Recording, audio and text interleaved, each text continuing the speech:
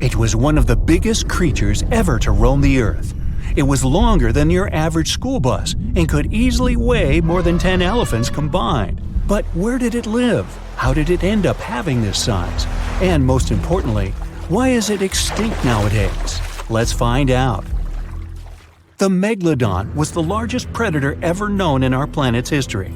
In terms of its location, the Megalodon lived practically in all waters on our globe, except near the poles.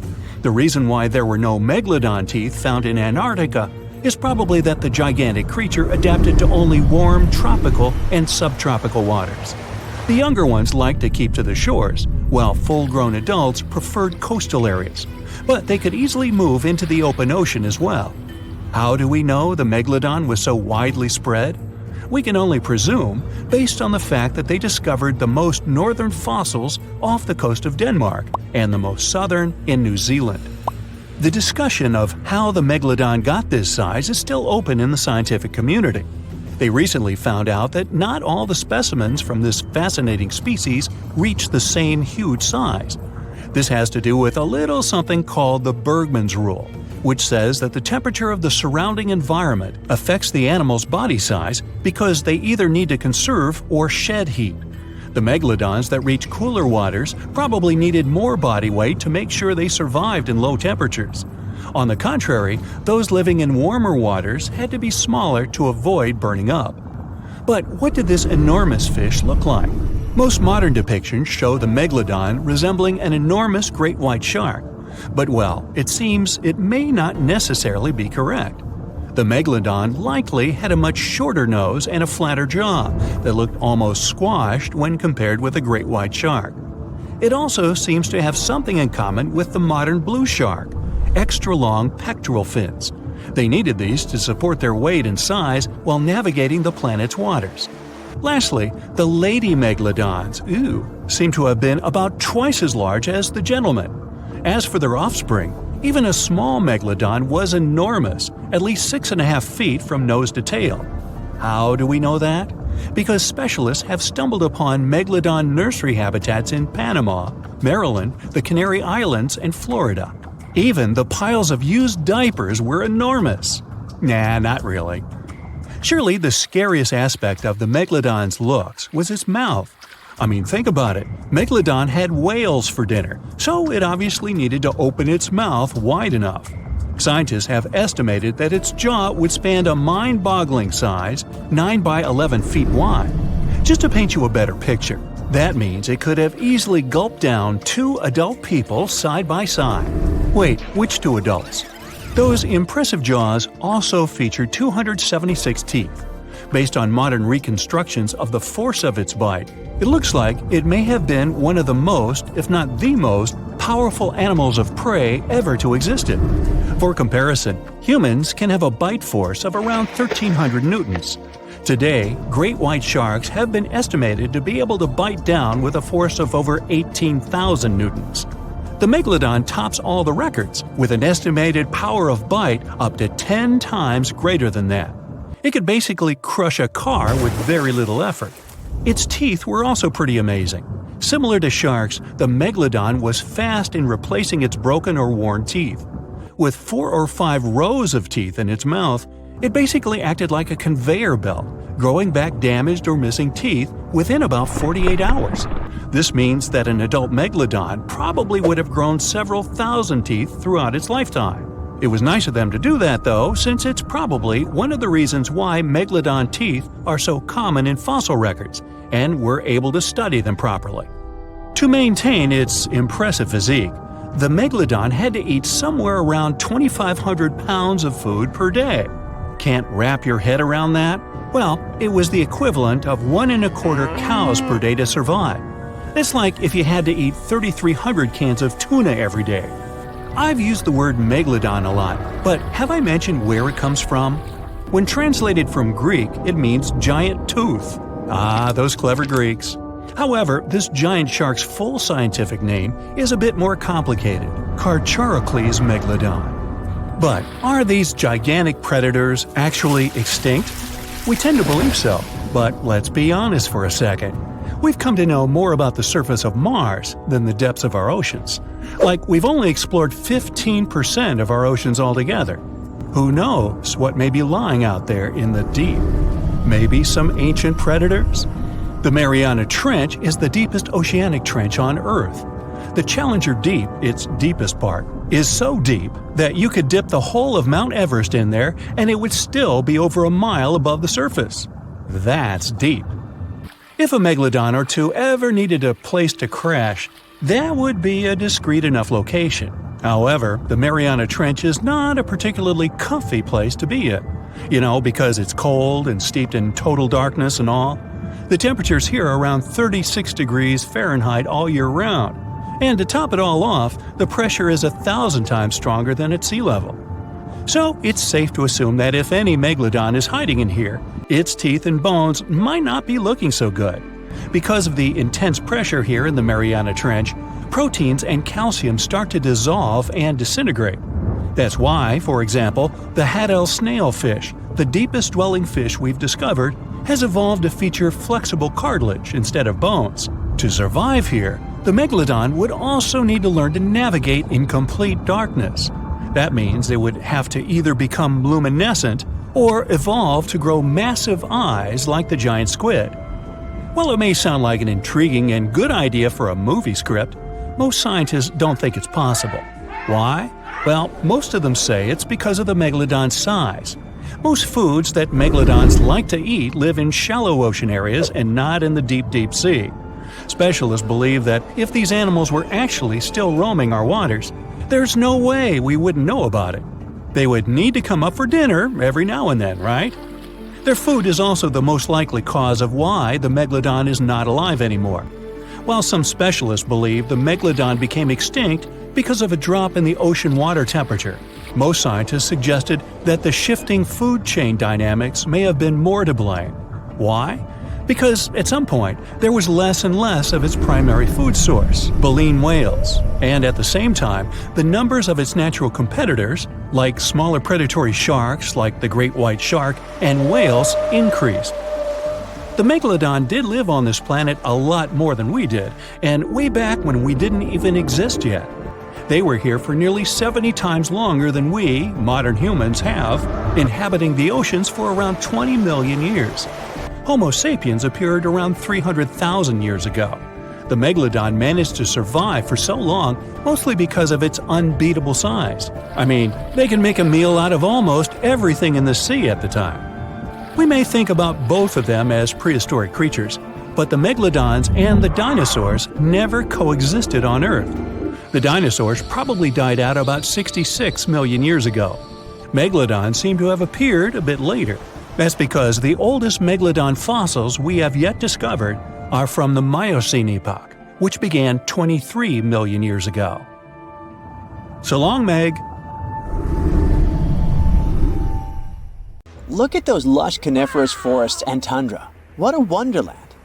You may have mistakenly thought it's Canada, but it's not. It's Antarctica, about 34 million years ago. So what makes Antarctica this frigid today? It turns out a mix of dropping carbon dioxide levels and some tectonic shuffle played a huge role in transforming this ice-free paradise into the frozen continent we know now. About 50 million years ago, CO2 concentrations were sky-high, strutting around at around 1,000 to 2,000 parts per million. But as those levels tumbled down, global temps started to drop, paving the way for the mighty ice sheets that later took over Antarctica. While the CO2 dive was happening, tectonic activity was also working its magic. The big split between South America and Antarctica opened up the Drake Passage, which created the Antarctic Circumpolar Current. This powerful current acted like a bouncer, keeping warm air and ocean currents from crashing the Antarctic party, and helping keep things rather frosty. If you mix up Australia and Antarctica, you're not that wrong. These two continents used to be one. If you mix up Austria and Australia, it's much worse.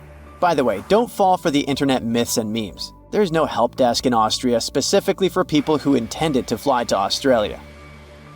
Now, look at this magnificent Australian pink beach.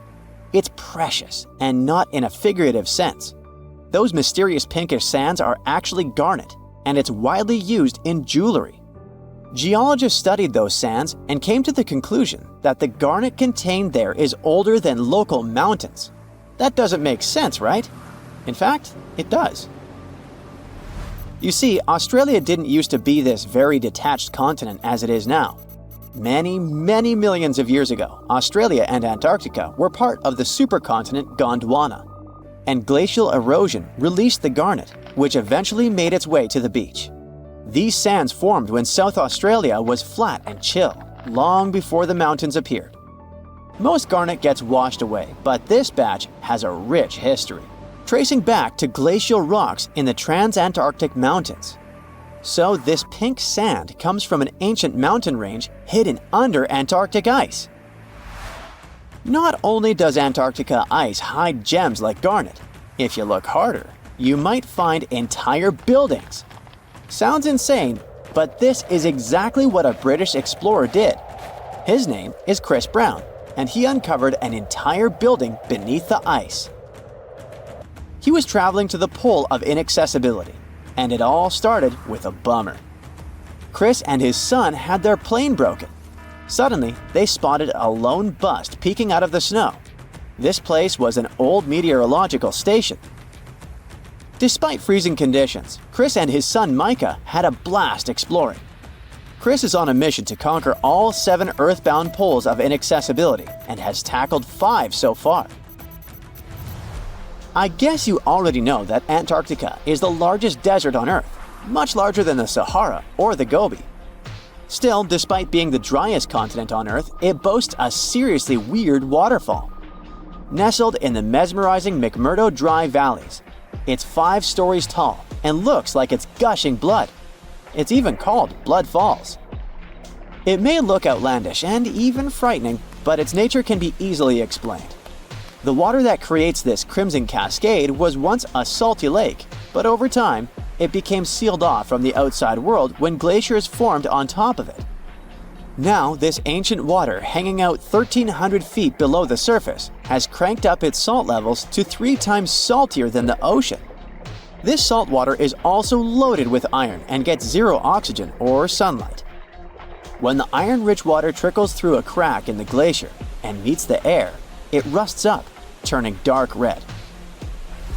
You may have mistakenly heard that no bug species belongs to Antarctica, but it's not exactly true, because there's this tiny Antarctic midge living there. Plus, there are some spiders too. Those aren't your average spiders hanging out in the darkest corners of your apartment. Those are critters lurking in the chilly darkness of the Antarctic ocean floor. These little marine creepers are actually arthropods and can stretch around 20 inches across.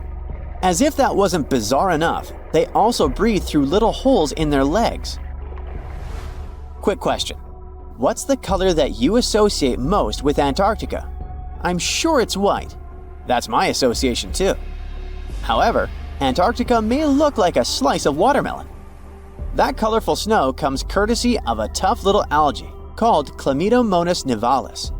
When things start to warm up during the Antarctic summer, these little guys release their vibrant red and green spores, painting the snow in wild and funky colors.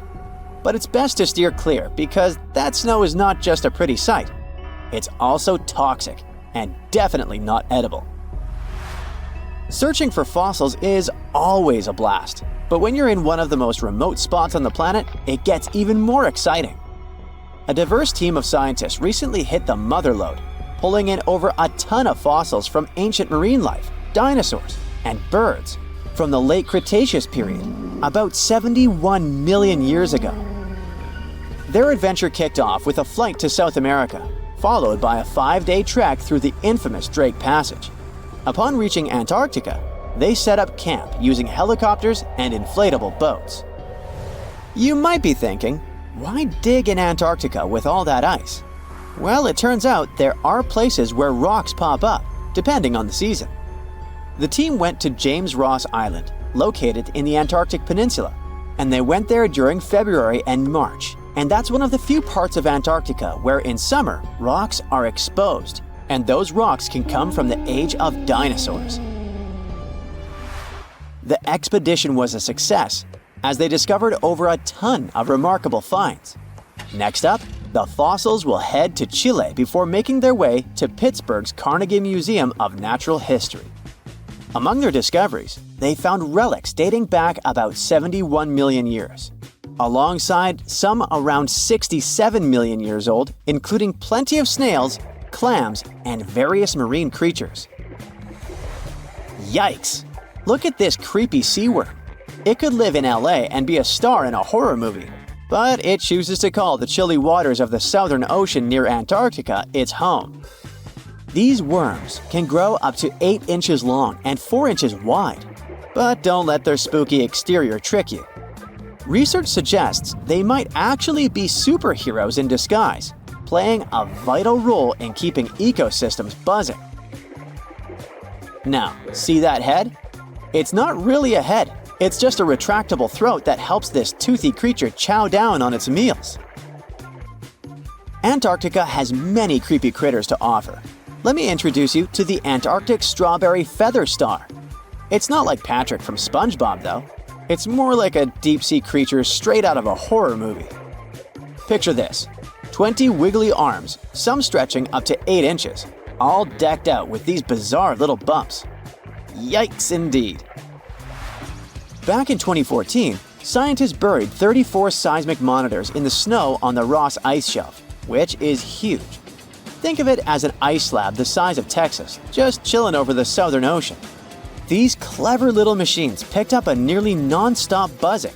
Even though our human ears usually can't catch these low-frequency sounds, scientists have worked their magic and made them audible for us. They even shared the creepy audio online. A glaciologist from the University of Chicago says that if you could hear this vibration, it'd sound like a swarm of cicadas taking over the backyard in late summer. But these glacier explorers weren't trying to capture spooky tunes. They're actually on a mission to monitor the Ross Ice Shelf because things are heating up, literally, and the ice is melting faster than ice cream on a hot day. Ice shelves are like Earth's safety plugs, keeping all that massive ice from surging into the ocean. So what exactly is making all that noise? It's likely just strong winds whipping across ice dunes, creating a kind of natural vibration. The Loch Ness Monster is actually not from Scotland. Turns out, this real-life creature lived in the freezing waters of Antarctica about 70 million years ago. In 2019, researchers discovered fossils of a huge, prehistoric marine reptile that looked a lot like what people described as Nessie. This beast was terrifying, measuring up to 36 feet long with a massive giraffe-like neck. It also weighed around 15 tons, which is about the size of 3 elephants. Next up on our list of huge animals is a penguin. I know penguins aren't exactly what you'd call big, but scientists have just found what they think might be the biggest penguin ever. The Kumimamu fordici. It's believed that these giant birds were hanging around New Zealand about 55 million years ago, and they were huge, weighing over 330 pounds. That's about 5 times the size of the emperor penguins, which are considered the largest penguins alive today.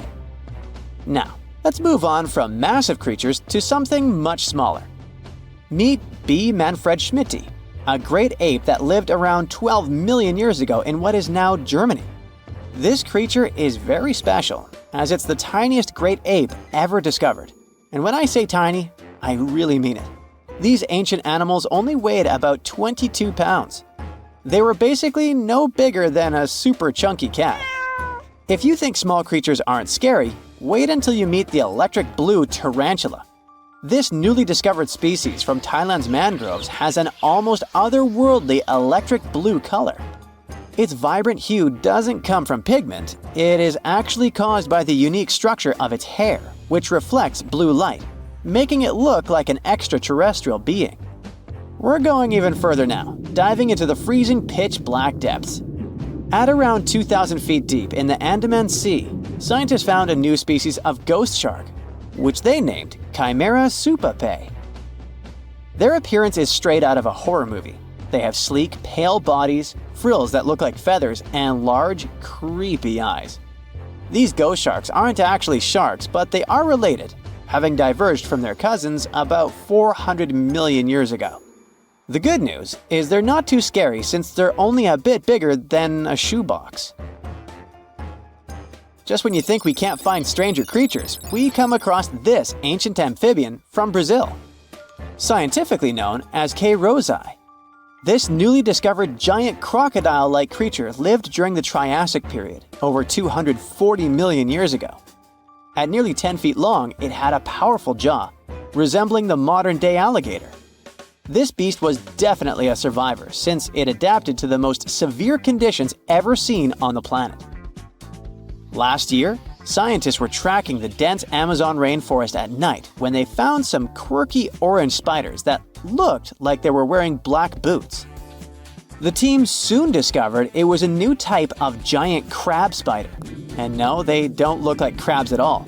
They only got their name because, while perched on plants, these spiders spread their legs out to the sides, just like crabs. Do you know that some new species are named after celebrities? Hollywood icon Harrison Ford now has his very own snake, for example.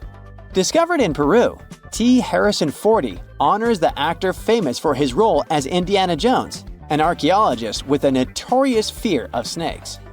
Unlike the film's menacing serpents, this new snake species is quite modest in size, measuring about 16 inches long. We also have the Rampholion princei, a small new species of pygmy chameleon from Tanzania that was named after US rapper and poet Prince Iya. He received this honor because of his work raising awareness about global environmental issues. Another celebrity namesake is DiCaprio's snail-eating snake, which hangs out in the shrubs of Panama's forests. This S. irmelindi caprioi is about 15 inches long and spends its nights on palm fronds looking for snails and slugs.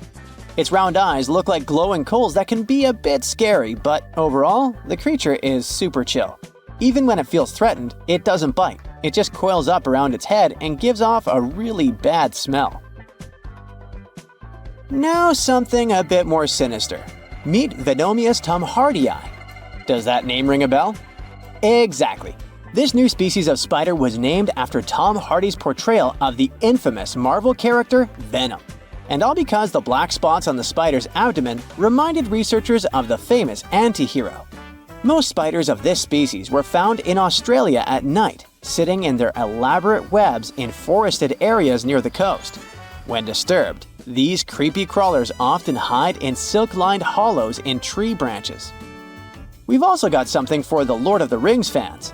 In the vast and warm waters of the Amazon River, scientists have just discovered a new species of pacu.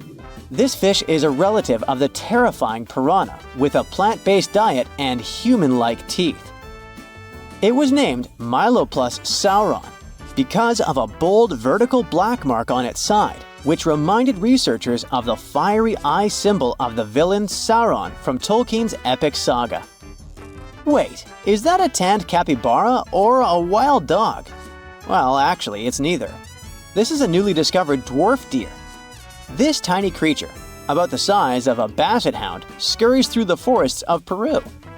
The combo of large eyes, stocky body, and short legs makes this animal simply adorable. This cute little deer is the complete opposite of what we've got coming up next. This bizarre-looking creature is what we believe the beast of 5 teeth might have looked like. Its fossils, found in Chilean Patagonia, showed that it lived during the age of dinosaurs, about 72 million years ago. This finding is just another piece of evidence that mammals had been roaming around that part of South America much earlier than we thought.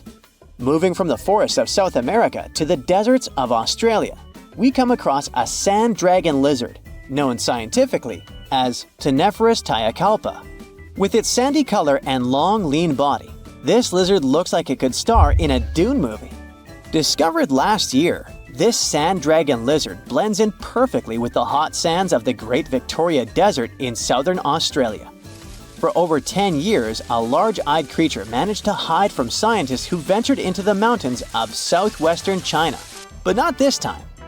In 2023, the group finally managed to take photos of 7 frogs that didn't match any known species. They're now known as Leishan odorous frogs, a species that grows to be about 2 inches long and has small bumps all over their grass-green bodies. Off the coast of Chile, we have recently found a seamount nearly 4 times as high as the Burj Khalifa. Underwater mountains are usually home to beautiful life forms, like sponge gardens and ancient corals. But this Chilean seamount also hid a creature known as the flying spaghetti monster. It's a rare type of squid with long noodle-like tentacles that make it look like an underwater pasta dish. Including its tentacles, this strange creature can be over 130 feet long. Recently, scientists were diving into the cold waters of the Antarctic Peninsula when they thought they had found an ordinary dragonfish swimming by. But there was something unusual about this one. It turned out that this fish had 2 darker vertical stripes along its slender body. That's when they realized they were looking at a new species, the banded dragonfish. From bizarre sea creatures to a cute one. In 2017, locals were diving near Kume Island in Japan when they found the skeleton panda sea squirt. This deep-sea oddity quickly won people over with its look because its black spots actually resemble a panda bear's eyes and ears. At least if you have a good imagination. This unusual creature filters water to catch its food, and is yet another reminder of the ocean's hidden wonders. In 2021, while drilling about 11 feet beneath the surface of permafrost in northeastern Siberia, researchers uncovered a 24,000-year-old frozen life form. And then, they brought it to life. Before cloning it, or better said, it cloned itself. This might sound like the beginning of a sinister horror story, but don't worry, it's actually quite the opposite. What scientists unearthed was a microscopic frozen organism that could fundamentally reshape what we think about evolution and survival. The uncovered tiny creatures are called bedelloid rotifers, microscopic animals with little wheel-like mouths that they use both for moving and feeding. They were first discovered in 1696 and are fairly common in freshwater environments around the world, with a few saltwater species. They might seem unremarkable, but scientists have been studying them since early microscopes made it possible to actually see them. Because even though there are only a few dozen microns wide, they're surprisingly complex, with brains, guts, muscles, and reproductive systems. Could it be that within that complexity lies the secret to ultimate resilience? Maybe even for us humans? Let's break it down. These creatures are extremophiles. That means they can survive being completely drained of water at any point in their life cycle, then lie dormant until rehydrated. But that's not all. They can also persevere through some of the harshest conditions on Earth, or in outer space, or even being stuck in the Siberian permafrost wasteland for tens of thousands of years. This is possible because they can enter cryptobiosis, a condition where organisms pause their metabolism and become nearly inactive. It may sound sciencey, but actually, some of the everyday products we eat are stored in a fridge thanks to this phenomenon. Take yeast, for example. Live yeast cells are surrounded by a protective layer made of dead cells and some nutrients. You can keep yeast at room temperature, but if cryptobiosis comes into play, in the form of your fridge or freezer, it stores much better and longer. During cryptobiosis, rotifers accumulate protective compounds like chaperone proteins, which help them repair and recover once favorable conditions return. Chaperone proteins are like tiny bodyguards. Their job is to keep other proteins in the cell from falling apart under pressure. When the body is stressed, whether from heat, cold, toxins, dehydration, or just the natural aging process, the proteins inside our cells can start to misfold. Proteins need to be folded into very specific shapes to function properly, and when that structure breaks down, they become useless, or worse, harmful. Misfolded proteins can pile up and interfere with normal cell function. In some cases, they clump together in ways that poison the cell. This kind of damage is even linked to serious health conditions. So, if rotifers have developed powerful proteins that prevent cellular chaos even under extreme conditions, Could we use them to protect human cells from diseases and aging? By analyzing the age of the ice they were found in, scientists figured out that these frozen rotifers were at least 24,000 years old. That's a huge leap from earlier studies, which showed they could survive frozen for only about 10 years. Now that's what you call record-breaking. This period of Earth's history is known as the Late Pleistocene Epoch, a time dominated by the Ice Age, which means these invertebrates were lying dormant when Manny and Sid were having their adventure while roaming the icy landscapes, along with saber-toothed cats and giant ground sloths. Fun fact: although animated movies like Ice Age show woolly mammoths as huge, towering giants, they were actually about the same size and weight as today's average African elephant. Nature and evolution can be so cruel, yet fascinatingly unpredictable.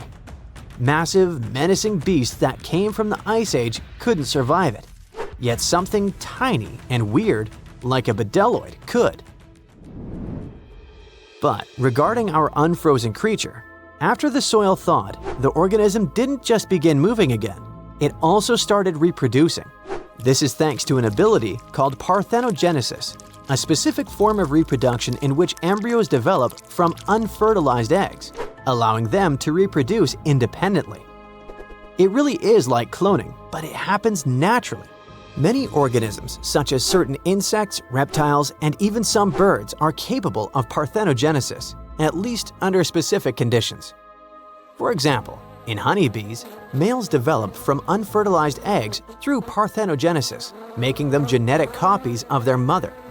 However, parthenogenesis is often seen as an evolutionary disadvantage because it limits genetic diversity, meaning that most species that reproduce this way eventually face extinction. Despite this, bedeloid rotifers have diversified into over 450 distinct species over millions of years, which is extremely rare. Scientists believe their survival comes down to a few evolutionary adaptations. They can pause their metabolism through cryptobiosis, repair their DNA with specialized proteins, and even borrow useful genes from other organisms using a process called horizontal gene transfer. Unlike most animals which rely solely on inherited DNA, these organisms can steal genetic material from bacteria, fungi, and even plants, splicing foreign genes into their genome to gain new survival traits. Some studies have shown that up to 10% of their active genome comes from foreign DNA. This could explain their extraordinary resilience.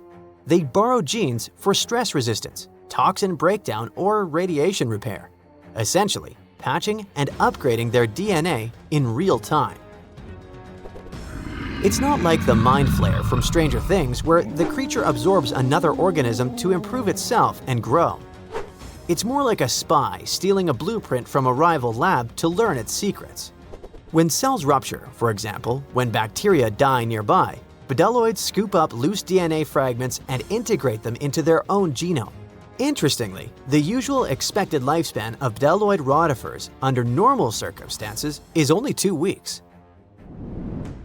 The soil sample that contained these rotifers also held nematodes, or roundworms, another group of tiny survivors already known to withstand tens of thousands of years icebound. This isn't just limited to microscopic animals. Researchers have successfully regrown Antarctic moss and entire Campion plants from seeds and samples frozen for hundreds or even thousands of years. In 2016, a team of Japanese scientists brought tardigrades, or simply water bears, back to life after 30 years in cryptobiosis. Tardigrades are even more impressive because they can live in a suspended state for up to 30 years, without food or water, and with temperature swings from deep freeze to 300 degrees Fahrenheit. These guys can also endure crushing deep-sea pressures, vacuum, microgravity, and intense radiation of space. Remember when we said earlier that these species can survive the harshest conditions on Earth and beyond? It wasn't an exaggeration, and now you understand why. And it's exactly why NASA and its partners sent water bears and bedeloid rotifers into orbit. They've even been aboard the ISS. helping scientists understand how these animals handle microgravity, radiation, and stress. Not only that, but in 2007, the European Space Agency launched a bunch of tardigrades into low Earth orbit, completely exposed. No suit, no shield, floating in a vacuum. They were blasted by cosmic radiation, UV light 1,000 times stronger than what hits Earth's surface, and temperatures near absolute zero. And when they came back, most of them woke up and reproduced despite the harsh conditions they were exposed to. This ties into an old theory called panspermia, the idea that life didn't originate on Earth but arrived here, locked in space dust or trapped inside a meteorite. Before, maybe it sounded like a fringe science, but when organisms can brush off cosmic radiation, then it doesn't seem so far-fetched, does it? What about humans? Does this mean we now fully understand the way hibernation works and are close to putting humans in this state? Sorry for spoiling it for you, but it still feels more like science fiction. However, researching rotifers, water bears, and similar organisms can lead to massive breakthroughs in other fields. Their resilience might be a blueprint for medicine, for reshaping what it means to age, maybe even to pause life itself, or extend it. We're talking real, practical innovations, from better preservation of human organs for transplantation to drugs that slow aging at the cellular level. And yes, maybe even cryogenic hibernation, long enough to make interstellar travel possible. Antarctica wasn't always a frozen wasteland. A long time ago, it was full of life, and 56 million years ago, something terrifying stalked its jungles. A giant, flesh-eating bird. It was around 6 feet tall and weighed as much as a lion. For millions of years, nothing could challenge it, so why did it disappear? And could there be even bigger predators still hidden beneath the ice? Paleontologists found 2 massive claw bones in Antarctica, sharp, curved, and powerful, belonging to this bird. They were dug up from the Epresian-aged rocks of Seymour Island, which means they're around 40 to 50 million years old. Their shape left no doubt. These were the so-called terror birds. Their scientific name is Forus raceti, some of the most fearsome predators to ever walk the Earth. They were flightless and didn't even need wings. Instead, they could sprint at breakneck speeds, like ostriches from a nightmare. For millions of years, these birds ruled South America. But now, for the first time, their presence has been confirmed in Antarctica. No surprise here. Back then, South America and Antarctica were still connected, allowing animals to easily commute between continents. So these birds probably migrated south to adapt to life on Antarctica's prehistoric landmass. It didn't just survive here, it thrived. But at some point, this nightmare of an animal vanished. Why? Most likely because of the temperature changes. Antarctica was cooling, slowly turning into the frozen wasteland we know today. Its prey may have declined, leaving the predator without enough food. Eventually, it disappeared, leaving no descendants behind. Researchers hope that they'll find a complete skeleton eventually. They're also wondering where there might be even bigger species waiting to be discovered. Perhaps these birds evolved into a completely new Antarctic lineage. But for now, all we have are 2 giant, creepy claws. People often think that there are almost no animals or plants in Antarctica. But that's not true at all. Penguins waddle around, and forget the cute tiny ones. Antarctica used to have 6-foot-tall monsters. The emperor penguins are the largest penguin species alive today. They can dive over 1,800 feet deep and hold their breath for over 20 minutes. There were giant ancient penguins around 38 million years ago. They were the size of humans. Fossils show they had long, sharp beaks, making them terrifying hunters of fish and squid. The fish there are also absolutely fascinating. Forget giant squids. Colossal squids are nightmares even bigger. Some reach over 40 feet long with massive, super sharp beaks and eyes the size of dinner plates. Finally, orcas, the apex predators of the Antarctic Ocean. They hunt in packs, working together like a wolf pack of the sea to take down seals, fish, and even massive whales. There are even tiny plants like moss and algae. Antarctic hairgrass and pearlwort. They somehow survive against all odds. There are many other myths going on about Antarctica. For example, some people think that when icebergs break off from glaciers, they immediately start drifting straight into the open ocean until they melt. But the reality is way more chaotic. First, when an iceberg breaks off from a glacier or ice shelf, it has to deal with underwater obstacles. It can stay stuck on the seafloor for decades without moving. Then they get caught in powerful whirlpools and spin in place for months. One iceberg, a 23A, spent nearly 40 years frozen in place before finally breaking free, only to get caught in a swirling ocean vortex for another 8 months. After that, their paths are influenced by ocean currents, tides, winds, and even underwater topography. They don't just float freely, their movements are full of literal, unexpected twists. And speaking of glaciers, another strange rumor is that some humans can't travel more than 311 miles inland in Antarctica because of an impassable ice wall, freezing jet fuel, deadly winds, and no oxygen. But this is completely false. Antarctica has been explored by planes, vehicles, and even scientists on foot. There's an entire research station sitting at the South Pole. People live there all year long. The ice wall is real, a massive ice cliff rising above the ocean. But that isn't some secret barrier, it's an ice shelf. These are thick slabs of ice that form when glaciers slowly flow off the land and spread over the ocean. Almost 3/4 of Antarctica's coastline is made up of them, but they don't form some giant ring around the world. Antarctica is one of the most extreme places on Earth, but we've conquered its challenges, and we keep learning more about it every year. That's why every year, millions of dollars are poured into keeping research stations running, protecting wildlife, and making sure the people who live there have everything they need. But where does all this money go? Well, Antarctica stations are basically small cities. There's electricity, heating, water purification, food storage, and medical facilities. The biggest station, McMurdo, is basically a town with over 1,000 people in summer.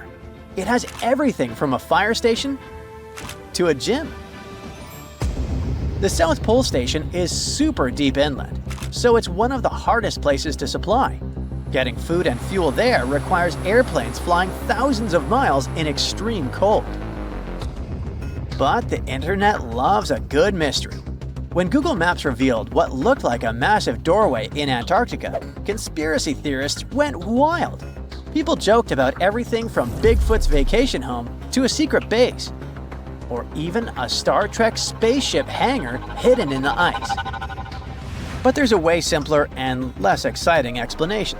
It's actually a grounded iceberg, a chunk of ice that got stuck in shallow water and is now slowly melting. As ice moves across the landscape, it flows around bumps and obstacles, creating odd shapes. The process of melting, breaking apart, and refreezing can carve ice into unexpected forms. Antarctica also has incredibly strong downward-blowing winds that sculpt ice into dramatic formations over time. No secret doorway, unfortunately. And speaking of doors, for years, Ushuaia, Argentina, has been called the gateway to Antarctica, the last stop before the icy continent, the place where expeditions begin. But there's another option. Punta Arenas, Chile. Let's compare them.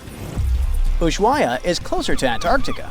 It's the top departure point for tourists going on cruises. But no regular flights to Antarctica. No major scientific bases operating from here. It's basically controlled by the military, which refuses to allow private flights, only commercially operated ships. Yes, Punta Arenas is further from Antarctica, but 22 countries and global organizations use it as their main base. There are regular flights to Antarctica happening there every year. Private airlines can actually operate here, making it the real air connection to Antarctica. Ushuaia may have the best location physically, but Punta Arenas actually runs the show. Argentina made a huge error in picking its Antarctic airbase. Instead of setting up a simple, accessible base at sea level, they built Marambio Base, very high, on rough terrain, completely impossible to reach by land. Everything has to be flown in by helicopter, making operations slow, expensive, and frustrating. For 50 years, Argentina stubbornly stuck to this bad decision, while Chile set up efficient, well-planned bases that the world now uses. If things don't change, Ushuaia will be nothing more than a tourist stop. But what's terrifying is that Antarctica seems to be returning to its past. It's supposed to be the coldest place on Earth, but something shocking happened just recently. For the first time in recorded history, temperatures in Antarctica broke 68 degrees Fahrenheit. This continent is buried under miles of ice. Usually, temperatures there can drop to minus 112 degrees. But in the winter of 2020, scientists recorded an insane 69 degrees on Seymour Island, hotter than many places in Europe at that time. Scientists believe there are several reasons for that. First, there are changes in the way heat moves around the planet's waters. Second, melting permafrost due to the planet warming. It looks like the climate is changing faster than expected. The water is bubbling under the fishing boat as if something is coming up out of the water. It gets closer and closer. The water seems to boil. Suddenly, you see giant jaws and glistening teeth. Seconds later, a huge shark jumps out of the water and crushes the boat in one bite. It was the Megalodon, the largest fish that ever existed on Earth. Now, we pictured the Megalodon as this, an enlarged version of the white shark for a long time. But scientists continue to argue about its appearance. So far, they agree that the image of this giant shark was wrong. Here's the data that scientists are sure of. Size, about 50 feet long. That's as big as a school bus and comparable to the length of a subway car. 8.5 times the height of an average person. Let's compare it to the modern white shark. The Megalodon is 3 times bigger, but that's just a rough estimate. We don't have a fully preserved skeleton of the Megalodon. That's because it didn't have any bones, but cartilage. Not much of that left in the 3.6 million years since the Megalodons went extinct. All that survived were teeth and a few vertebrae. By comparison, dinosaurs went extinct about 66 million years ago. But their solid bones are perfectly preserved, and we have many different examples of their skeletons. Scientists have calculated the size of a Megalodon based on its teeth and jaw. Now, this is one tooth. It's about 7 inches long, bigger than the palm of your hand, and 3 times the size of a modern white shark's teeth. The Megalodon jaw was 6 feet wide and chalked up 5 rows of teeth, a total of 276 razor-sharp chompers. The other preserved remains are the vertebral column. It consists of 150 vertebrae, each 6 inches wide. They contain much calcium because, well, Megalodon love fresh cold milk. Nah, it's because the vertebrae had to withstand the enormous mass of a giant shark. Based on those fossils, scientists created a model and calculated only the approximate size of the Megalodon. But it could hardly have been any bigger. It's all about breathing. The bigger the fish, the more oxygen it needs, which means a larger gill area. That's the organ that filters the water and collects oxygen. If the Megalodon were any larger, it would have trouble breathing. So, scientists believe that 50 feet is the maximum size of an individual. On average, they were a few feet smaller. Whew. Now, let's talk weight. On average, one Megalodon weighed about 30 to 35 tons. By comparison, a white shark weighs 1 ton, which is 30 times less. Hey, trust me. A school bus is 4 times lighter at 7.5 tons. The weight of a Megalodon can be compared to an empty Boeing 737. But the modern blue whale beats the Megalodon in size and weight. 98 feet long versus 50, almost twice as long. Blue whale's weight is about 180 tons. That's like 6 Megalodons or 6 passenger planes, or like 33 adult elephants. Hey, don't you love the comparisons? Now, about the appearance of the Megalodon. Scientists believe it didn't look like a white shark. The Megalodon belongs to a different fish family and most likely looked like a giant sand tiger shark. Flattened snout, small eyes. Its dorsal fin is moved backwards. The sand shark has two dorsal fins about the same size. The coloration is light brown with a white belly. It may have had brown-red spots like a sand shark all over its body. We used to think of the Megalodon as something scary from the first finds of its fossils. That was back in the Renaissance era. People found some teeth in the rocks. At first, these teeth were thought to be the tongues of dragons or snakes. And here's the first drawing of what the owner of these teeth supposedly looked like. A massive snout with a scary nose and a bunch of razor-sharp teeth. We also have the evidence that megalodons were brutal hunters, kings of the food chain. The first combat tool in their arsenal was the battering ram. The megalodon was a slow swimmer, though. It could only accelerate up to 11 miles per hour. In comparison, the modern white shark can reach 35 miles per hour in a dash for its meal. The fastest human swimmer could only go 6 miles per hour. Well, good luck with that. But the Megalodon had incredible mass. Though slow, its battering ram had tremendous power. The Megalodon would take its prey by surprise. It had only one chance to hit it.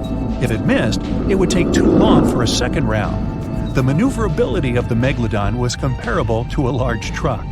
But if the ram was successful, the prey was stunned and couldn't move. At this point, the Megalodon aimed at vulnerable spots, like the fins and tail of the prey. Scientists have found many ancient whale remains with Megalodon tooth marks. It turned out that the giant shark knew where its prey's vital organs were located and could strike at them. When the prey was immobilized, the Megalodon bared its teeth. An adult person could easily fit into its open jaw at full height.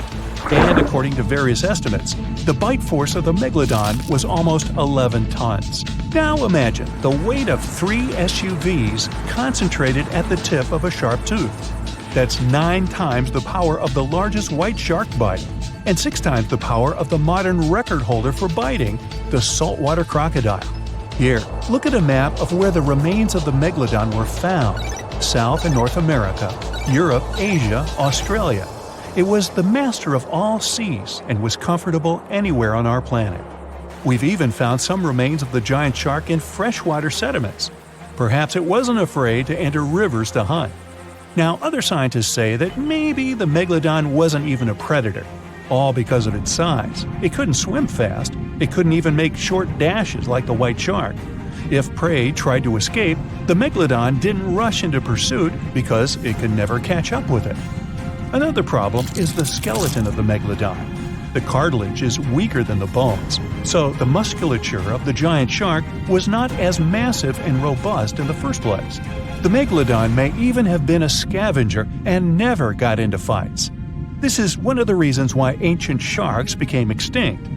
Megalodons like shallow, warm waters, with temperatures ranging from 53 degrees Fahrenheit. But over 3 million years ago, the climate turned colder.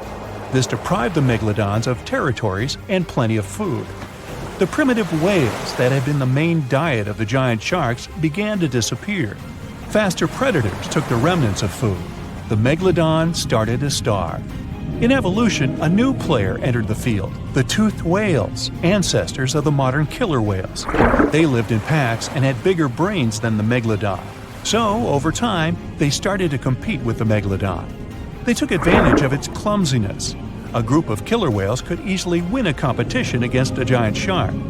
Many scientists believe this was the reason for the disappearance of the largest shark in the world. But there are theories that the Megalodon is still alive and roaming the dark waters of our planet. Several Australian fishers have allegedly encountered a shark of incredible size, but no one can confirm these testimonies. Fans of this theory believe that giant sharks can hide in deep waters away from human eyes. In the Mariana Trench, for example, it's the deepest place on our planet. It's deeper than if you stuck Mount Everest in the water, and we've even found the teeth of a Megalodon there. But science says that such a giant shark couldn't live in the Mariana Trench for many reasons. One, it's too cold.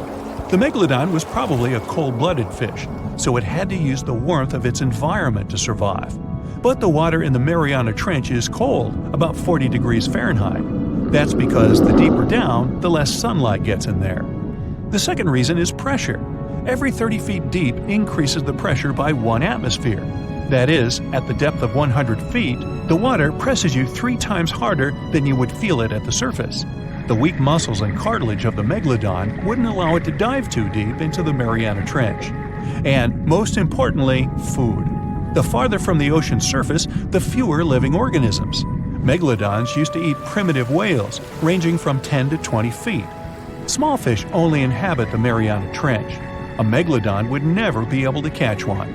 And, judging by its size, all the Megalodon did was eat and then look for food again. Compare its weight to that of a human.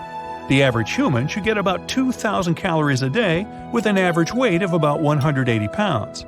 The Megalodon weighed 470 times that and needed many more calories. So, even all the fish inhabiting the Mariana Trench could hardly feed a Megalodon for even a few days. So, all these theories, of course, are not true. But still, it's just smart to be careful out there. Know what I mean? So imagine stumbling upon a creature so huge it could dwarf even the largest known marine animals today. Scientists discovered the fossils of this beast on England's coast and believe it once ruled the waves. The new species was named Ichthyotitan severnensis, but thankfully for me, scientists nicknamed it the Little Stock Monster. Its estimated lengths range from 72 to 85 feet long, almost as big as a blue whale. Megalodon can't even compare to this. It was only about 60 feet long. And what's crazy is that this fossil we found wasn't even an adult, so who knows what their actual size was. The first piece of the Little Stock Monster was discovered in 2016 in the Westbury Formation. Researchers found a 3-foot-long jaw part that belonged to an unknown species. For years, this single fragment had been driving them crazy because they had no idea what that animal was. Then, in 2020, a miracle happened, of sorts. A father with his 11-year-old daughter found the second piece of fossil on a beach. This discovery led to more findings. Finally, in 2022, the last piece of the literal jaw puzzle was found, buried along the Somerset coast. This leviathan belonged to the Shastasaurid family. Both the Little Stock Monster and other Shastasaurids had one ancestor, so all the species in this family are super similar to each other. For example, all of them were the largest marine reptiles ever to exist.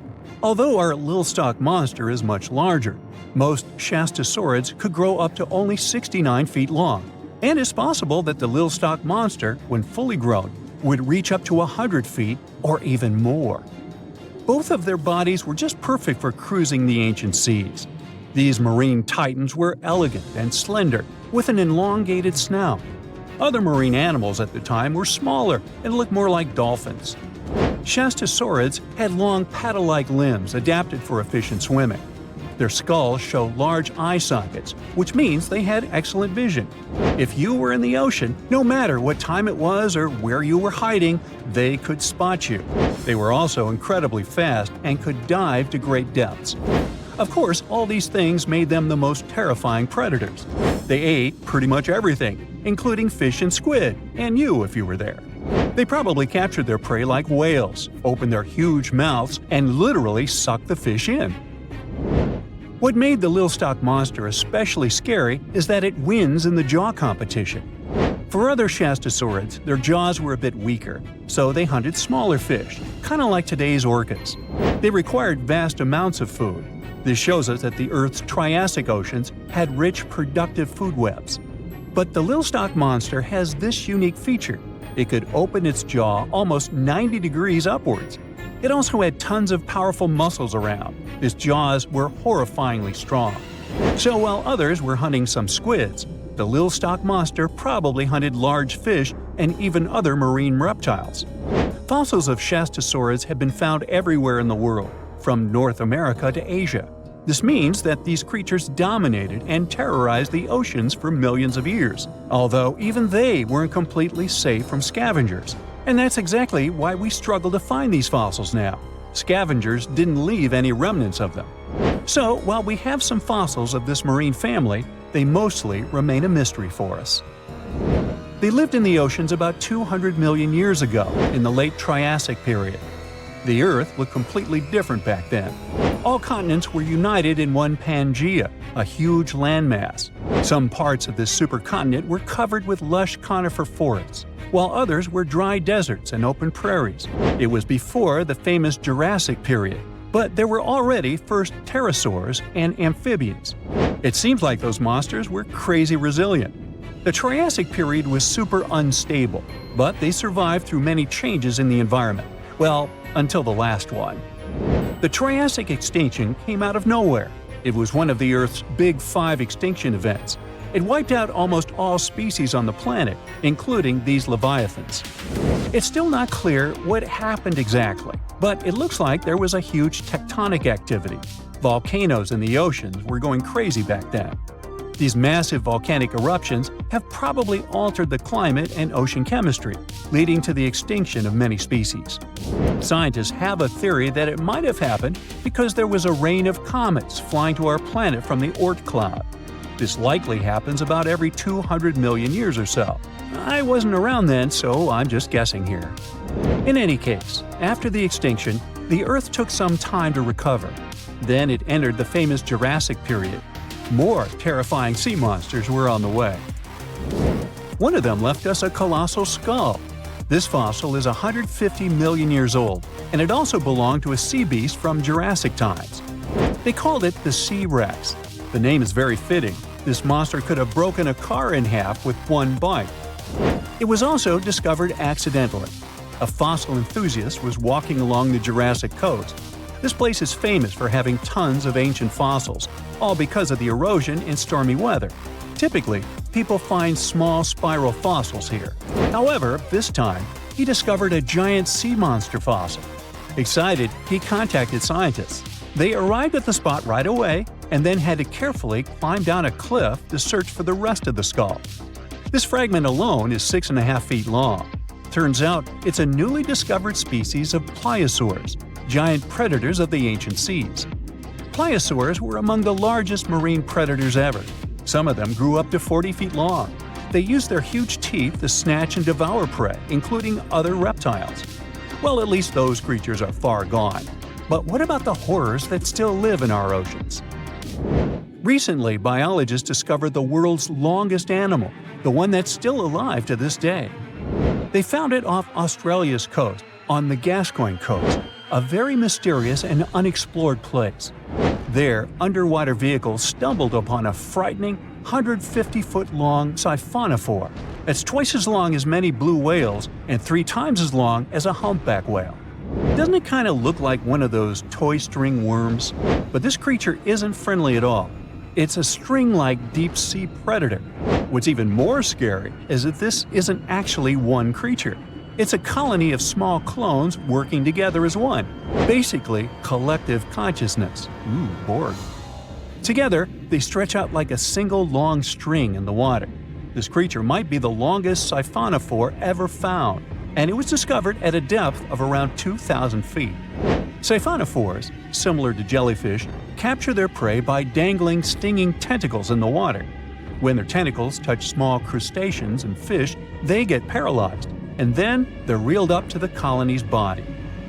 Expeditions to Western Australia's underwater canyons were definitely worth it. Together with that siphonophore, scientists have discovered up to 30 potential new marine species. Among them were a new octopus or squid, a long-tailed sea cucumber, glass sponges, and giant hyroids, colonies of animals resembling upside-down jellyfish. None of them have been seen before in Australia. But most of them weren't as scary as the one that was recently discovered in the Gulf of Mexico. This creature is straight out of a sci-fi thriller, a 26-foot-long mangapinna squid or bigfin squid. It was discovered near an offshore oil rig at a depth of more than 7,800 feet. It has incredibly long elastic tentacles, which can be 15 to 20 times longer than its body. It holds them at right angles to its body, making it look even creepier, almost as if it has elbows. And yes, it's another deep-sea predator. These 10 tentacles probably help the squid trap their prey and drag it onto the seafloor. We barely know anything about this extraterrestrial-looking creature because they're very hard to find and study. And if you think their tentacles are awful, just check out these creatures with 20 arms. This thing looks like a facehugger. This new species is lurking in the frozen depths of Antarctica. Experts were searching for cryptic sea animals known as Promachocrinis, or Antarctic feather stars. They're kind of similar to starfish and sea cucumbers, but have an otherworldly appearance and can live up to 6,500 feet below the surface. It's called the Antarctic strawberry feather star. Despite its pretty name, its appearance is anything but cute. It has a bizarre strawberry-like body from which 20 spindly arms branch off. Its coloring ranges from purple to dark reddish, and the arms all have different lengths and thickness. Who knows how many more of such scary creatures we'll discover in the future? Something exciting and kinda unexpected popped out among the rocks of the Ica Valley in Peru. The bones of a really old whale that lived almost 40 million years ago. At first, no one was really impressed because the bones they found were big and weirdly shaped, so people just thought they were looking at giant boulders. I mean, that's cool too, but things got way better when they realized those were the remains of a very large ancient animal that roamed along the coast of ancient Peru. Plus, it was probably the heaviest creature that ever lived. Sorry, blue whale, I know you worked hard to get to the top. The length of over 100 feet and weight of more than 200 tons brought you the status of the biggest animal on our planet. But it seems you've held the title long enough. Time to hand it over to our next candidate, and that one's really gigantic. This ocean beast was probably shorter than the blue whale, but heavier, with a weight that could be between 93 tons and 370 tons. If it's closer to the higher number, it'll make Paracetus the biggest animal ever known to have lived on Earth. And it seems its weight was the result of having extremely thick, dense bones. You can see such bones today in manatees or some other early whales. Dense bones are a great tool for such marine mammals. This feature makes them heavy and allows them to stay submerged most of the time.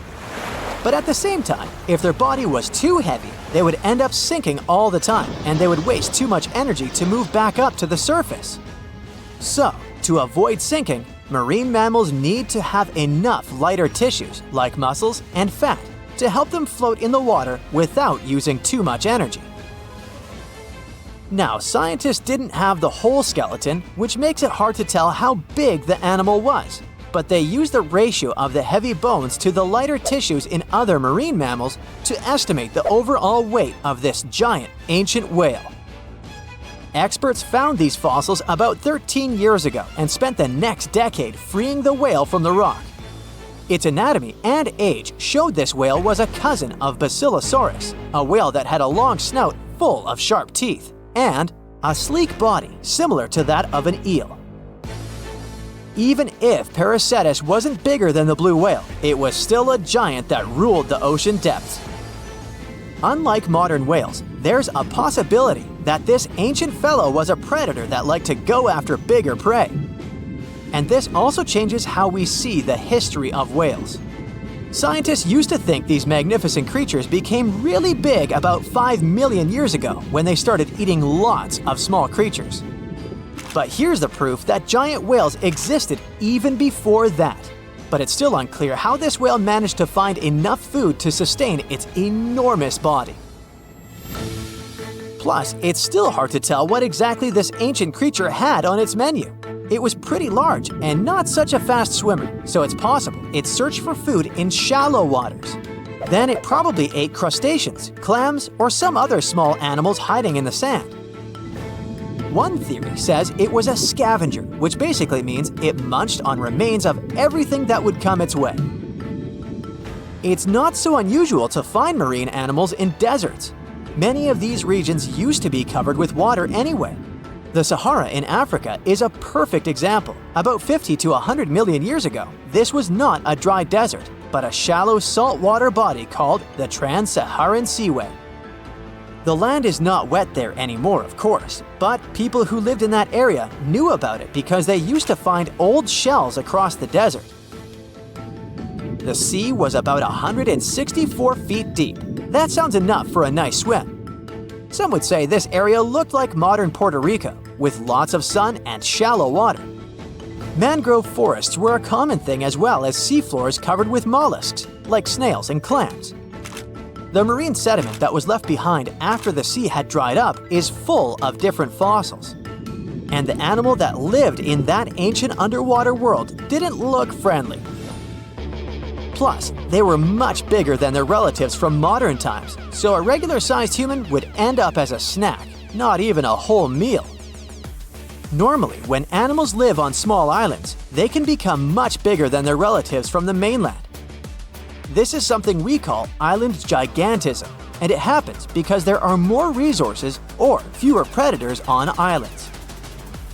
Maybe the same thing happened in the Trans-Saharan Seaway. Even though it wasn't an actual island, the water moved in and out, which created little pockets of water. And specific conditions in these pockets might have helped animals grow bigger. So we're talking about giant sea snakes, catfish, and fish that no longer exist today. One had incredibly strong jaws, and the animal used them to eat hard things and even crush shells. Their teeth showed they were fierce predators other animals had every reason to be afraid of. They went through some changes when it came to diet, similar to some types of piranhas. And the competition to get to the top of the food chain wasn't a joke. Not when there were also such large predators as sharks, crocodiles, and ancient relatives of elephants. Sahara went through different phases. If you could use a time machine and take a peek at Earth's largest hot desert as it was about 6,000 years ago, you wouldn't have to struggle with sand and heat. You'd have a nice walk through a green and pretty lush place. In the past, people who lived in that area didn't leave drawings on cave walls that showed camels, sand dunes, and scorpions. All those things you'd see in today's Sahara. Instead, they drew crocodiles. That's additional evidence that the Sahara used to have a lot of water and plants, enough to support these big yet scary animals. Around 3 billion years ago, Earth might have been mostly covered with water. Today, it's about 71% of its surface, but it seems that our planet used to be a giant ocean world with no continents at all, just some scattered islands. Scientists studied special rocks in Western Australia that formed in a place deep under the ocean called a hydrothermal vent system. To explain this better, it's important to mention two common oxygen types, O16 and O18. O18 is heavier because it has extra neutrons. O16 evaporates from water more easily, and as researchers studied an old ocean floor, they found a lot of O18, more than in today's oceans. This way, they realized ancient Earth had less dry land than Earth today. Australia is a good spot to conduct these studies because a long time ago, it also used to be a beautiful place with large animals and lush rainforests. But as time went by, the land became drier and Australia had more deserts formed, such as the Great Victoria Desert. Rainforest remained only on the edges of the continent. What happens with deserts across the globe is called desertification. That's when land that used to be good for growing things turns into a desert or something similar. Our planet changes over time, together with its climate. But desertification also happens because of human activities, like mining, farming, and building cities. And when land turns into a desert, it's a problem because it can't support people and animals anymore. Food doesn't grow there. There's not enough clean water, and animals lose their homes. To help with this problem, there's a plan many countries agreed to. They decided to work with farmers to take care of the land, fix damaged areas, and manage water better. All in all, to make our planet a better place for life.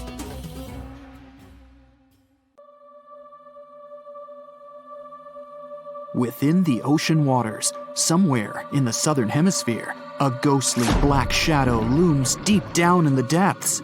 Suspiciously swimming far below, the Megalodon is hunting for its next meal. With the appearance of a great white shark, but 3 times the size of the largest ever recorded, its intimidating design has evolved over millions of years, creating the ultimate natural predator.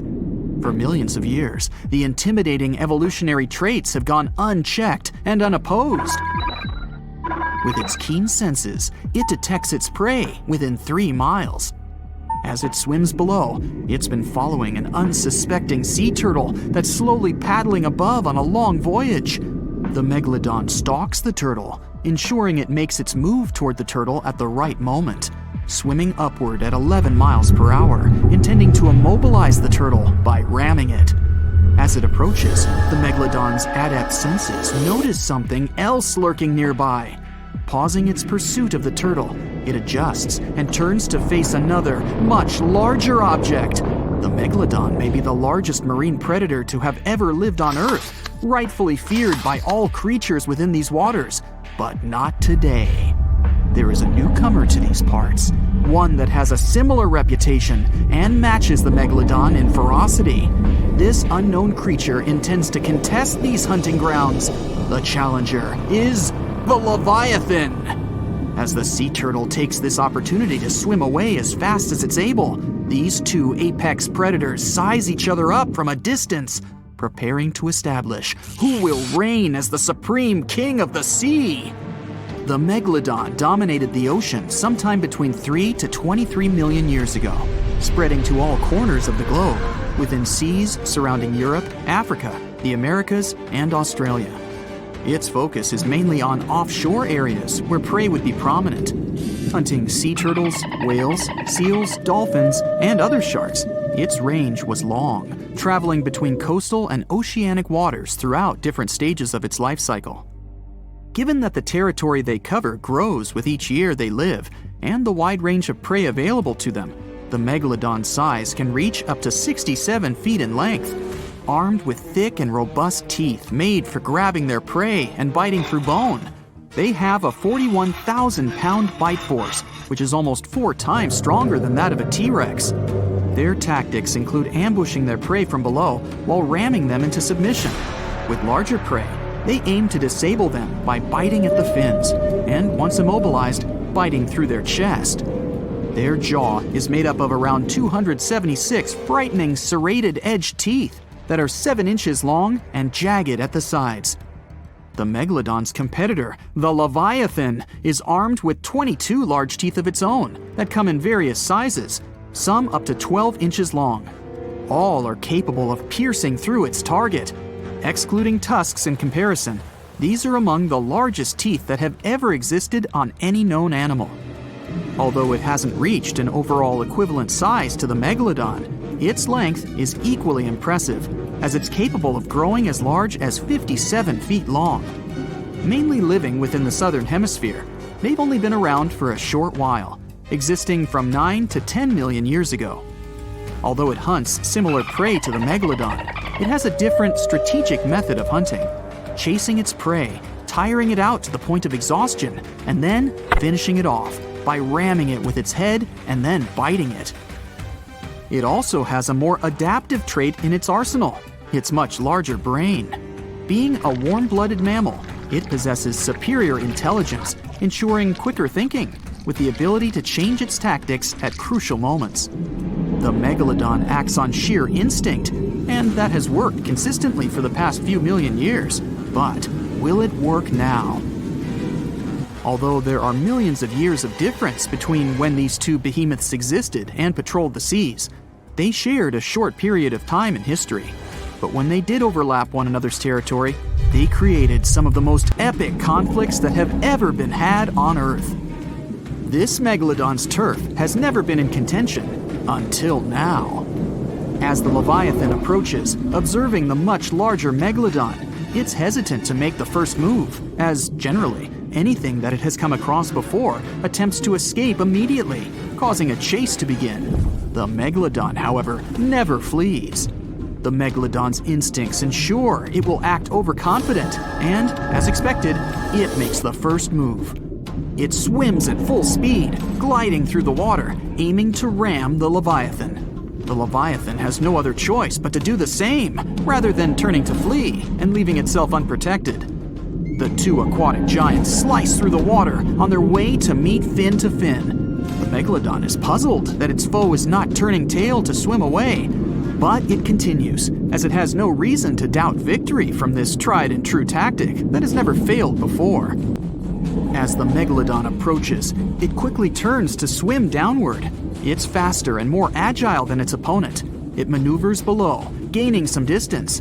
The Leviathan moves much slower and is unable to turn in time as the Megalodon veers upward and rams it on its soft underbelly, attempting to force it into submission.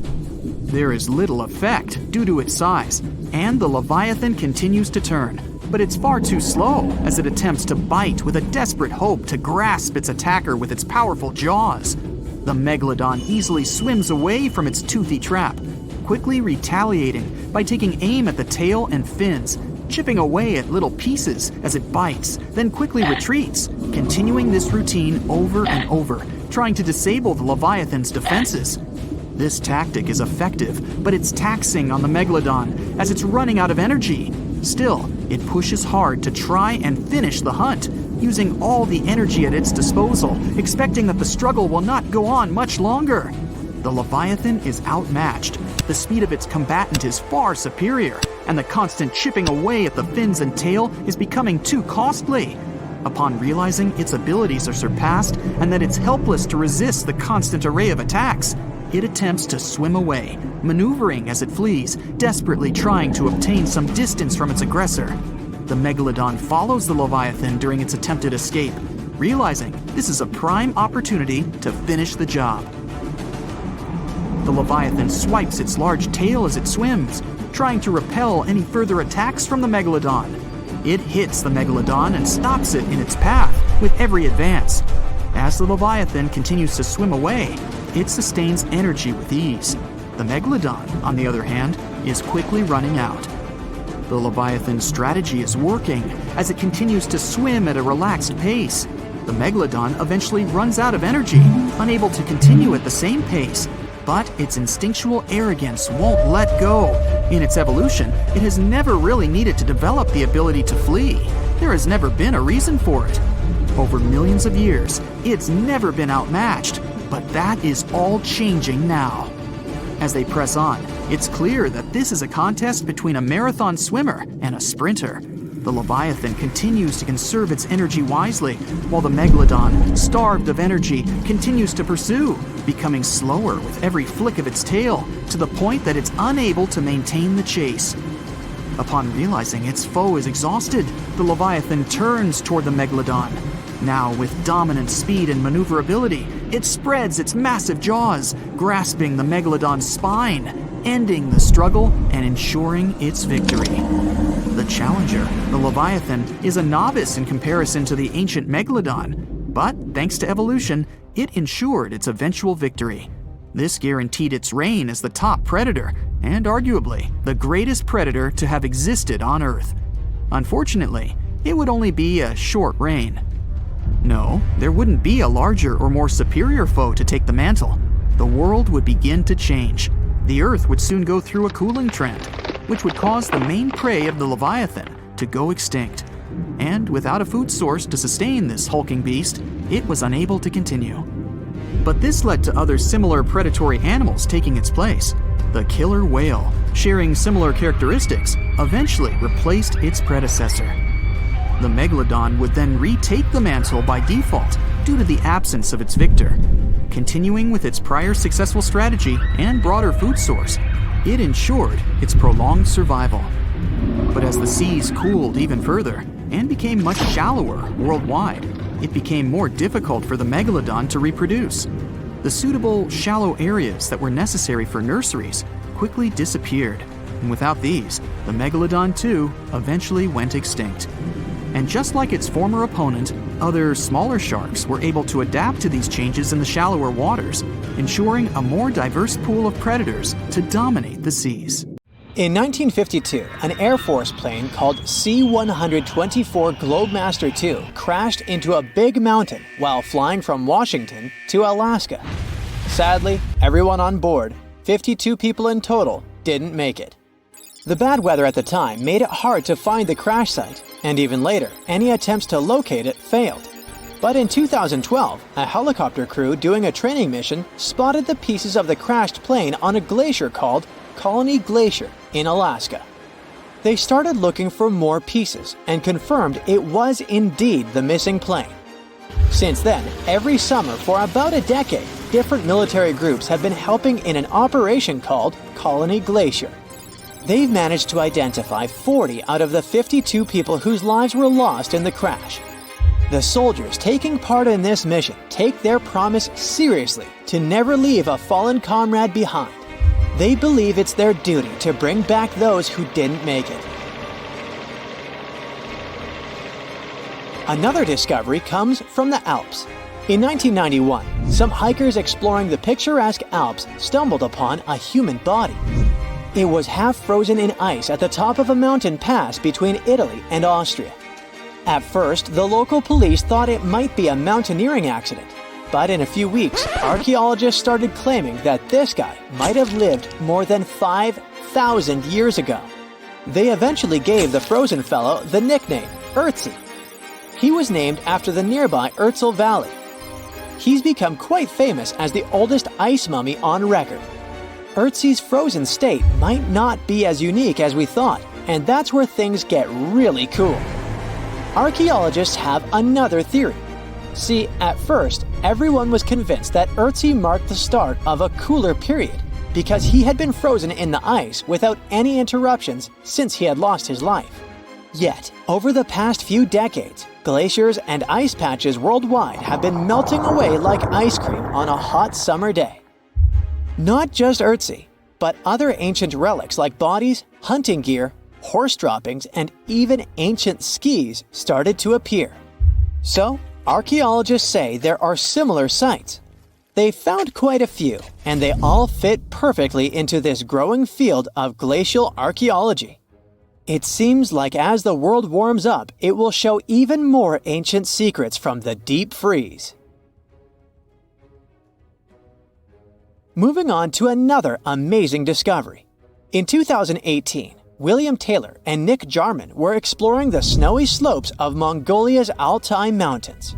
They found an ancient treasure trove hidden in the ice. Inside the trove, they found a well-preserved 3,000-year-old arrow shaft adorned with ochre markings. It was in pristine condition, a rarity for organic items that old. They found other items too, like a bronze arrowhead with bits of animal sinew still attached. All of these relics had been untouched for hundreds of years, since they had been locked in the ice. In Mongolia, rising temperatures have melted ice patches that remained frozen for centuries. Similar discoveries have been made in the Yukon, US, Italy, Siberia, and Norway. Thousands of sites have been identified. Yet, scientists are racing against time to document and preserve these artifacts before they're lost forever. The study of these artifacts challenges the definition of these environments as wildernesses and shows how indigenous people coexisted with nature there. Sometimes people find simple items too, as simple as a sandal. This one, discovered on one of central Norway's mountain passes, indicates that people used this route roughly 1,700 years ago. This suggests that there was less snow and ice in that area back then. The sandal, dating back to around 300 BCE, resembles Roman sandals of that era. Again, in Norway, hunters found an iron sword high up on a mountain, more than 5,250 feet above sea level. There's no nearby burial site, and it's puzzling why someone would have a sword in such a remote location. Archaeologists speculate that the owner might have become lost. Then, in 2011, unusual objects resembling giant slingshots began to emerge as the ice melted. Radiocarbon dating suggests that this particular object was crafted around 400 BCE. It measures over 3 feet long and has knife cuts. Those puzzled archaeologists until one team member recognized them as tang, or pliers, used to secure loads on sleds when transporting hay or leaving for animal food. People in the area used hay sleds with pliers until the 1950s, when tractors became more common. Now, let's get back in time to thousands of years ago. We can easily do that by looking at this woolly mammoth. This creature looks a bit like a cherished but slightly worn-out toy. This ancient giant, whose heyday was 39,000 years ago, is the best-preserved mammoth ever found. Even its signature shaggy hair is surprisingly well preserved, having been trapped in glacial ice until its recent discovery in Siberia. This remarkable animal is stepping into the limelight in Yokohama, Japan. Scientists are running tests that might bring this extinct species back to life. When they stumbled upon this female mammoth, they uncovered a hidden treasure, a sample of her blood preserved beneath the ice. So they believe this ancient blood could hold the key to resurrecting the mammoth. They also found well-preserved muscle tissue. She was between 50 and 60 years old when she met her icy fate. The discovery of mammoth blood has reignited debates about the ethics of bringing back extinct creatures, like in Jurassic Park. Their ambitious plan is to implant an egg into a living elephant for a 22-month pregnancy, hoping that at least one living mammoth cell might survive. Hop on, we're going to the French Alps. We are at a spot not far from where an Air India plane tragically crashed 46 years ago. We're accompanied by a diligent mountain rescuer and his neighbor. They went to this area after a bunch of tourists had noticed a strange-looking thingy on a glacier. It was a bag. The Indian embassy in Paris got wind of it, and it was all set on getting that bag. What makes it kinda cool is that it had diplomatic mail and Ministry of External Affairs written on it. The Air India flight was on its way from Mumbai to New York when it took a nosedive in January 1966. It took 117 people on board down with it. Guess what else was inside the bag besides the soaked diplomatic mail? It had a stack of old Indian newspapers. So, alongside those, they also found bits of the plane's cabin, a lone shoe, and a bunch of cables. Totally unexpected treasures on that mountain. During the summer of 2013, scientists stumbled upon a message left behind by a geologist named Walker, who had placed it there 44 years before. That message sort of served as the man's last testament. He passed away just a month after hiding the bottle in the rocks on the island. The content of the message was quite astounding. In 1959, Walker had measured the distance from those very stones to the glacier's edge, and it clocked in at a mere 167 feet. By 2013, that distance had ballooned to 400 feet. Researchers are convinced that this stark contrast between the two measurements underscores the consequences of ongoing global warming. Imagine the melting ice in Norway's mountains as a time machine revealing a treasure trove. Nearly 800 Viking artifacts tucked away for over 1,000 years have been unearthed. They give us a peek into the bustling trade networks of the Viking era and the critical role of the mountain passes in this ancient commerce. Among the finds are leather shoes, cozy woolen mittens, stylish tunics, feathered arrowheads, horseshoes, walking sticks, and kitchen gadgets from the Viking chef's toolkit. There are even Viking pack horse souvenirs.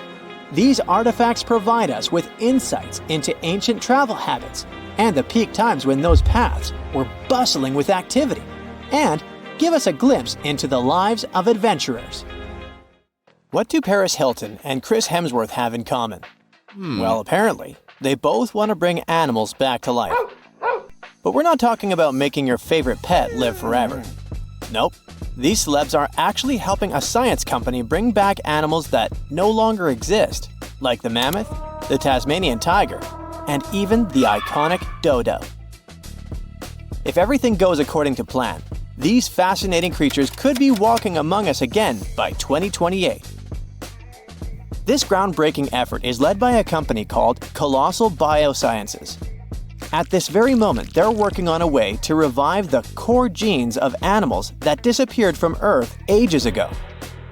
The idea is to replicate those genes using DNA from a close, living relative. If that's all Greek to you, don't worry. We'll break it down a bit later. So, the mammoth is one of the animals they plan to bring back, and people are especially hyped about it. These incredible, massive creatures roamed parts of Africa, Europe, Asia, and North America until about 4,000 years ago. Some people might mix them up with modern elephants, but there are some key differences. For starters, they had huge curved tusks that curled inward and were used to dig for food. They also adapted to survive in freezing climates, like having 2 layers of thick fur to keep their blood warm. But mammoths and elephants do have a lot in common. The woolly mammoth shares 99.5% of its genes with its closest relative, the Asian elephant.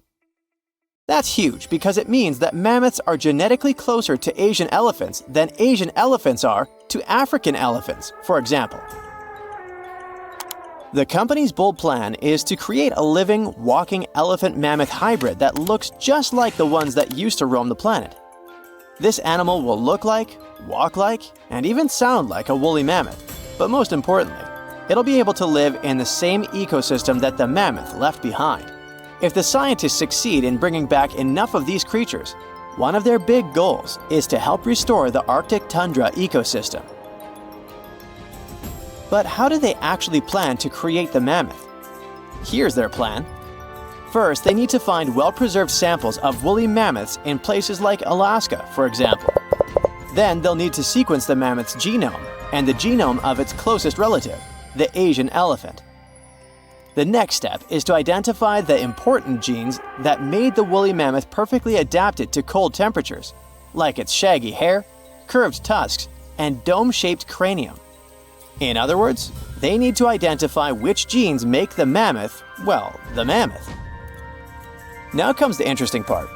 They will use top-notch gene editing tools, kind of like scissors, to cut the Asian elephant DNA and replace those spots with the mammoth sequence. This will allow them to create a new cell line and, later, an embryo. This embryo will grow inside a healthy female Asian elephant, who will be the surrogate.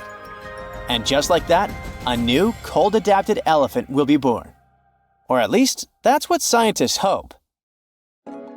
Specialists predict that this Mammoth 2.0 could be on Earth as early as 2028.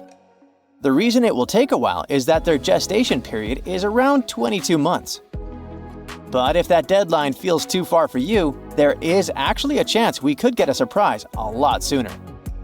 That's because some of the other animals they plan to revive have a much shorter gestation period, like Australia's thylacine, also known as the Tasmanian tiger.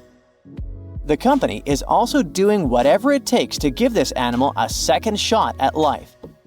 And the good news is that the process seems to be well advanced. Recently, the group announced that the Tasmanian tiger's genome is about 99% complete.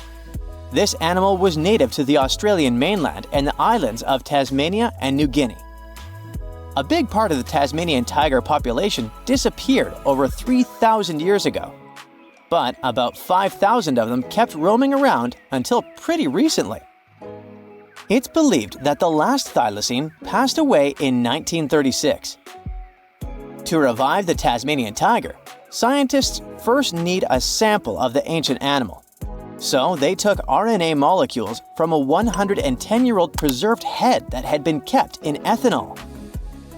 The team was really lucky because it's rare to find old samples that are so well preserved, allowing scientists to use advanced DNA analysis techniques. And by that, I mean they did a full, complete analysis. By studying RNA samples from important tissue areas like the tongue, nasal cavity, brain, and eyes, experts were able to learn a bunch of interesting things about the Tasmanian tiger.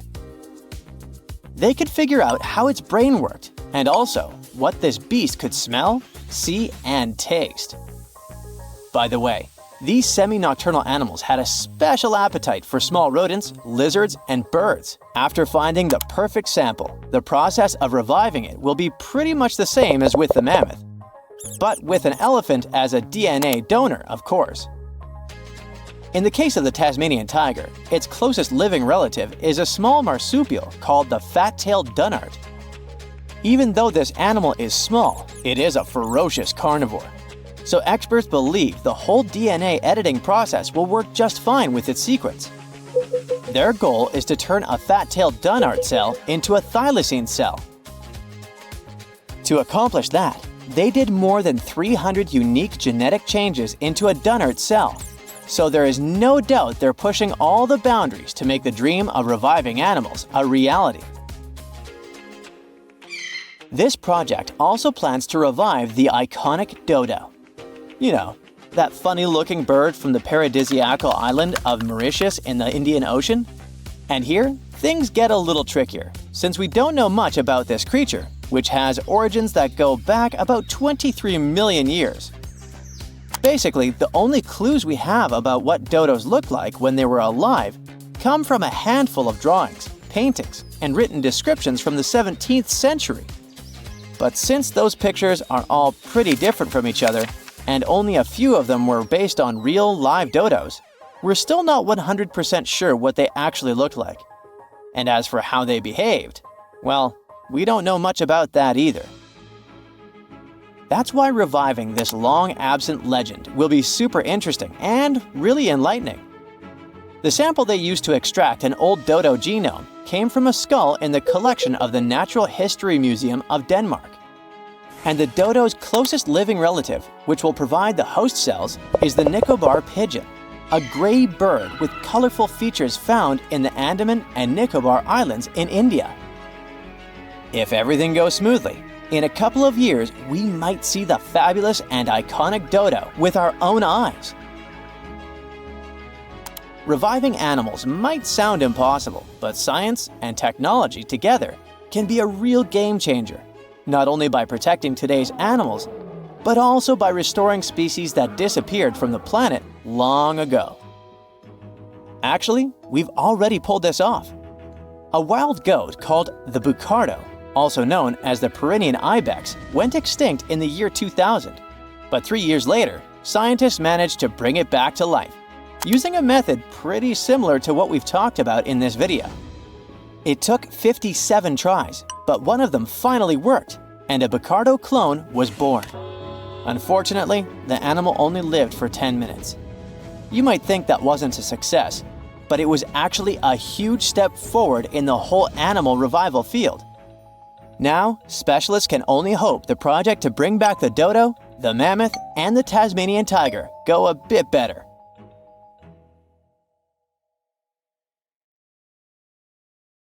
Consider Lake Enigma. What a fitting name. It's already strange enough because it's not even supposed to exist. But now, we stumbled upon actual life deep beneath it. And this just might help NASA in their search for life in outer space. The lake lies deep in the icy heart of Antarctica, so it's not really a water pool like we're used to, more like a lake-like block of ice, or so we thought. Just recently, Italian scientists discovered a secret that had been buried for ages, an actual body of water, and in this water, life is thriving. Various microorganisms, and even some weird little hunters, which is super weird, since Enigma sits in a remote and harsh corner of our planet, the northern Victoria Land in Antarctica.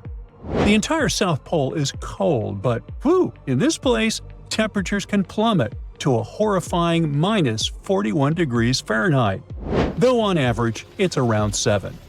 Chilly. Like we said, this lake shouldn't even be there at all. Antarctica is technically the largest desert on Earth, even though it's covered in snow, because it's super dry. There are 0 rains, truly little snowfall, and the sun barely evaporates anything. And even if there is some water, the insane winds make sure to dry everything out super quickly. Putting on our thinking caps, this lake should lose an unimaginable 7 million cubic feet of water every year. Yet, the water remains. Why? No one knows. Scientists say there could be something deep underground that refills it constantly. They just have no idea what that might be. Maybe deep underground rivers, melting ice, or something else entirely. But hence the name, the Enigma Lake.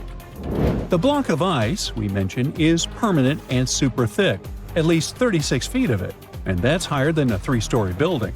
So researchers decided to check out if there's anything beneath it. They used a so-called ground-penetrating radar, a super-smart echo detector for the ground. This radar sends invisible radio waves into the Earth. When they hit something underground, like rocks, water, or anything else, they bounce back to the device. By measuring how long it takes for the signal to return and how strong they are, we can determine the distance and what exactly the radar hit. That's how animals like bats, whales, and dolphins can see underwater. And we humans stole this cool nature idea to research buried structures and hidden caves. Scientists used this device all over the Enigma surface. This way, they were able to create an entire map of this under-ice world beneath. The water itself wasn't surprising.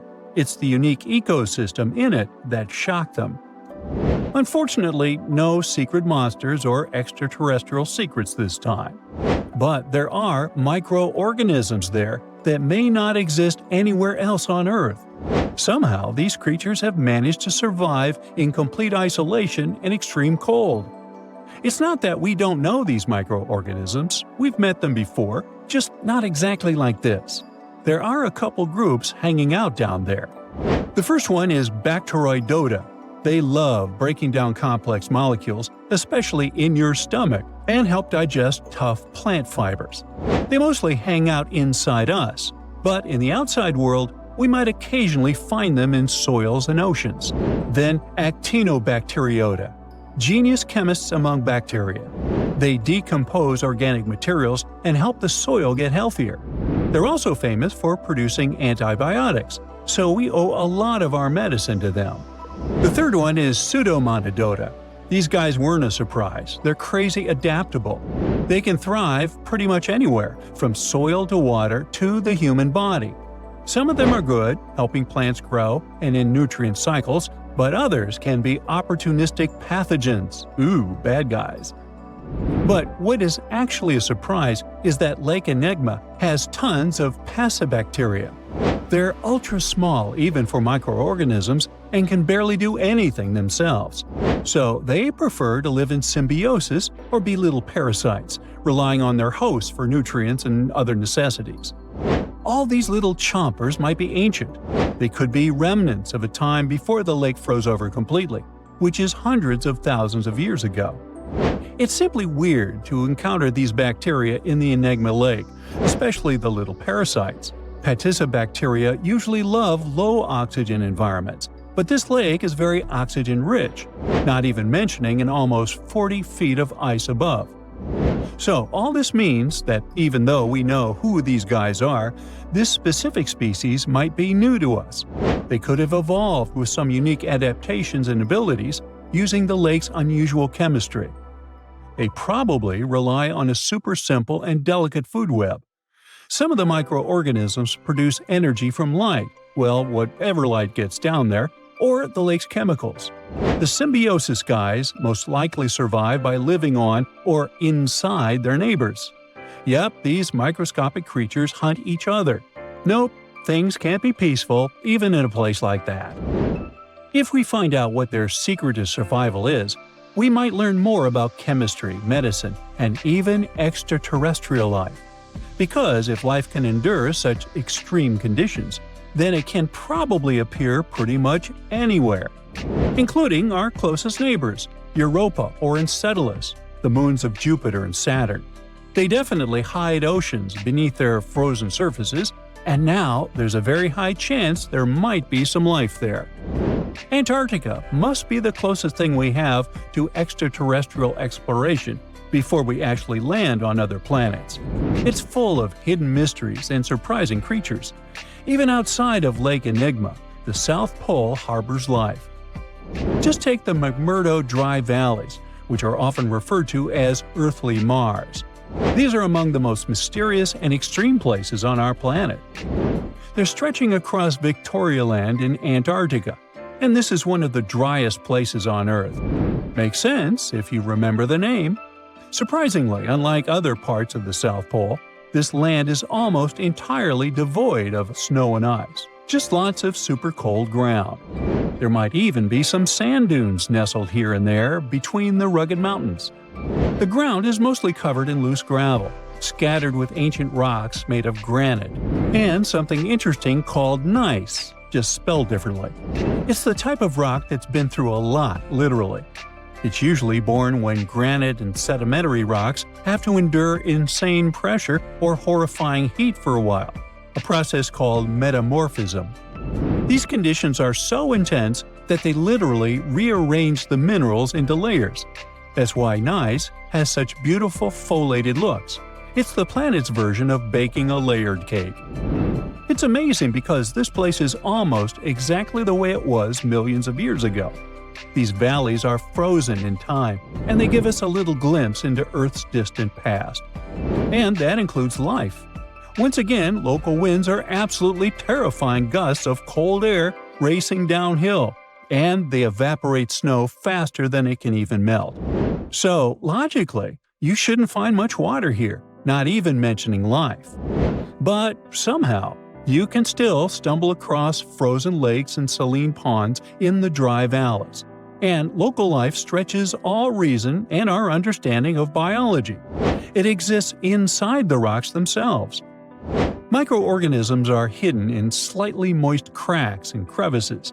Deep inside, there's endolithic bacteria. These guys are super chill. Instead of moving around like other microorganisms, they always stay put inside their little rocky homes. How do they survive? Through photosynthesis. Just like plants, they take teeny tiny parts of light that gets in crevices and acts like little solar panels, getting energy from the sun. Meanwhile, in another place, beneath the Taylor Glacier, there's bacteria that literally doesn't eat anything. Not comfort, not sunlight, not even oxygen. These guys rely on a diet of dusty rocks and sulfur to fuel their weird metabolisms. By breaking down sulfur and iron, they get energy to sustain themselves. This way, they easily survive in deep seas at sub-freezing temperatures, completely cut off from sunlight, oxygen, and the world itself. This place is fascinating for both its life and the lack of it. In some parts of the valleys, like University Valley, yes, that's what it's called, the permafrost is so harsh that no microbes were found at all. This might be one of the only places on Earth where life appears to be completely absent, a quite scary idea. Anyway, now scientists are thinking about learning more about Lake Enigma and drilling this Mars-like environment. Exactly for that reason, to see how we could get samples from Mars in the future. In 2011, scientists from Chile found a weird-looking fossil in Antarctica that looked like a squashed football. Almost 10 years later, the rock just sat on a shelf in Chile's National Museum of Natural History with no specific label. It went by The Thing in the museum because it looked like something from a science fiction movie. When the scientists finally got their hands on the strange fossil, it turned out it was actually a giant soft-shell egg from around 66 million years ago. This one is more than 11 inches long and 7 inches wide. A regular chicken egg is just 2.5 inches long, and an ostrich egg is almost 6 inches long for comparison. So, the Thing won the title of the biggest soft-shell egg ever found and the second largest egg of any animal we know of. The only bigger egg that was ever found was that of the extinct Madagascan elephant bird, which is also 1.5 times as tall as Michael Jordan. The bird, not the egg. The Antarctic egg is also special because it's the first fossil ever found in this part of the world. So, whoever left it there must have been one big creature, probably a giant sea turtle that lived long ago, like a mosasaur. This is surprising because most scientists thought these creatures didn't even lay eggs. So this discovery could change what we know about them. The egg is also unique because it has a thin eggshell and no pores, which is totally different from most dinosaur eggs. It actually looks more like the eggs of lizards and snakes. but it came from a giant creature related to these animals.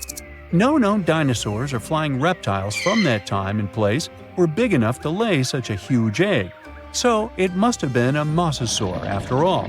But we can't be 100% sure. Scientists did a lot of work and studied 259 types of living reptiles, like lizards and snakes, and their eggs. From this, they figured out that the mommy who laid the egg was probably at least 23 feet long, not counting her tail. During the late Cretaceous period, this part of Antarctica might have been like a nursery. Paleontologists have found bones of tiny mosasaurs and plesiosaurs in the same area, along with bones from the grown-up ones. Archaeologists in Norway made another cool but literally discovery and found dozens of arrows that had been hidden in ice for 6,000 years.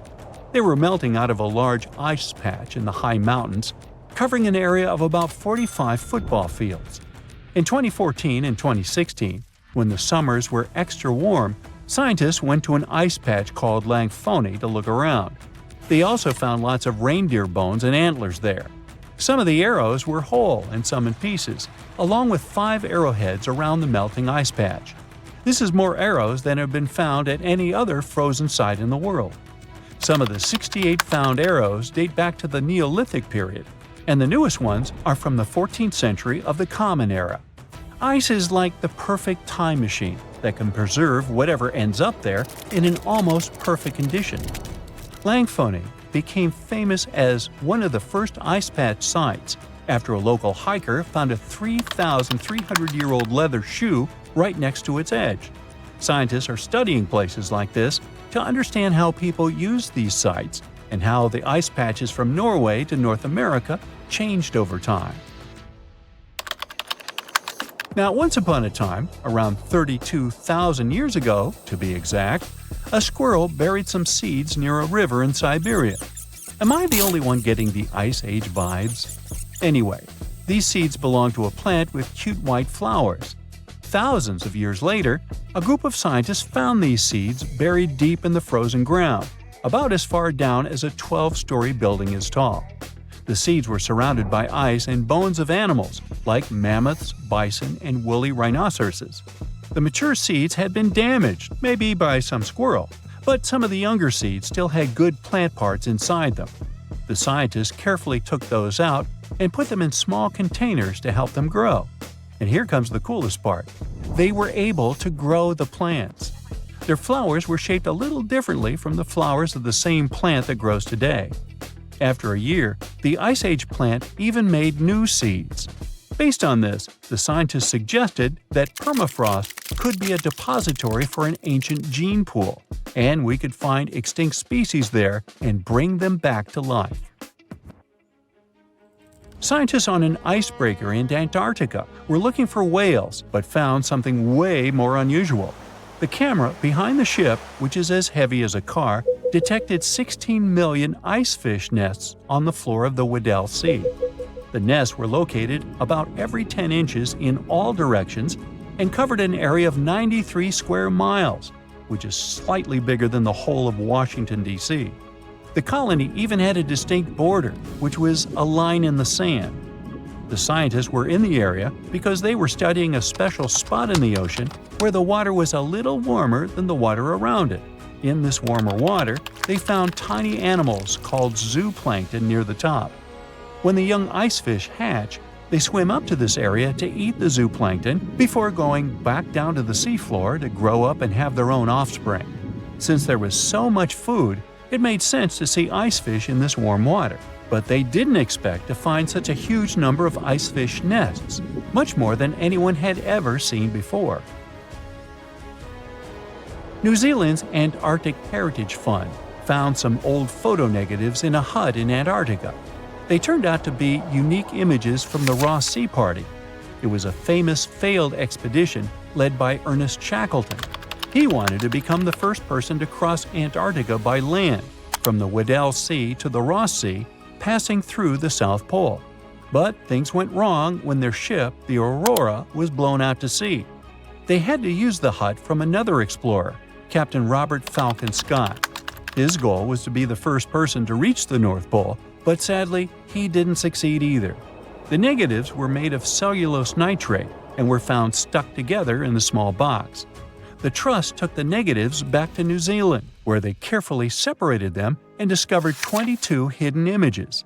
Many of the photos were damaged, but the Trust could still recognize some familiar places around McMurdo Sound, a well-known area in Antarctica. No one knows for sure who took the pictures. In December 2021, some scientists noticed a strange mark on the Larsen ice shelf, a giant sheet of ice off the eastern coast of Antarctica. They thought it might be a river flowing under the ice, so they drilled down over 1,600 feet to check it out. They expected to find water, but they didn't expect to see that the water was full of fast-moving creatures called amphipods. The scientists also found that the water in the underground river had unusual layers of currents moving in different directions, which they still don't fully understand. Another surprising thing happened during their research. On December 20th of the same year, a volcano erupted far away in Tonga, and the pressure waves from the eruption were detected all the way down in the ice river in Antarctica. It shows how everything on our planet is connected, even in the most distant places. In a frosty Canadian park, hidden deep beneath layers of thick ice, scientists discovered a bizarre skeleton they named the Frozen Dragon. The skeleton had been in the frozen ice for millions of years. It took experts decades to work out the species of this strange fossil. It was identified as a new genus of pterosaur. Pterosaurs were massive flying reptiles with wingspans of over 16 feet. Their heads were 3.5 times the size of their bodies. Pterosaurs lived 76 million years ago, when they soared above the dinosaurs. Scientists described them as the biggest, meanest, and most bizarre animals that ever flew. The new genus has been named Cryodragon boreas, which translates to Frozen Dragon of the North Winds. In 2013, a young mountaineer was climbing one of the tallest mountains in Western Europe, Mont Blanc. He noticed a strange metal box poking out of the snow. The mountaineer pried the box open and found that it was filled with precious rubies, emeralds, and sapphires. The climber immediately handed the box to the authorities. It was discovered that the box likely belonged to a passenger on one of 2 flights from India that crashed into the mountain over 50 years ago.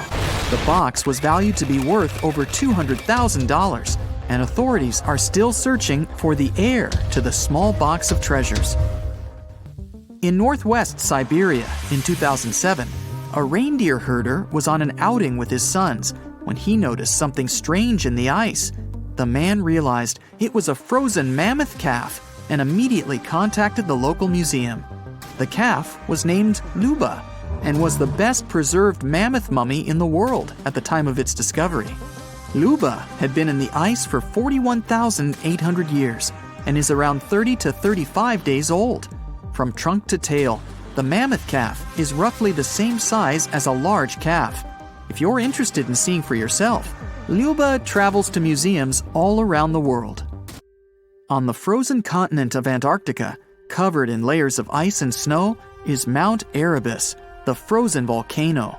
The volcano was discovered in the middle of an eruption in 1841 by explorers on an Arctic expedition. The volcano is over 12,000 feet tall and has been active for the last 1.3 million years.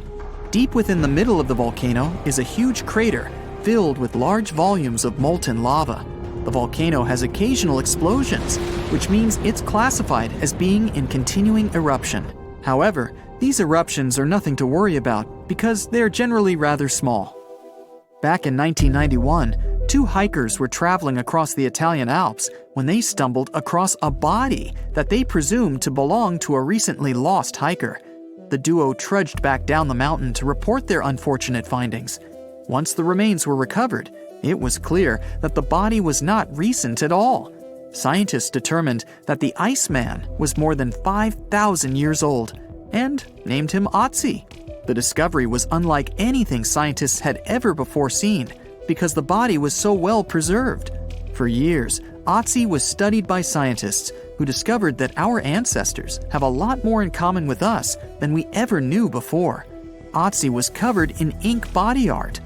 Research done on the contents of his stomach revealed that his last meal was dry-cured meat, similar to the bacon we eat today.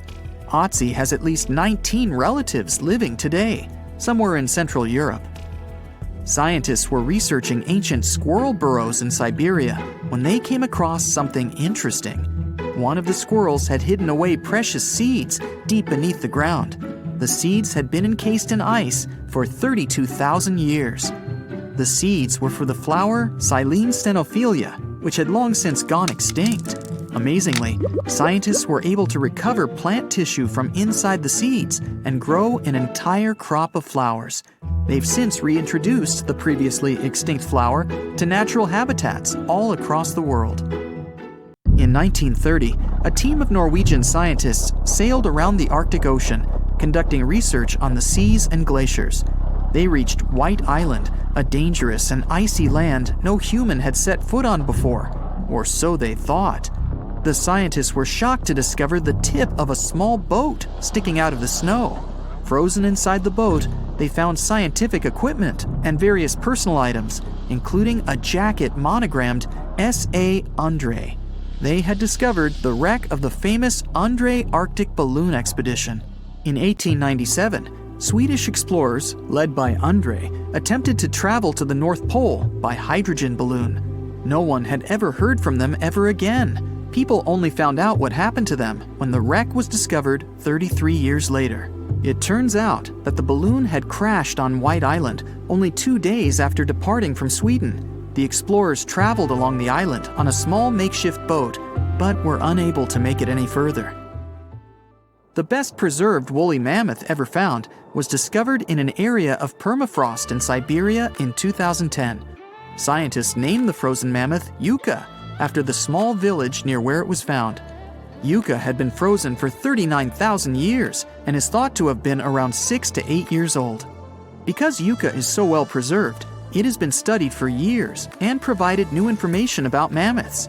In 2019, scientists reported that they were able to activate cells taken from Yucca's tissue. Maybe one day we'll have woolly mammoths roaming the land. From looking at pictures and videos of Antarctica, the continent appears to be freezing cold, covered in snow, and flat, except for a few small hills. Scientists believe that too. When studying the Gomburtsev Mountains in the early 2000s, they were shocked to discover that the small rocky hills were actually the peak of a gigantic mountain formation under a mile of snow. Using radar technology, researchers worked out that the mountains are really around 10,000 feet tall and sprawl across 750 miles.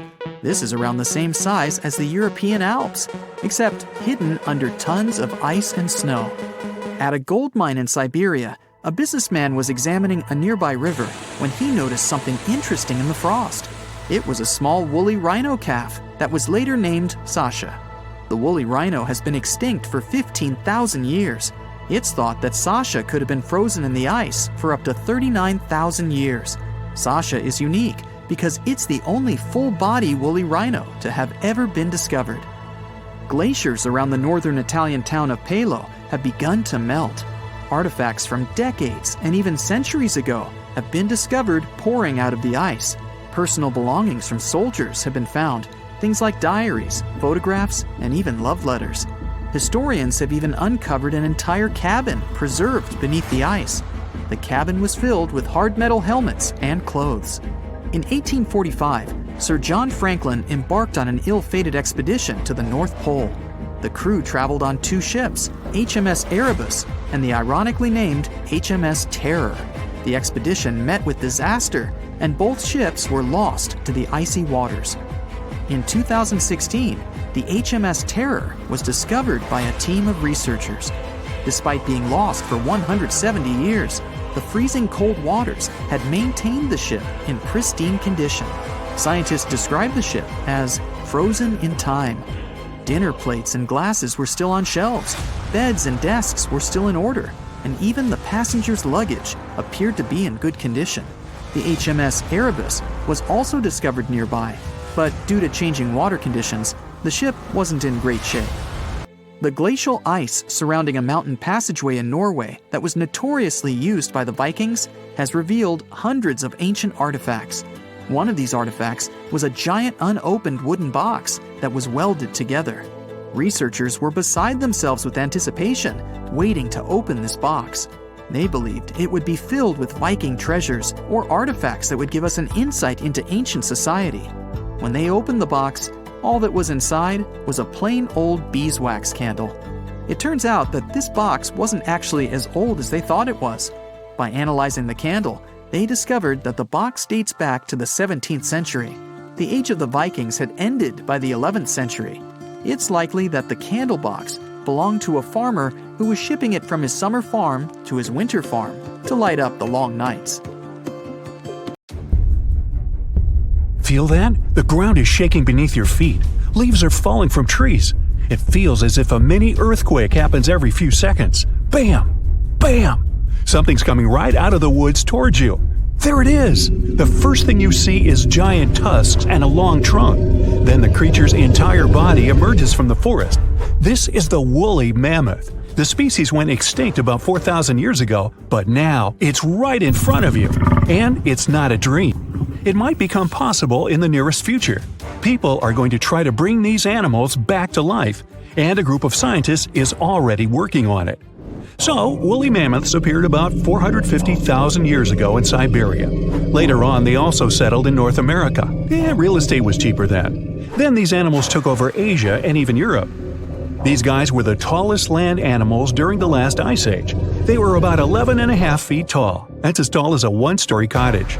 That's also 1.5 feet taller than the height of the average modern elephant. But mammoths were much more massive. They weighed about 8 tons, compared to the 6 tons of an elephant. That's like 2 or even 3 big SUVs. Good thing they couldn't drive. Mammoths were so heavy because they had larger heads, as well as longer and more curved tusks. These animals lived in the cold tundra. That's why they needed a layer of fat that was at least as thick as a shoebox. But even that wasn't enough to withstand the cold. So mammoths had dense wool that grew to be as long as a cell phone charger cord. In the winter, the wool on the sides and belly of the mammoth formed something like a skirt, so the animal could lie in the snow and it didn't freeze. Mammoths spent most of their time looking for food, like me. To build up that thick layer of fat and keep their body temperature constant, they needed to eat about 400 pounds of food per day. That's the weight of 2 wild boars. But mammoths were herbivores, which means they ate grass and willow or pine branches.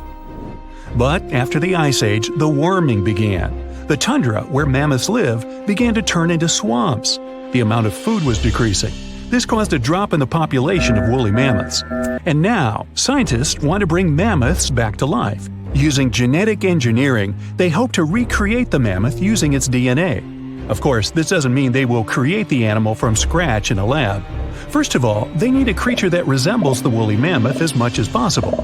The answer is the Asian elephant. Both the mammoth and the elephant came from the same common ancestor millions of years ago. Their DNA is 99.6% the same. So, scientists only need to add several missing genes to the elephant DNA. This will provide them with fur, necessary fat, long tusks, a large domed head, and other distinctive mammoth features. And the best news is that we do have the mammoth DNA. These animals lived in colder parts of our planet with never-ending winter. This eternal refrigerator has preserved not only mammoth bones, but also their genetic material. Scientists have managed to identify about 60 specific genomes that can help recreate mammoths. The most difficult step is to bring this creature into the world. One option is to remove some DNA elements from an elephant's egg and replace them with mammoth DNA. But this would require a surrogate elephant mother. It would carry the baby for about 2 years, and then the first mammoth would be born. But scientists question this option. Creating a herd of mammoths would take decades and require too many surrogate mothers. Another option is to make an artificial womb.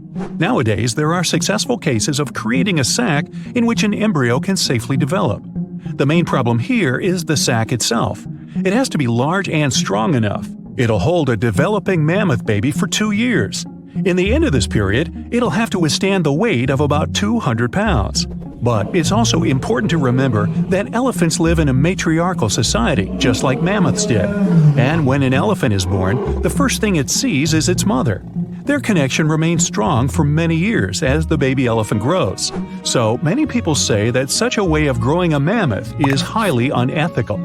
But scientists continue their research. They insist that their goal is to improve the already existing genetic engineering technologies and apply them in the future. This way, we can save endangered animal species. But why should we bring woolly mammoths back to life in the first place? Some scientists believe that these animals played an important role in the planet's ecosystem. These days, the tundras of Siberia and North America are gradually warming up and releasing a lot of carbon dioxide. This contributes to the greenhouse effect, which warms up our planet even more. These tundras are now heavily overgrown with moss. But thousands of years ago, when woolly mammoths roamed these areas, tundras were more like pastures. Mammoths trampled moss and felled trees. They were some sort of ecosystem engineers. It's believed that the return of mammoths to these areas might help bring them back to their original state. Restored pastures will keep the soil from eroding. They may even be enough to decrease the production of harmful carbon dioxide. Recently, ecologists have brought many bison and other animal species to the vast expanses of Siberia for the same purpose, but some scientists believe that woolly mammoths would do a much better job. If this experiment turns out to be successful, people would have an opportunity to bring back to life a huge number of extinct animal species. Unfortunately, there's a limit to how long animal DNA can survive in fossils. If these fossils are hidden a few feet underground, DNA can last from 1,000 to 10,000 years. If the fossils, let's say, are in the ice in the Antarctic, DNA can remain intact for several 100,000 years. Unfortunately, it means we would never be able to recreate dinosaurs. They went extinct about 66 million years ago, and people just don't have any access to their DNA. But we could bring back some animals that disappeared not so long ago, like moa. It's a species of flightless birds. The largest of them was as tall as the woolly mammoth and weighed as much as a scooter. But the smallest species could be the size of a turkey. They lived in New Zealand and were isolated from the outside world for almost 80 million years, but they became extinct after the first people arrived there. Or stellar sea cow. This was the largest aquatic mammal after whales. These sea cows were as long as a limousine, and they weighed more than African elephants. Stellar sea cows had a very lazy lifestyle. They lived near the shore and ate algae, mostly seaweed. Scientists believe they didn't even know how to dive. Even though elephant birds were indeed birds, they couldn't fly. These creatures were twice as tall as an ostrich and weighed 10 times as much as the average person. They lived in Madagascar and, like ostriches, laid eggs. Although elephant birds became extinct almost 1,000 years ago, people still find their eggs. Scientists managed to get the DNA of these animals and analyze it. It turns out that the closest relative of the elephant bird is the kiwi. It's another kind of non-flying bird about the size of a domestic chicken. Pinta Island tortoises used to rest for 16 hours a day. They also drank a lot of water and could store it like camels.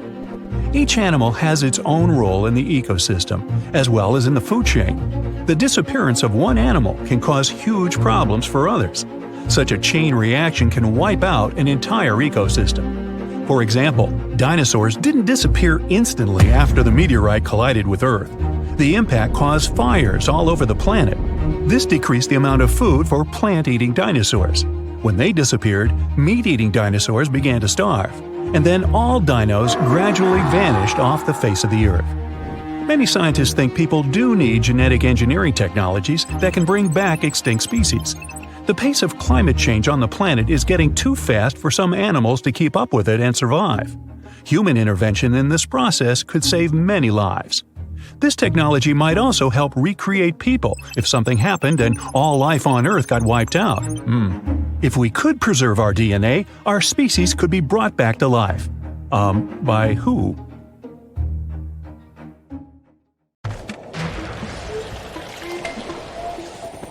There's not much to do in Antarctica except scientific work. You could check out the wildlife, like some cute penguins and seals. And you'd get to see the occasional whale swimming around.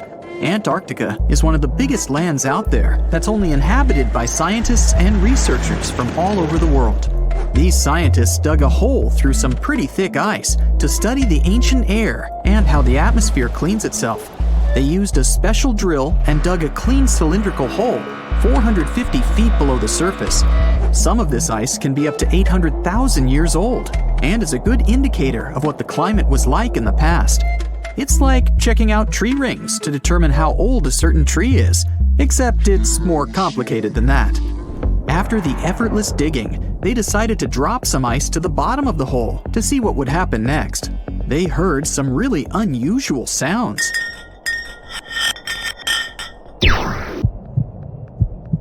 It felt like being on a spaceship traveling through a bunch of obstacles with many rocks smashing into each other. The pitches changed over the quick descent of the block of ice, ranging from high pitch and ending with a low heartbeat-like sound. The scientists were puzzled when they first heard this and dropped some more ice, only to find out that the same type of sounds were being produced, just in different variations. They couldn't tell what was down there, and, more importantly, why these kinds of sounds were produced. Antarctica boasts quite a few volcanoes, many of which are under super thick sheets of ice. Scientists discovered 91 volcanoes and claimed there could be more, potentially making it the most extensive volcanic region in the world. While they were doing regular scientific research, they came across many unmistakable large cone-shaped figures underground. Some were as deep as 2 miles in the ice. Some of the peaks were over 3,000 feet tall and dozens of miles across. But on the surface, it's as plain as a sheet of paper. They may have dropped that block of ice inside an actual volcano that they were standing on, but it's unlikely. Even though the underground volcano presence was discovered by accident, there's a small chance they were actually standing on one where they had their workstation set up. It's more likely that they worked in an area where studying ancient climates is easier and less dangerous than other places. They collect ice samples and study them in a lab. It's like discovering a prehistoric insect embedded in amber millions of years ago when dinosaurs used to roam the land. But instead of little bugs, scientists study ancient dust, air bubbles, sea salts, volcanic ash, and anything else that may have come from the environment. They can practically tell how the climate was during that time. These ice samples might show that Antarctica's western ice sheet melted when the Earth's climate warmed up. If it did, then it's likely to happen again. That would mean sea levels rising, affecting coastal cities and small remote islands. But scientists aren't sure it's true, despite some evidence to back it up. The process of studying ice samples can take a week or even a year, depending on what they find. They crush or melt the sample bit by bit. And like those tree rings, the deeper the layer, the further we go back in time. In order to study ancient bubbles trapped in ice, researchers have to crush the samples under a vacuum hood to keep the air out while extracting the air and putting it in vials. There are various instruments and devices to study the ice samples, but because it's so sensitive to damage, each measurement must be in a clean room setting so that nothing gets compromised. The scientists have to wear proper bodysuits and many layers of gloves and constantly get ventilated. Even something as tiny and insignificant as a fingerprint can ruin a sample.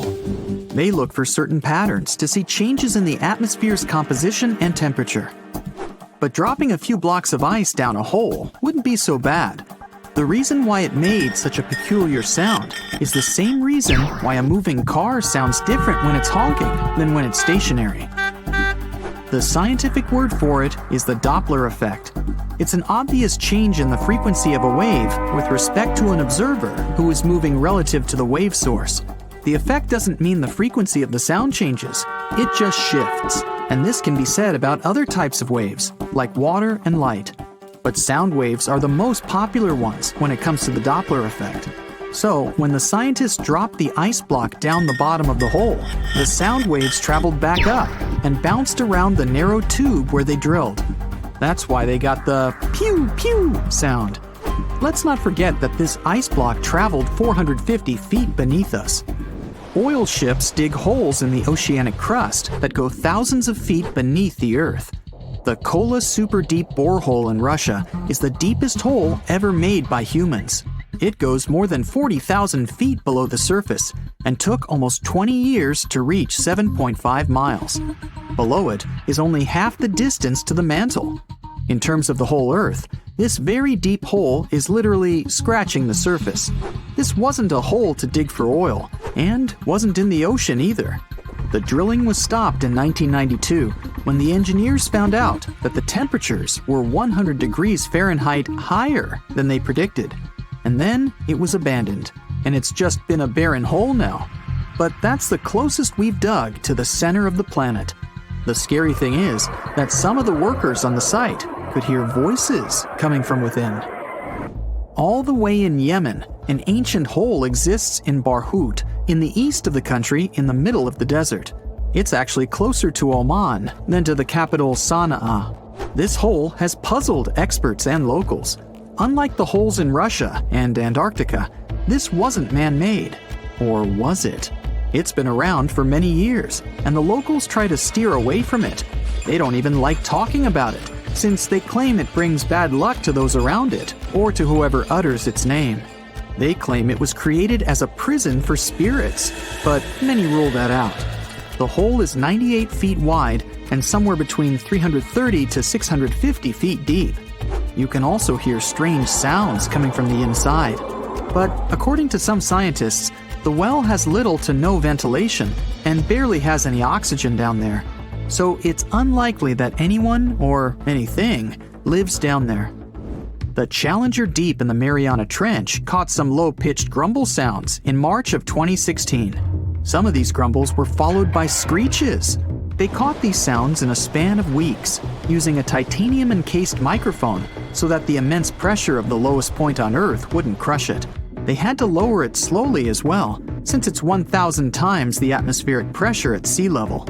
For 23 whole days, the microphone recorded typical sounds of whales passing by and boats sailing across from above, and even rumbles of nearby earthquakes, but they still couldn't determine what caused those initial sounds. The researchers couldn't understand if the noise from the bottom of the Mariana Trench was caused by humans or was natural. They also wanted to know if these sounds affected marine life, like dolphins and whales that rely on echolocation.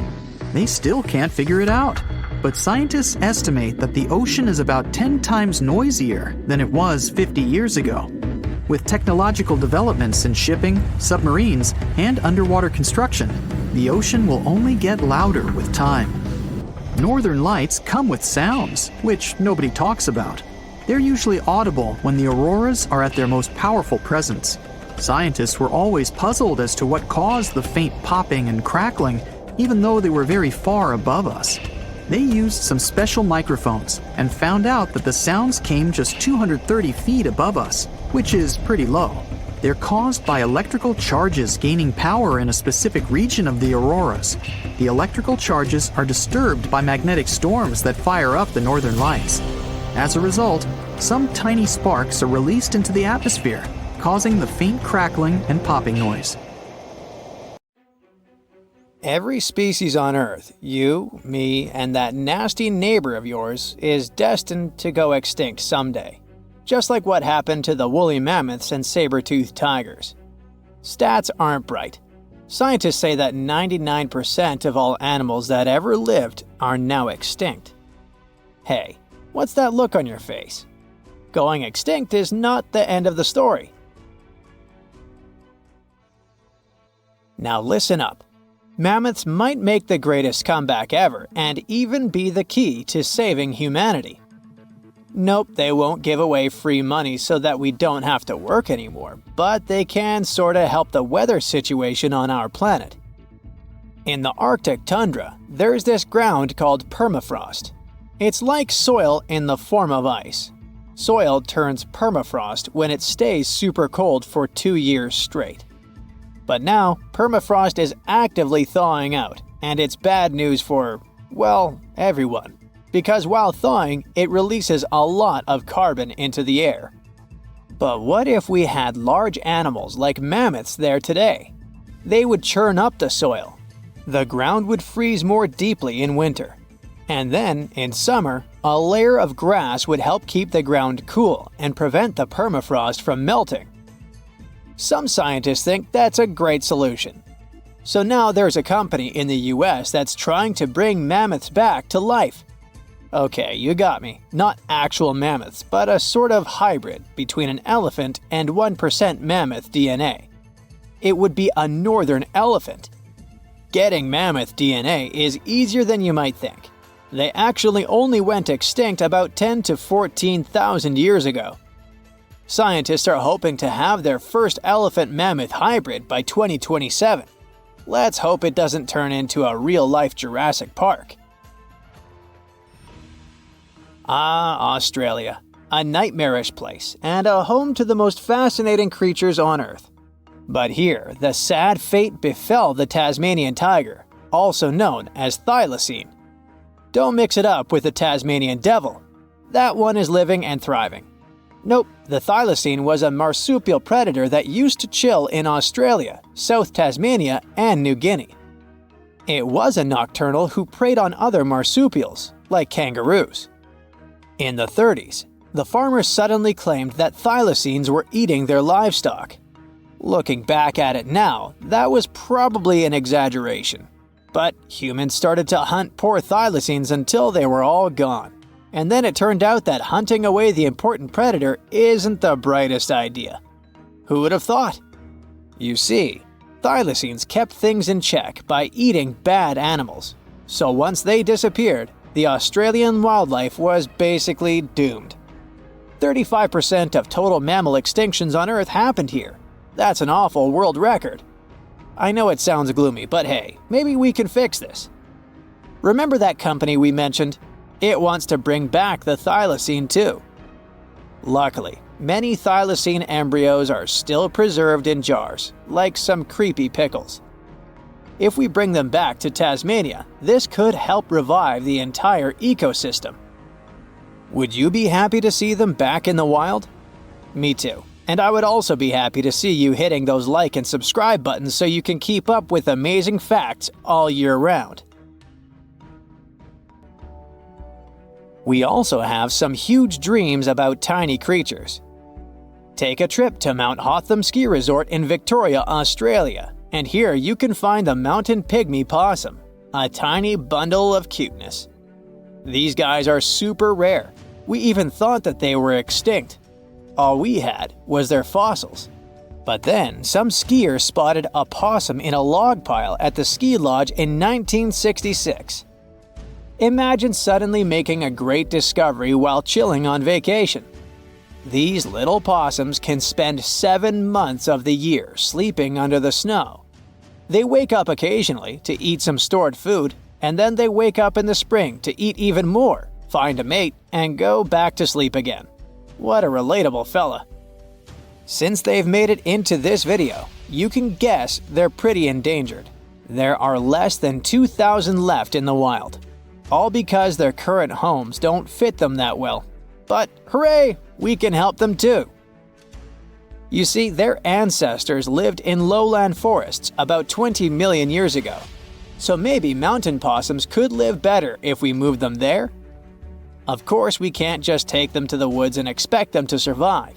Instead, scientists want to slowly release possums into the forest and check up on how they get on with it. Let's hope these cute creatures will adapt to woodland life.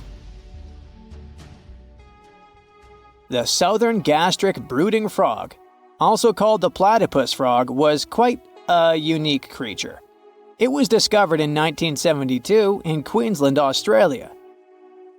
Back then, this fella shocked the scientists with its super weird birthing practices. Check this out. The mother frog swallows her eggs, turning her stomach into the womb. Then she doesn't eat at all for 6 weeks straight. I could never.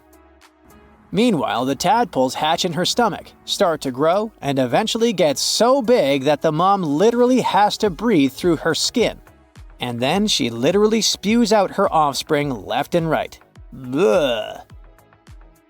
But this insane process is a great evolutionary achievement, which is why it drew everyone's attention. But the wonder didn't last long. By the mid-80s, all known species of these frogs vanished from their natural habitats. Why? We have no idea. There are many theories, but almost no evidence to back them up. In any case, over the years, these guys officially became extinct. But it all changed in 2013. Scientists started a groundbreaking project named the Lazarus Project. Now they want to resurrect these frogs to learn cool cloning techniques from them. Are you guys ready to copy their genetic preservation method? Yeah, me neither. But let's dive deeper. Literally go in the water. Meet the coelacanth. This creature lived in the oceans back when the dinosaurs roamed our planet, and didn't even notice the asteroids.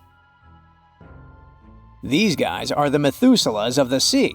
They can live up to 100 years, and they don't even start thinking about leaving offspring until they're around 55. At least they've got plenty of time to live for themselves. We actually thought this creature had gone extinct about 65 million years ago. But then, the first Latimeria specimen was discovered off the coast of South Africa in 1938. Now they're known as living fossils. And these fish are enormous. They weigh around 200 pounds. They're also super stylish, with those lobe-fished paddles that make them look like disco balls. Oh, and they're great aerialists. Thanks to those versatile fins, they can even do headstands and swim belly up. The coelacanth is also a bit of a homebody. It's not very energetic and likes to live in underwater caves during the day, only coming out at night to snack on smaller fish and squid. Another animal who's literally me. Now we're trying our best to preserve this species, and I won't be surprised if it outlives us all. And finally, let's talk about the largest and most awkwardly looking flightless bird from New Zealand, the South Island takahe. The tale of the takahe started way back in the Middle Ages. Humans accidentally hunted them all away, and by the late 19th century, it seemed there were none of them left. But then, they were rediscovered in New Zealand in 1948. Poor guys did all they could to hide from us in the mountains, but we still got them. But it's different now. Since then, we've been trying our best to save them from extinction. There's a takahe recovery program going on, and it shows great results. They managed to greatly boost the number of birds in the wild. As of 2023, the takahe population has grown to around 500 birds. They're now considered nationally vulnerable, not nationally critical. It's a little progress, but progress nonetheless. Let's keep it up.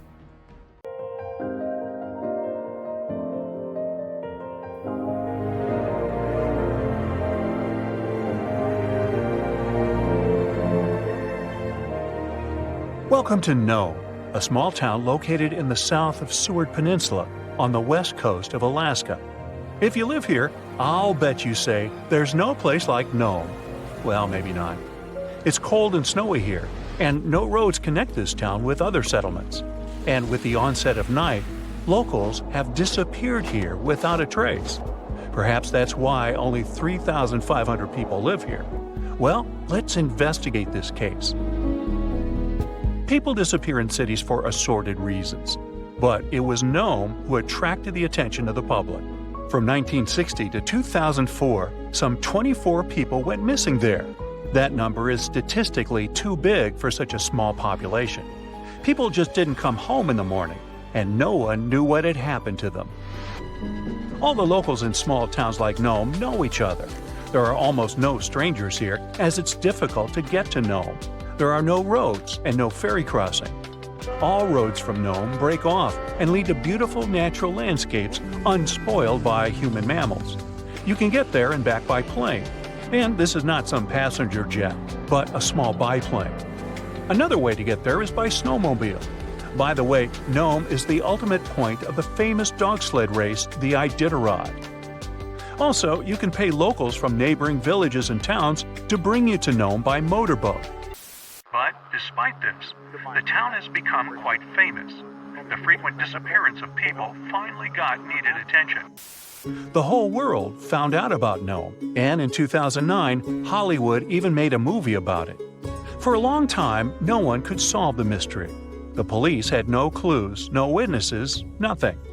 There are long, cold nights here in winter, and the air becomes so cold that a glass of water freezes in minutes.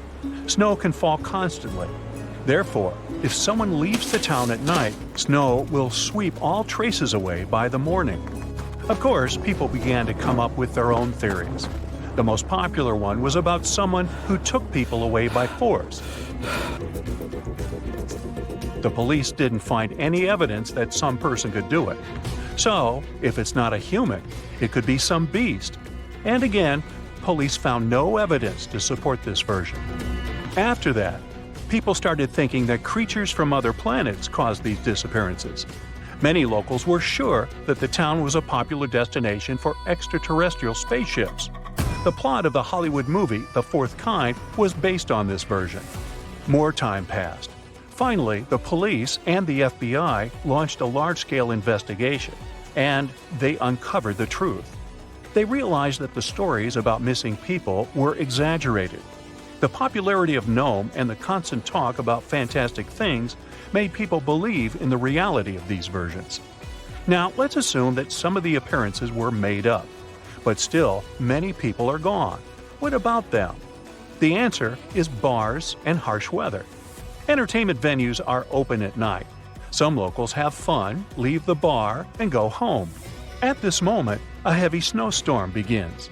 Visibility drops to zero, and the strong wind knocks you down. This way, a person might simply get lost. And that's it. The truth turned out stranger than most versions.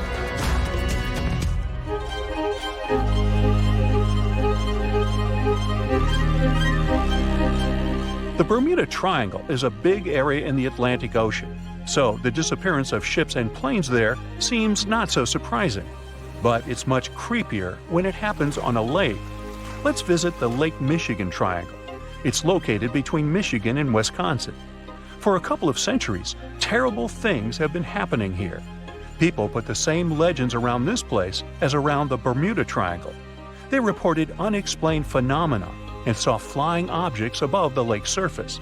Some believe that the triangle is a time portal. Of course, no theories have been confirmed, but strange cases have occurred on the triangle territory. One happened in 1950, when a Northwest Airlines plane with 108 passengers disappeared without a trace during a flight over the lake. Police officers saw a red light over the lake 2 hours after the plane's last communication. The aircraft probably crashed, but rescuers didn't find any passengers or wreckage. All that's left was just an oil stain on the water. Many ships and boats disappeared there, but one of the strangest cases occurred on April 28, 1937. It was midnight. One ship was sailing through this lake. Captain George Donner went to sleep in his cabin after a hard day's work.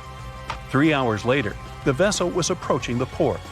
One of the crew members went to the captain's cabin to wake him up. The door was locked from the inside. The assistant knocked, but no one answered. When he suspected that something had happened to the captain, the assistant unlocked the door. He got into the cabin, but there was no captain there. He seemed to have disappeared into thin air. The crew couldn't find him. Since then, the eerie disappearance of Captain George Donner remains unexplained. Meet David Paulides. In 2008, he finished his career as a police officer and began to study the mysterious disappearance of people in Europe, the USA, and Canada. He found out that most people went missing in the U.S. national parks. Over the past 150 years, more than 1,100 tourists have vanished there. Many of them were experienced travelers who knew how to survive in harsh wild conditions. David has written about these mysterious vanishings. He pointed out that some of them didn't disappear, but were found alive. They woke up somewhere in the forest and didn't remember what had happened to them. The creepy detail of all these cases is that most missing persons were young. Another detail is that many went missing before hurricanes. There are too many riddles and not enough answers in this case. Then there's the Sargasso Sea in the northern part of the Atlantic Ocean. This is the only sea that doesn't have shores on land. It's called the sea only because it's defined by ocean currents. Also, golden brown algae grow in this area's bottom, making it seem like an orange spot in the middle of the endless ocean. The Sargasso Sea became famous because, in the 19th century, one of the most famous phantom ships in history sailed here. In 1872, a brigantine sailed through the Sargasso Sea. Its captain spotted another ship a few miles away. He lit a signal fire but received no response. Then the captain decided to sail closer to find out what had happened. On the hull of the mysterious ship was the name Mary Celeste. The captain of the brigantine and several crew members went on board. They walked around the deck and looked into the cabins and the hold. Everything was in place, but there were no people. The cargo and barrels remained untouched, so pirates didn't attack the vessel. The only damaged thing on the ship were the sails. They were torn to shreds. All documents except the logbook were missing from the navigator's cabin. The last logbook entry was added on November 24, 1872. The crew of the ship was never found, and this was one of many cases. In the 20th century, from the 60s to the 80s, there were many reports of empty boats and yachts floating on the sea. Also, some entire ships disappeared without a trace. All these cases still remain a mystery. According to one version, the four-sided current forms water funnels. Whirlpools can quickly pull a ship into the depths of the sea. This explains the disappearance of boats. But what about cases when the vessel is still on the water without a crew? Sometimes these whirlpools can create wind vortices. They're like little tornadoes. What if these whirlwinds are powerful enough to throw people overboard and tear the sails? Yeah, the theory seems too fantastic. So, what do you think happened? A man went for a walk not far from Buenos Aires in Argentina and found something that looked like a dinosaur egg lying in the mud. When he shared his find with his family, everyone thought it was a joke, but it was actually very real. Except it wasn't a dinosaur egg, but a glyptodont shell. These guys went extinct thousands of years ago. Some of them grew up to be the size of a small car. The Paleo-Indians, who were the ancestors of Native Americans, must have had a fun time living alongside those beasts. People keep finding similar black scaly shells, which are fossils of glyptodonts in the Americas. These creatures thrived in South America for tens of millions of years and also spread up north. They had thick armor, called a carapace, and tough, grooved teeth for eating grass. They weren't always giant, but it looks like a colder climate before the Ice Age, with open woodlands and plenty of grass, helped them evolve. It's pretty hard to hide when you're huge, so they may have developed their fused armor to protect themselves. One of the most famous types had a long tail with spikes that it used to fight other glyptodonts for territory or mates. Although they look similar, the ancient glyptodonts were really different from today's armadillos. Glyptodonts had a hard, heavy armor made of fused plates, and today's armadillos have flexible armor and can roll up into a ball to protect their soft tummies. Plus, glyptodonts ate grass using their grooved teeth, and armadillos prefer insects for lunch. But despite all the differences, recent studies of their DNA showed that glyptodonts actually belonged to the armadillo family. If you think the glyptodont was scary, just wait till you meet the giant short-faced bear. This bad guy grew to almost twice the height of Michael Jordan when it stood on its hind legs. It also weighed over 1,500 pounds, and it was able to run at the speed of over 40 miles per hour. This bear preferred meat to all other foods. Even its skull and teeth were designed for slicing through meat, and it had forward-facing eyes that gave it sharp vision. Its strong jaws and large muscles helped it crush bones to get to the nutritious marrow inside. The giant short-faced bear lived in places like Minnesota and west of the Mississippi River, all the way up to Alaska. It went after or scavenged big animals like bison, muskoxen, deer, and even ground sloths. But it eventually went extinct because its prey didn't survive the Ice Age. Today, the only living relative of the short-faced bears is the spectacled bear from South America. This guy is much smaller, about the size of a black bear, and it eats both plants and meat. Game of Thrones fans, the next one is for you. The orphaned wolf cubs adopted by the Stark family in the epic series were inspired by dire wolves. Their name translates from Latin as terrible wolf. These great uncles of modern dogs were almost 5 feet from head to tail and weighed around 150 to 200 pounds. The oldest record of the direwolf is from 250,000 years ago. They adapted well to different conditions and lived pretty much all over North America, from as far north as Alaska to down into southern Mexico. They went extinct around 10,000 years ago, soon after the last ice age. They most likely just lost their source of food. The closest we have to direwolves now is the gray wolf, but don't get too upset. Scientists think they could be able to bring the direwolf back to life.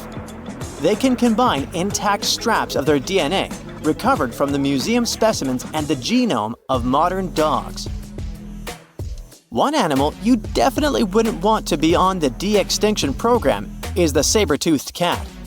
This bad guy lived in prehistoric North America and parts of South America. And nope, it's not related to modern tigers or other cats. It just went extinct. It had the title of the most fearsome Ice Age predator for a long time, until scientists found out at least one species of it was more like a kitty cat. Smilodon, by the way, Diego from Ice Age was one of those. Could only chomp down with 1/3 of the force of modern lions, but it could open its mouth at a 120 degrees angle. And it could wrestle even large prey to the ground with its powerful body, with disproportionately thick front legs and strong neck. The kitty was probably just too afraid to use its long and narrow teeth that could break easily. And one more detail. It had to have lips that could stretch well for the jaws to open wide, so it most likely drooled like a St. Bernard. Well, at least their teeth grew twice as fast as those of modern lions, and fully formed by the age of 3. The giant beavers, called castoroids, must have grown at the same rate, or so to get as big as a couch. They were about 8 feet long and weighed 200 pounds, which is as heavy as a large refrigerator. They had huge 6-inch long front teeth for gnawing, a narrow tail, and long, shaggy fur. This giant creature lived alongside mammoths and saber-toothed tigers in the woodlands of North America. Like today's beavers, the giant beaver probably spent a lot of time in the water since it was too heavy to move quickly on land. Unfortunately, we don't know for sure if giant beavers built equally giant dams. Even if they did, none of those structures survived over time. Some people think a giant beaver built a 4-foot-tall dam in Ohio, but it's just a guess. Eventually, the giant beaver disappeared, just like other big animals from the last ice age. Early human settlers in North America may have sped up its extinction, as they probably liked its thick fur and meat. By the Ice Age, mastodons, some remote offsprings of the early elephants from Africa, crossed a land bridge that once connected Siberia and Alaska and made it to North America. Mastodons, like woolly mammoths, had thick, shaggy fur that helped them keep warm in the cold climate of the Ice Age. But unlike the mammoths, who mostly grazed, mastodons were mostly browsers. They like to eat leaves from shrubs and the lower branches of trees. Scientists often find woolly mammoth fossils together, which means they probably lived in groups, like family herds. Mastodon fossils are usually lying alone. This means they may have preferred living on their own and only came together to mate or for a short time with their young. Sadly, both mastodons and woolly mammoths went extinct around 11,000 years ago, not long after the Ice Age. Scientists think this may have happened because of changes in weather patterns, fewer food sources, and possibly early humans. They figured out that one mastodon could feed a tribe for a week and dress them for years. You can mostly find camels in deserts in places like North Africa and the Middle East now. But scientists believe they actually came from North America, especially the lands west of the Mississippi River. Fossils show that camels appeared on Earth about 44 million years ago. In 2015, a team of scientists from the University of Louisiana discovered the bones of a giant ancient camel in Oregon. This camel was between 12 and 14 feet tall, like a modern giraffe. It lived around 7 million years ago and had a long neck to help it reach high plants. About 6 million years ago, some early camels crossed into Asia over the Bering Strait land bridge. Once they arrived in Asia, these camels split into two types we know today: the Bactrian camel with 2 humps and the dromedary camel with 1 hump. You won't find wild camels in North America anymore, but some of their relatives, such as llamas, alpacas, and guanacos, still live in South America. 450 million years ago, no, I wasn't around then, the sea level was higher, coral reefs started to form, the climate on our planet was stable and warm, not even dinosaurs were around yet. The time when bony and jawed fish we know as sharks appeared. They've been dominating the oceans and making other marine creatures flee in fear ever since. Many of them, like great white sharks, have evolved and adjusted to life in the open ocean as hunters with a pretty high position in the food chain. They're less diverse today than before.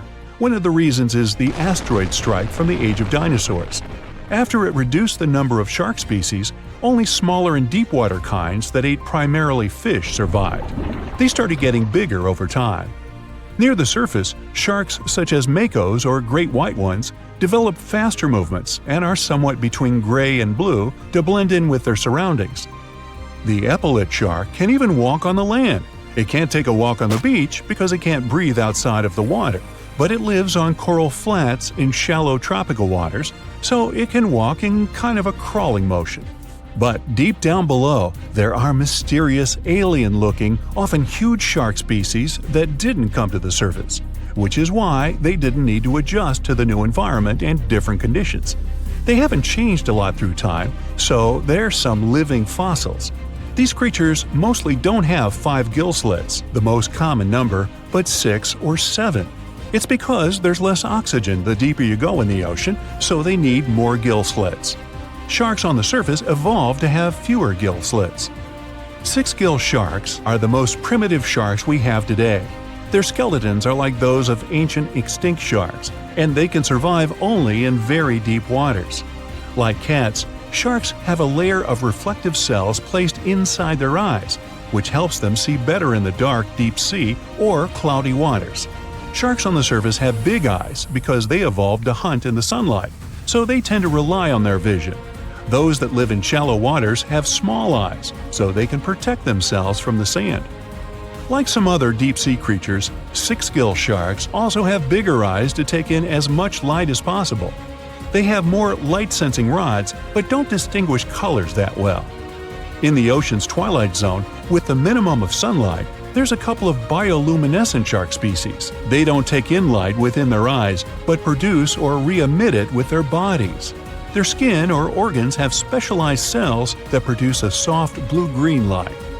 Deep-sea creatures that produce their own light do that to attract their prey, deter animals from going after them, or, scientists think, communicate with each other. It can even help them to camouflage. They do it by hiding their silhouettes from animals going after them. They produce enough light to match their surroundings.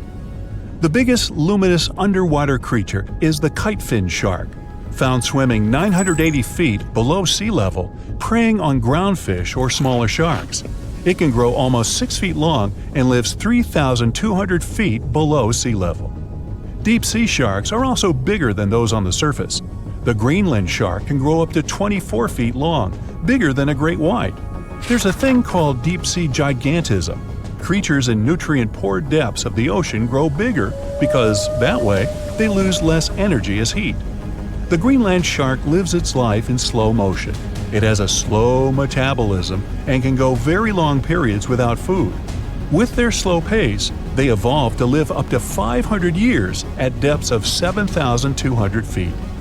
Sharks in shallow waters catch their prey relying on agility and speed, but for them, it's easier because there's plenty of food on the surface. Deep-sea sharks, with less food and slower life rhythm, had to develop a different style. They're more opportunistic, definitely not picky, and don't care if their future meal is alive or not. Frilled shark, another living fossil from the darkest depths, hasn't evolved much through time, and they're one of the last of their kind, with all of their relatives already gone extinct. It grows up to 7 feet long, primarily hunts on squid, and catches other sharks and fish. It looks like a dinosaur, a snake-like face, a long, smooth, thin body that moves in a serpentine way. It can propel itself with the power of its tail and curl like snakes. They don't swim in a straight line like other sharks. Cookie cutter shark grows up to 20 inches. It got the name because of the way it feeds, biting off small pieces. It's a parasite creature, which means it feeds off bigger animals but leaves them alive. They have sharp teeth and sometimes even swallow those that fall off on purpose. Some researchers think it could be because they live in the depths that are nutrient poor. If they swallow the teeth, they could recycle calcium and other material from it. Prickly shark is a rare and unusual creature with many thorn-like denticles and 2 small dorsal fins. It lives mostly in the depths of the Pacific region up to 1,900 feet. Ghost sharks are not even real sharks, but fish closely related to them and rays. They have big pectoral and pelvic fins, 2 dorsal fins, pretty big eyes, and unlike their cousins, have a single external gill opening. Ghost sharks have slender tails and can grow up to 80 inches, silver to blackish color.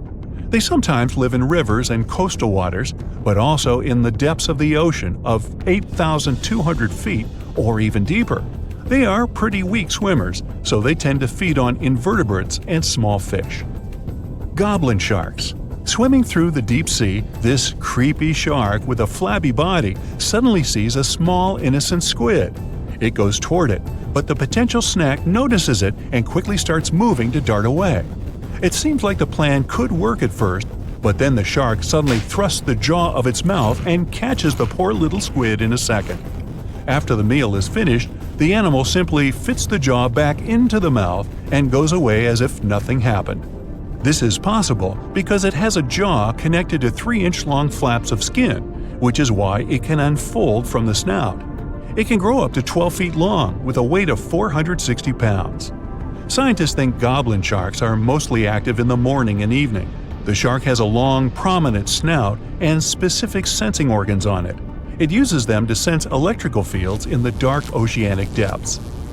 Seven-gill shark is a big cow shark, brown to silver-gray on top, white underneath, black and white spots, with a thick body, a small dorsal fin, and a wide, blunt snout. It can grow up to 10 feet long, mostly lives in the depth of 1,870 feet, but you can also find it in deep channels and bays. It can be aggressive toward humans if provoked, so don't. Like most deep-sea creatures, it's an opportunistic hunter that's not quite picky but likes to go after dolphins, seals, porpoises, and other marine animals. Megamouth sharks mostly live in the depths of 15,000 feet and spend most of their time in the dark, like me. Scientists discovered it in 1976 because it went near the surface at night to feed on zooplankton. That's the only time these sharks go there. During the day, they return to their quiet, dark, and mysterious depths. They are filter feeders, which means they keep their mouths wide open while swimming, so they filter the planktons they like to eat. There are organs that produce light inside of their mouths, which attracts potential prey, such as pelagic crustaceans. These sharks live in the deep parts of the ocean, but you can rarely find them below almost 2 miles. Scientists think some other, stronger bony fishes outcompeted them. Deep parts of oceans became oxygenated around 70 million years ago, and sharks have been around way longer. But bony fishes adjusted and adapted efficient ways to use oxygen, while sharks were slow with adaptations, so they lost. Also, oceanic depths are way colder, which is challenging for fish and the rest of cold-blooded animals because the speed of their metabolism widely depends upon the external temperature. Currently, there are approximately 20 billion animals inhabiting our world. If everything were ideal, we would have 5 billion more animals on Earth. But many species have gone extinct, and around 44,000 species are currently in danger. The largest, most recent mass extinction event in history occurred during the dinosaur era, leading to the eradication of 75% of species on Earth. The Tulachi wallaby is a long-lost relative of today's kangaroo, but they had a hidden superpower, night vision. That's why they were mostly active at night. They were 3 feet tall and fed on grass, fruit leaves, and other plants. Wallabies lived in grassy areas near swamps and other water bodies, but not for long. By the 19th century, their numbers had gone down, bringing them to the edge of extinction. Only 14 wallabies had been left in the wild by 1920. A rescue mission was launched. They tried to capture the last 14 animals to protect them. But the situation got out of control and 10 wallabies lost their lives. The 4 remaining ones were transferred to a special facility, and in 1935, the last animal passed away. Only one picture of the Talachi wallaby is left now. There were reports of the animal's sightings after that, but no proof was shown, and the creature was officially declared extinct in the 70s. Short-faced bears were a unique species that lived in North America, particularly Alaska. It was a massive bear, weighing around 1,500 pounds. When standing on its hind legs, it was around 12 feet tall, a whole foot taller than today's biggest beast in this family, the polar bear. This animal was different from today's bears because almost all of them are omnivores, except for polar bears. But this monster was solely carnivorous, which was the reason for their extinction. During the end of the Ice Age, many herbivores were gone, and those bears did not have enough food to survive. They were the Usain Bolt of the bear world, the fastest Bruins to have ever lived, reaching a top speed of 40 miles per hour, which is 5 miles faster than grizzlies. There are around 400 million pigeons in the world now. Some time ago, in America, a species of birds called passenger pigeons were abundant throughout the country, especially in the eastern forests. There were more than 1 billion of them, but they went from 1 billion to 0 in a few years. They had small heads and necks, but long tails and wings and strong breast muscles that allowed them to fly super long distances. The last passenger pigeon passed away in captivity in 1914. It was named Martha. With that, the ecosystem in the U.S. has never seen this bird again. Now, elks are enormous animals, but they look tiny when you compare them to long-gone Irish elks. That elk was around 7 feet tall at the shoulder with a humongous antler of 12 feet. Today, elk are only 4.5 feet tall at the shoulder and have around 4-foot-long antlers. Despite its name, this elk was found all over the world, from Asia to Europe. It got its name because, in Ireland near Dublin, researchers found a perfectly preserved specimen. Since then, it's been called the Irish elk. The last one passed away in Ireland. The main reason for their disappearance was their inability to adapt to changes. When the Ice Age ended, the elk could not survive and became extinct. Now, somewhere deep in the forests of Costa Rica lives the interesting-looking golden toad. It was discovered in 1966 in one particular spot where all toads would gather to mate. In 1967, a large population of this golden nugget was noted in that same spot. But the following year, only 10 to 11 toads were seen, and the year after that, in 1968, only one lonely male toad showed up at the spot. For years, there were searches for golden toads. In 2004, the toads were officially declared extinct. Humans were not responsible this time. The drought in the area in the 80s had a significant impact on the toads. Still, the last straw was the arrival of a new fungal species that caused the animal's skin to thicken, eventually leading to the toad passing away. This chytrid fungus is responsible for the extinction of more than 90 frog and amphibian species, becoming one of the biggest threats to their lives. Now, Canada is a very cold country, no surprise there, and nobody would expect tropical birds like parrots to live there. However, there was a parrot species that lived in America and some parts of Canada. I'm talking about the Carolina parakeet. Those were truly beautiful birds with orange-yellowish heads and green bodies. Their favorite rest spots were big trees alongside rivers. This parrot's favorite food was cocklebur seeds, which are poisonous to us, but the bird had no problem eating them. Also, they used the dangerous cockleburs as a defense mechanism.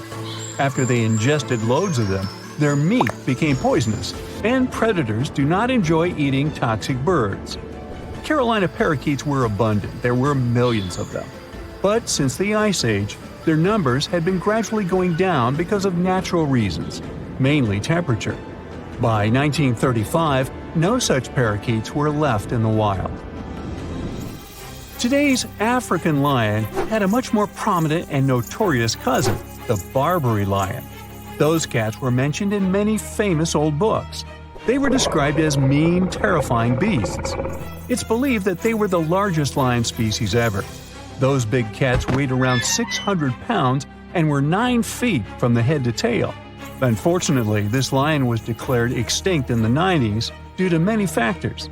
Today, we only have one photo of this animal taken from a plane.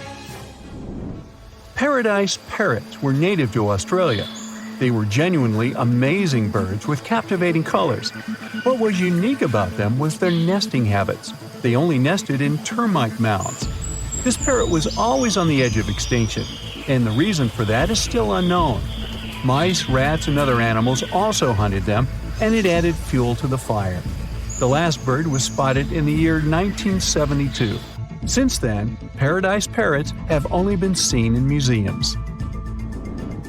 The Gulf of Mexico was once home to Caribbean monk seals. This species of seals enjoyed spending time in the warm subtropical climate of the Caribbean. Most of the time, they were found near reefs and islands, foraging for food. Like most of us, they also loved sandy beaches and were usually seen in groups of 100 seals, resting before the next adventure. In the year 1886, monk seals were declared extinct. You can still see this animal in 2 museums. Both are located in the UK. As we all know, zebras have black and white stripes. But once, a zebra species had only half the body covered with brown and white stripes. The rest was just brown, and the belly was white. It was called the quagga. They lived in the southern part of Africa in grass fields and wet pastures, like today's zebras, and ate grass and other plants. The last quagga perished in 1888, but not all hope is lost. Today, extensive research is being done to bring this animal back into the wild. Australia is home to many outlandish animals, but the craziest ones are probably gastric brooding frogs. This species is not like your ordinary frog that lays eggs. They hatch their young inside their stomach and give birth by vomiting around 25 fully formed young frogs. Sometimes their stomach becomes so bloated that they have to breathe through their skin. 2 species of this frog were discovered in the northern and southern parts of Australia in the 1970s by Mike Taylor. A decade after their discovery, both species are gone. The main reason for their extinction is the chytrid fungus. Luckily for them, they're also part of a de-extinction program that's putting serious efforts into bringing them back into the wild. Well, a biotech company called Colossal just announced something wild. They say they've brought back a direwolf from extinction. But did they really? What they've really done is way stranger, and maybe even more important. Their team has just created a brand new predator. Not a clone, not a revival, but a new species. These cute cubs are built from gene-edited wolves, shaped by ancient DNA and born through cutting-edge biotech. So wait, are the Jurassic Park horrors coming for us? Well, let's see. Now, direwolf was the massive muscular predator that roamed North America thousands of years ago. Most people think these were just some sort of bigger gray wolves, but don't be tricked by appearances and the name. In 2021, a landmark study came out. A team of researchers and major institutions studied actual direwolf DNA and discovered something shocking. These guys weren't just big gray wolves, not even close. They were separate animals. Genetically, direwolves split off from wolves roughly 6 million years ago. Just to put that in perspective, humans and chimps split about 6 to 7 million years ago. So direwolves and gray wolves are as different from each other as we are from chimpanzees. They look similar because of the so-called convergent evolution, when 2 species evolve similar traits because they live in similar environments. Think of sharks and dolphins, both streamlined, both predators, both ocean hunters, but different animals, and dolphins are way cuter. So Colossal said that they revived this animal, a dramatic and bold claim. But it's not quite true. In reality, they genetically engineered a new kind of wolf. It's not a dire wolf, it's not even a known species. It's a synthetic animal, one that's never existed before. And this is a massive deal, both incredible and terrifying. The company basically has taken gray wolves and modified their genes by mixing them up with some dire wolf DNA they found, which is kind of wild because, as we said, these two animals aren't really relatives, they're completely different species. The Colossal company kind of ignored that, though. They say the gray wolf is the closest living relative to a dire wolf, and that the data proves it. But what data? They haven't shown it so far, it's just a claim. Why are they even calling this a dire wolf? Well, they're saying their cubs are close enough to a dire wolf and maybe fill the same role in an ecosystem. Basically, if it behaves like a dire wolf, walks like a dire wolf, and preys like a dire wolf, doesn't that count? Sounds kinda dire to me. Well, if we're being honest with words, then not really. Biologically, genetically, evolutionarily, this is now a modified gray wolf. So, how good or bad is it? Let's figure it out. The good part is that the research like this might help us restore the planet's ecosystem and ecology. Colossal and similar teams are trying to develop technologies that could be used for especially important causes. We don't notice it in daily life, but species are quietly, constantly disappearing. Scientists estimate that over 1 million species are at risk right now. When ecosystems lose a species, especially because of humanity's actions, it's like pulling out a block of a Jenga tower. Too many missing blocks, and the whole thing wobbles. But Colossal believes that if we can't bring the exact block back, we can create one that fits closely enough to stabilize the structure. For example, they've also worked on cloning red wolf-coyote hybrids. This might help repopulate U.S. ecosystems where red wolves once thrived. All the tools these scientists invented might even help with currently endangered species. Another genuinely mind-blowing part is that scientists working with Colossal found real, usable DNA from dire wolves. That alone is a massive achievement. We do have dire wolf fossils, tons of them from the La Brea tar pits. Hey, don't stick your toe in there. But those fossils are soaked in tar. Because of that, their DNA is usually ruined. But the team managed to find some dire wolf bones that are over 12,000 years old. These specimens gave researchers enough material to begin building a dire wolf genome. Not a full one, but a basic blueprint. Even if we ignore the wild new species part, this achievement is still huge because it'll help us study the extinct dire wolves in more detail. We might now learn more about this animal than we ever did before. It's literally molecular archaeology. Now, all this is great, up to a point. The controversial part is, of course, the Jurassic Park one. We're not just preserving species anymore. We're starting to pull some shenanigans with them. Of course, this immediately raised tons of concerns. Both regular people and scientists are now debating heavily about this and show a lot of skepticism. Another problem is that actual ecosystems are way more complex than Jenga puzzle pieces. They're full of moving parts, millions of them, all adjusting to each other constantly. So, if you throw a new type of wolf into the mix, it won't react exactly the way a dire wolf once did. The times have changed, the ecosystem has changed, the extinction happened, nature adjusted, and throwing these cubs into the wild now might be even more destabilizing. That's why these new wolves aren't being released into the wild. They won't be hunting bison or roaming ancient grasslands. That world is long gone. Their prey is gone. Their ecosystem is gone. Instead, they'll stay to live in the lab. But if we do start to put our own animals into the ecosystem one day, what happens when ecosystems start depending on human-made species to survive?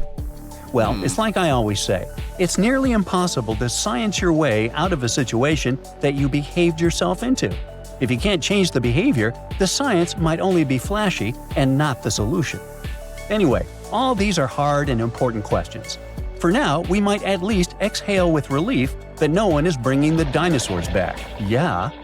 DNA doesn't survive more than 1.5 million years, and dinosaur fossils are stone now, not cells. You can't clone from stone. But what about animals that vanished more recently? Creatures that once lived during the Ice Age, or even just a century ago? Those are within reach. The most famous example is the woolly mammoth. These shaggy giants once stomped across the tundras of the north, shaping nature by knocking down trees, flattening snow, and fertilizing soil. Their disappearance helped turn thriving grasslands into mossy, carbon-trapping bogs. Now scientists want to take preserved mammoth DNA from frozen remains, compare it with elephant DNA, identify the key differences, and create a new hybrid. Kind of the same thing we did with these new dire wolf cubs. It would be a cold-resistant, tundra-stomping, woolly-coated mammoth elephant. Like that. These guys would be close enough to fill the ecological niche that mammoths once held. Then there's also the passenger pigeon. Once the most abundant bird in North America, flocks so massive they could block out the sun, but we hunted them to extinction by the early 1900s. The last one, named Martha, passed away in a zoo in 1914. But we have her DNA preserved in museum samples. And today, using AI and genomics, scientists are working to recreate a living bird that behaves like a passenger pigeon. These birds could help regenerate forests, spread seeds, and restore a part of the lost sky. And finally, the Tasmanian tiger, a striped wolf-like marsupial that once roamed Australia. It was hunted to extinction in the 20th century. But its DNA is abundant. Museums collected pelts, fossils, and even preserved pups. This one was a keystone species, a stabilizer, a hunter that helped keep ecosystems in check. So they want to restore this one as well. The idea is to bring back extinct species using artificial intelligence, genetic sequencing, and the rapidly growing toolbox of biotech. But all this has to be done very carefully. Otherwise, the species could destabilize the environment instead of helping it. Now, on the good side, even if we never bring a mammoth back, this research is already saving lives. For example, the northern white rhino. There are only 5 left, and only 1 male among them. Extinction is practically written into their future. But using preserved cells and cloning techniques, scientists are working on rebuilding the population. In any case, it looks like we're entering a new era of biology, and this discovery is going to start a conversation that will be going on for decades. So what comes to your mind when you hear the word Antarctica? Most likely, cold, snow, ice, and penguins.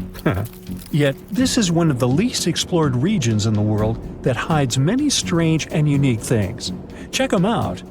You don't have to go to Antarctica to see this weird thing. All you need to do is open Google Earth and move to one of the southernmost islands of Antarctica, King George Island. Recently, internet users have noticed a large and pretty strange cave entrance there. Where does this wide, dark passage lead? People started making suggestions. It's the entrance to a secret base or some laboratory. This is the part of the spaceship that crashed there thousands of years ago. This is the door to the ancient city of Antarctica.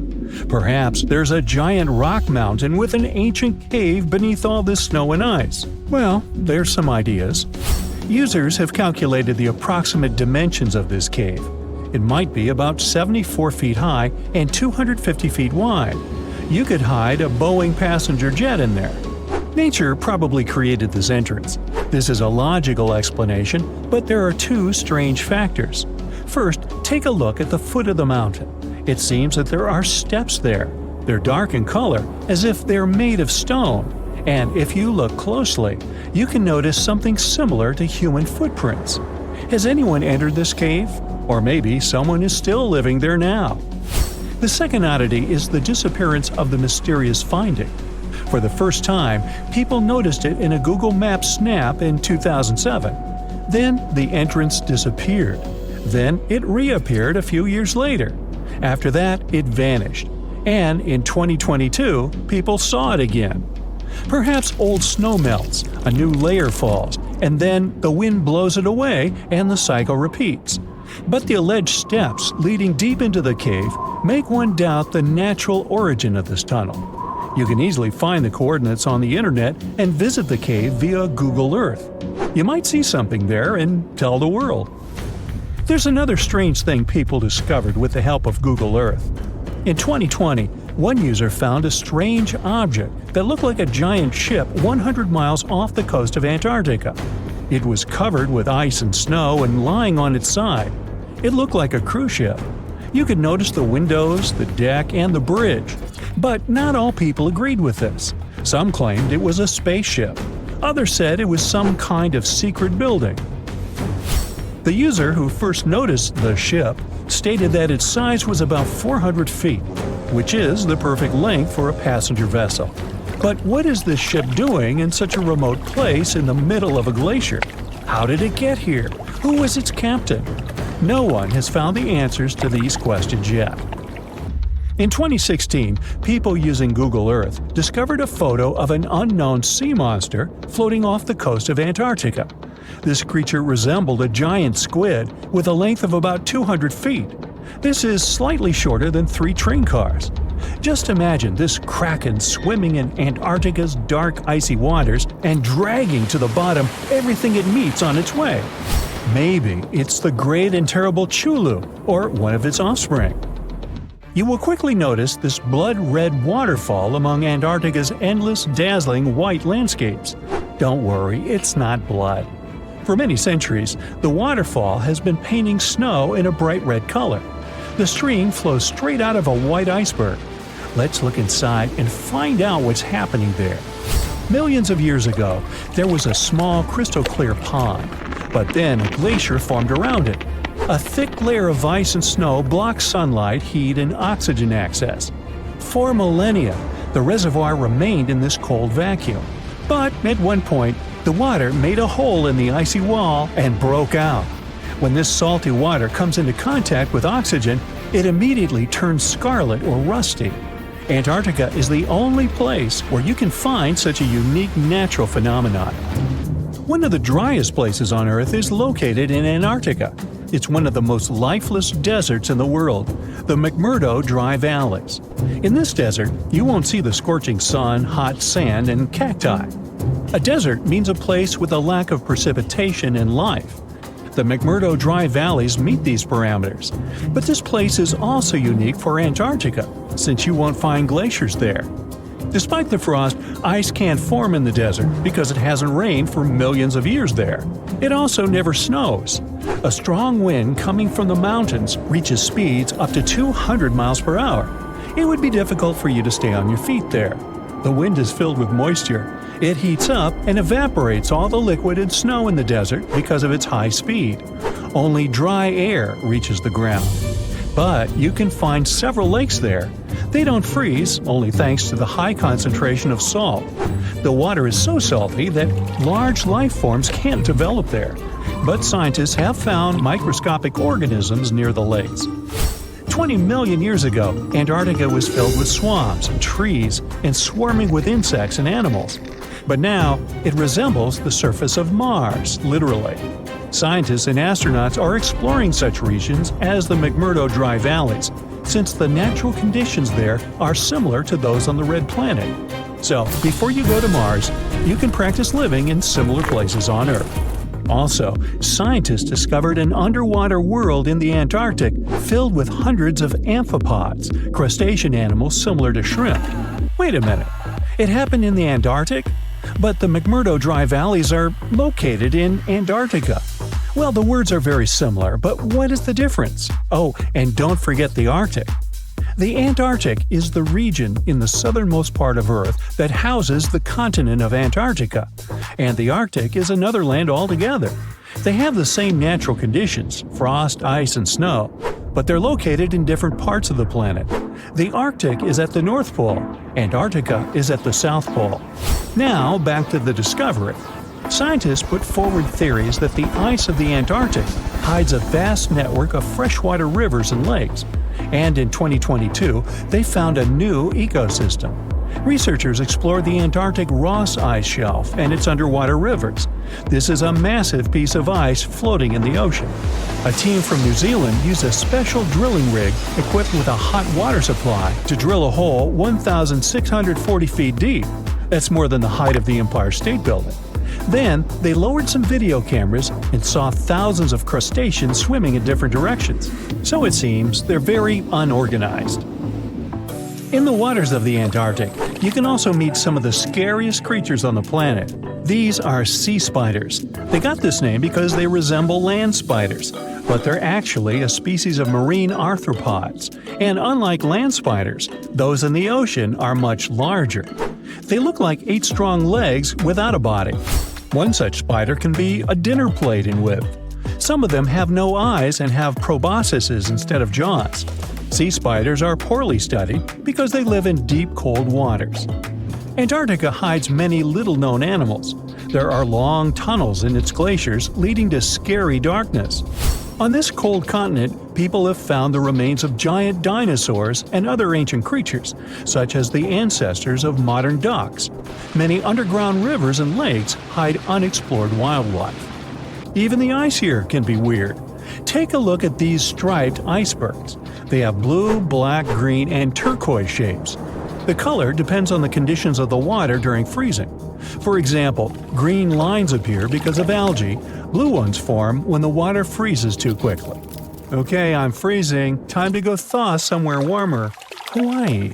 Yeah. Around 150,000 years ago, the dragon men, with huge skulls, square eye sockets, and enormous teeth, used to roam the frosty forests of northern China.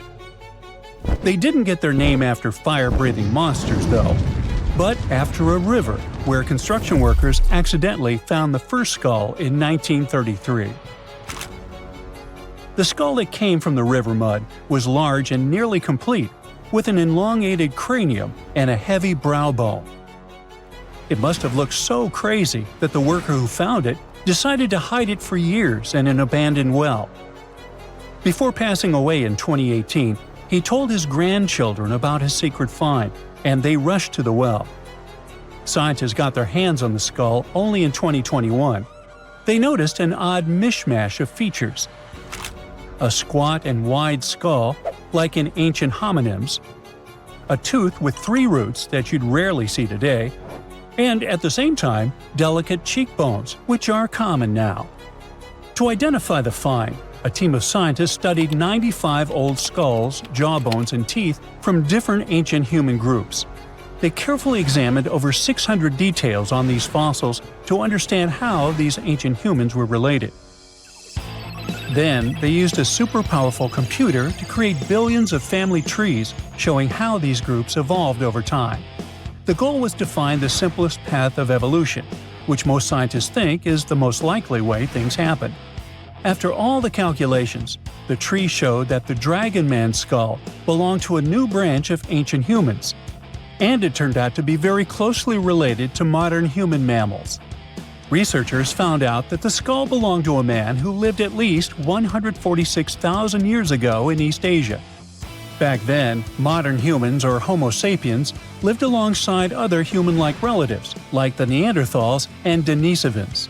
The discovery of the Dragon Man, or Homo longi, as they also call him, could rewrite the story of human evolution. It might be closer to modern humans than even the Neanderthals. We just had no idea what his face looked like until now. A scientist from Brazil created a 3D digital model of Dragon Man's face based on his skull. Since some parts of the skull were missing, he used a complete skull from another ancient human, Homo erectus, to fill in the gaps. He then used special scans from modern humans and chimpanzees to figure out how the skin and muscles would fit on the skull. To make the model look more realistic and lifelike, the scientist also added hair and colors to bring Dragon Man to life. The final model showed that Dragon Man had the biggest head of any ancient human ever found, nearly 26 inches around. That means his skull was as big as a gorilla's, or even a lion's. Scientists believe that his generous size may have helped him survive the freezing cold winters of Harbin, where they found the skull, and where temperatures still drop to only 3 degrees today. Now, not all scientists agree that Dragon Man is a completely new species or where it belongs in the human family tree. Some experts think the skull's unique features might just be because of its size, rather than proof that it's a distinct species. People from the same species can look different based on their age, gender, where they lived, and how old the fossil is. Some scientists compare it to another skull found in China, which is considered part of another already well-studied species. Then there's the mystery of the Denisovans, an ancient human group that lived in Asia for thousands of years but left very few fossils behind. The closest match to Dragon Man might be a broken jawbone found in Tibet in 2019. Some scientists believe that means Dragon Man could be a Denisovan, but others aren't so sure because the Harbin skull has no jaw to compare it to. Scientists first discovered Denisovans in 2008 when they found a small piece of a finger bone in Denisova Cave in the Altai Mountains. They learned that the bone had belonged to a little girl who was between 5 and 7 years old when she passed away around 40,000 years ago. The freezing weather in the cave had kept the bone in excellent condition. A couple of years later, another team of scientists managed to extract DNA from the find. They compared it to the DNA of modern humans and another ancient human species, Neanderthals.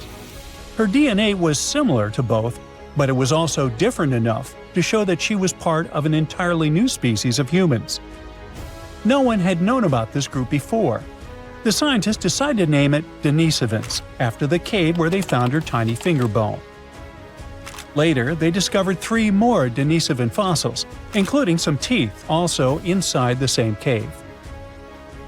Researchers still aren't sure where the Denisovans came from, but one idea is that they were related to Homo erectus.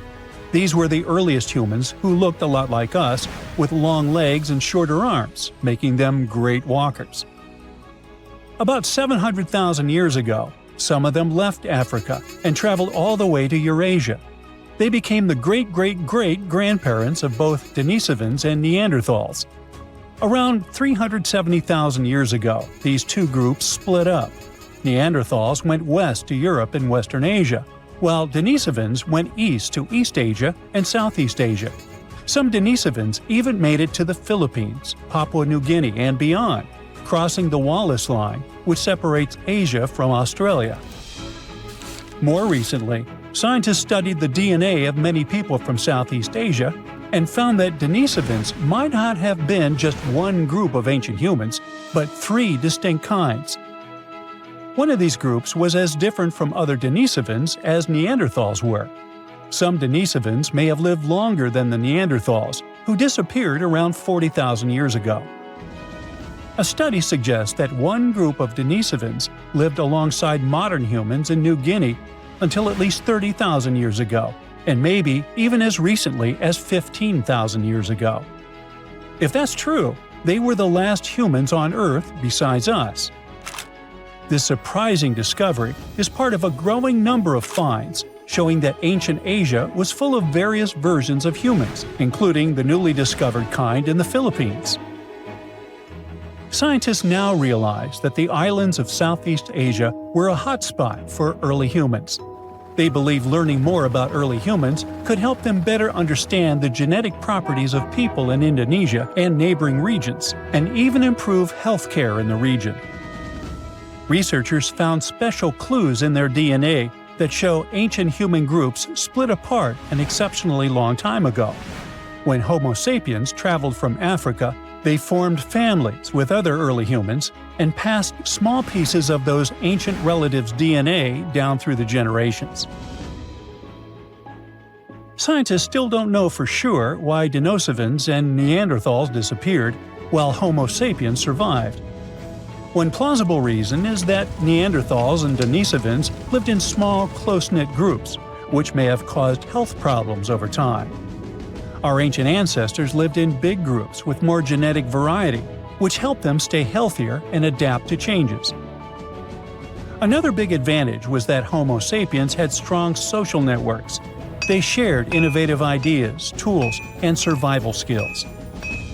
In the end, Denisovans couldn't handle the tremendous changes happening on Earth and slowly disappeared. You're lazing around on the deck of the ship when you see something whitish-gray covering the horizon. Like in a horror movie or your worst nightmare, this weird fog is nearing the vessel. It's infinite. You can't see where it starts or where it ends. Soon it makes the ship look like a grain of sand in a vast desert. That's when the realization hits. It's an iceberg, and your ship is likely going to repeat the Titanic's fate.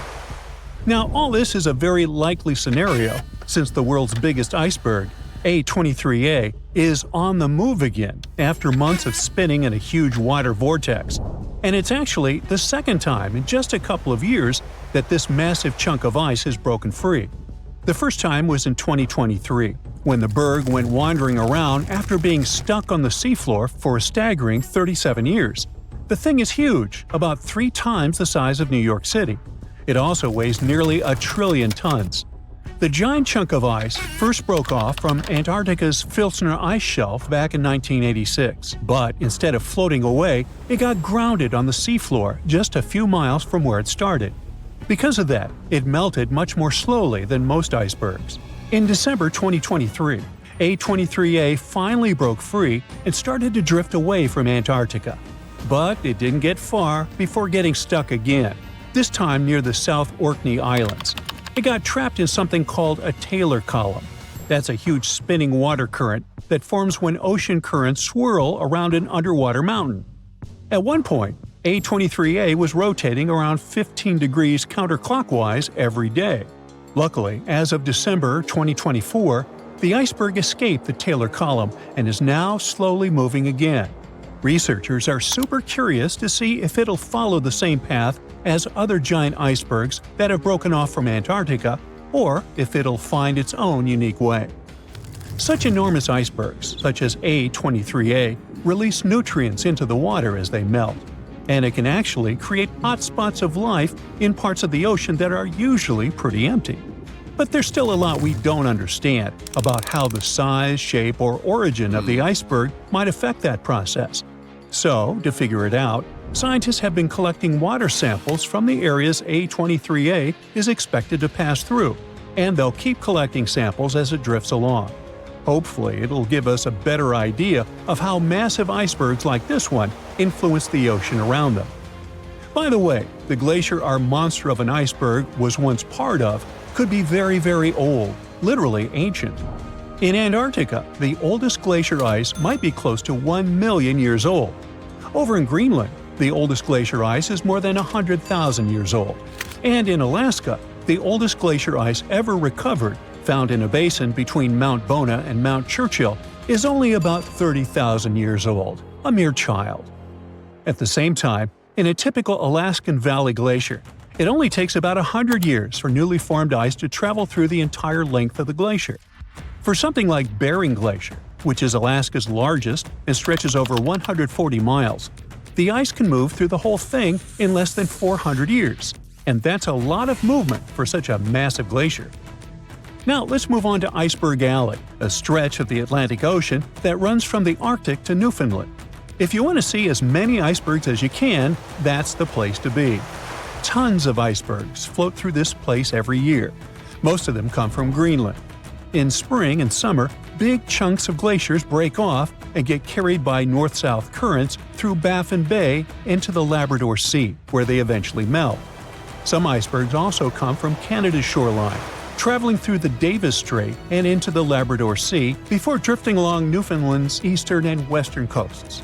These massive ice chunks are really old too, about 10,000 years. Every year, about 400 to 800 medium and large icebergs pass through Iceberg Alley.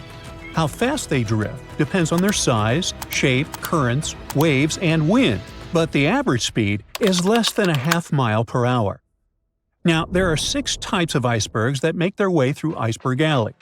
Tabular icebergs are flat slabs of ice, much wider than they are tall. Blocky icebergs have steep sides and sharp angles, like cut-off pyramids. Wedged icebergs have one steep side and one sloping side. Dome icebergs have a rounded top. Pinnacle icebergs have one or more steep peaks sticking up. And dry dock icebergs are U-shaped with a hollowed-out section. They all look incredible. Comment below which is your favorite type. Anyway, as these icebergs drift south, the warmer water speeds up their melting, making them pretty unpredictable and sometimes dangerous. Nowadays, satellites help track medium and large icebergs to prevent accidents, but smaller icebergs can still be risky for small boats. One iceberg made headlines in 2018 when it got unusually close to the Newfoundland village of Fairyland. Pictures of the giant iceberg towering over the village's houses went viral. It got stuck in a 330-foot deep water, which turned out to be too shallow for its massive size. And now I'll take you on an unusual journey to the past to witness the birth of something beautiful and equally disastrous. Its very existence led to one of the greatest tragedies in history. Watch, an enormous chunk of ice is breaking off a glacier in southwest Greenland. It's made of snow that fell over 100,000 years ago, when mammoths were still wandering around the planet. The enormous iceberg starts its long journey. It stretches more than 1,700 feet in length and weighs 75 million tons. Despite its size, it's pretty peaceful and stays far away from ships and the busy transport routes near where it was born. But then, it starts floating south, much farther than most icebergs ever get. Usually, icebergs like this melt way before they reach such warm waters. Out of the 15,000 to 30,000 icebergs that drift away from Greenland's glaciers every year, only about 1% make it all the way to the Atlantic. So the fact that this iceberg keeps going and reaches over 5,000 miles south of the Arctic Circle by April makes it truly unique. Even after months of melting, this block of ice is still incredibly massive. It weighs around 1.5 million tons, which is almost twice as much as the Golden Gate Bridge. Above the water, its visible parts tower more than 100 feet high. But like most icebergs, the majority of it, about 90%, is hidden below the surface. The iceberg's story takes a tragic turn on April 14, 1912, when, guess what? Yep, it comes across the ocean liner Titanic. The ship is about 370 miles from Newfoundland in the North Atlantic Ocean when the iceberg seems to appear out of nowhere. The crew doesn't spot it until just minutes before the crash. Why don't they see it sooner? That's a good question. Now, most people imagine icebergs as tall, bright, white chunks of ice, maybe even covered with snow. But in reality, icebergs come in all sorts of colors. Some are striped, patterned, or even have candy-like swirls, and they can also be black. There are two ways an iceberg can turn black. When the ice is extremely pure, with no bubbles or cracks, then it absorbs all the light instead of reflecting it, making it look black. Or a volcanic eruption can cover a glacier in ash. If ice from that glacier breaks off, it can have a dark or black color. Now, scientists still aren't sure why the Titanic's iceberg looked dark, or even if it really did. But one sailor who was on the lookout in the crow's nest said it seemed black. Another described it as gray or dark gray. One theory is this iceberg could have been a blackbird, which forms when the top part melts, causing the iceberg to roll over. If the bottom is smooth enough to absorb light, it looks dark. But even if the iceberg wasn't truly black, nighttime could have made it much harder to spot. Icebergs don't reflect much light, especially if they're jagged or vertical. They end up blending into the dark, shimmering ocean. Without radar, icebergs at night are incredibly hard to see, which is probably why the Titanic's crew didn't notice it in time.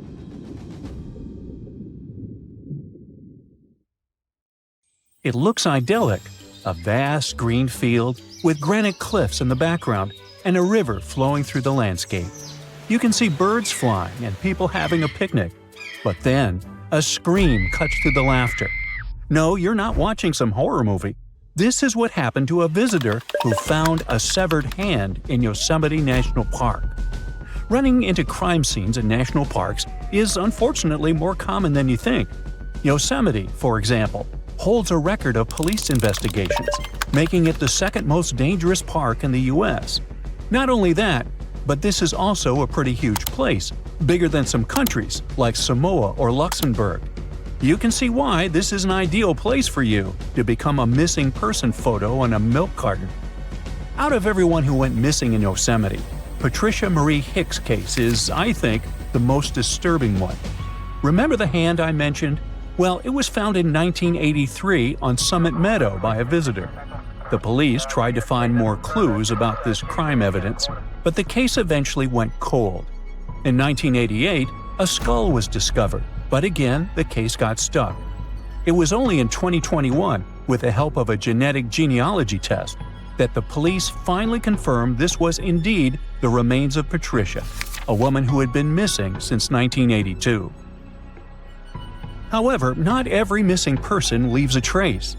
This is the case of Sandra Jensen Hughes, last seen in July 2020. Sandra was camping alone in the nearby Sierra National Forest when she crashed her vehicle. Passers-by offered help, but for some uncanny reason, she refused it. This was the last time anyone ever saw her. All her stuff was still at her campsite, except for her sleeping bag, found 2.5 miles north of where she crashed her car. Sandra is not the only person still being searched by the police. In fact, there are more than 30 cold cases of missing people in Yosemite alone, including a guy who separated from his group in 2011 at the top of Upper Yosemite Falls, a man who has been missing since 1972, and even a guy who vanished 116 years ago.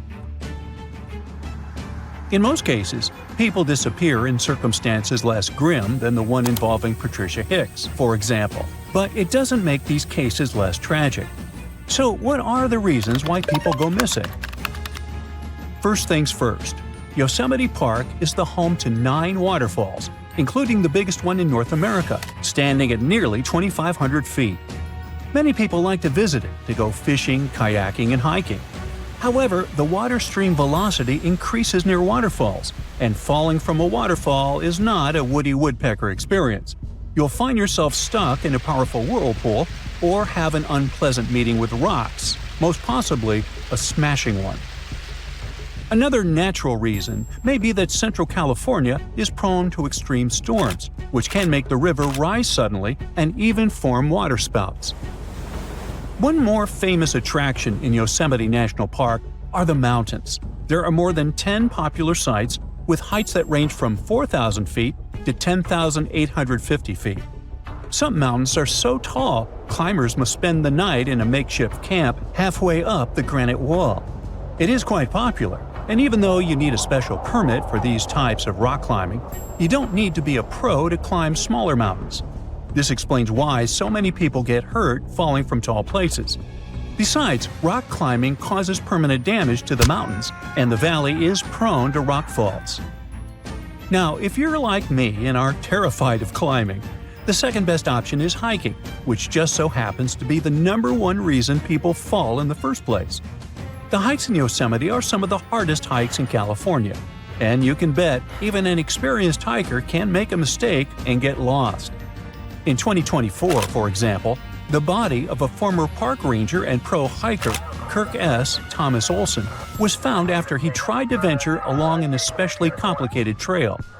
20-year-old Grace Roloff also lost her life in 2024 after slipping and falling while descending Half Dome's climbing cables during a sudden thunderstorm. And finally, animals. About 300 distinct species live in Yosemite, and guess what? Wild animals are not your pets. If you're unlucky, you might wander into a mountain lion den, which is already bad enough, given that these animals are the type that silently stalk their prey. Not a fun way to go. But the ones you really should be afraid of are black bears. They usually only eat tall grass and berries, but they will break into your car, tent, or lodge if they smell food. And unlike mountain lions, black bears are not afraid of humans. Now, the National Park Service makes it clear that rescue is not a certainty and that you must be prepared to get yourself out of whatever trouble you got yourself into. But how do I do that, you might ask?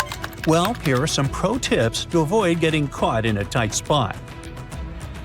First, try not to do solo trips. If you really want to have a me time, then let others know about your plans, like all of them. Most of those people went missing because their families didn't know about their plans. Secondly, always pack an emergency supply bag with stuff like a flashlight, compass, knife, multi-tool, paracord, and a thermal blanket. Remember, you are not Bear Grylls, and real life is not a fun episode of Naked and Afraid. Although, if not careful, you might just end up like that. Heat is also a big problem in Yosemite, so stay hydrated and go for a hike during cooler parts of the day. Seriously, drink water. The lack of water and food can lead to disorientation, a fatal symptom if you are literally in the middle of nowhere. But I'm visiting Yosemite during the winter. Well, one more reason to keep your water and food levels up, because you burn more calories when hiking in the snow. Survival expert Jesse Krebs also recommends always bringing a whistle with you if you need to call for help, especially if you haven't planned your trip well, which is a huge mistake. Wilderness is not a place for much improv, I'm afraid. Now, when it comes to hikes, some are so steep they require a cable route to help hikers. If the cables are down for some reason, avoid these areas. And do not rely on the internet or phone services to communicate with others if you find yourself in danger, because the connection in parks is usually not particularly good. Oh, and don't feed or engage with wildlife. I know bears are friendly shaped, but unfortunately, they are not your friends.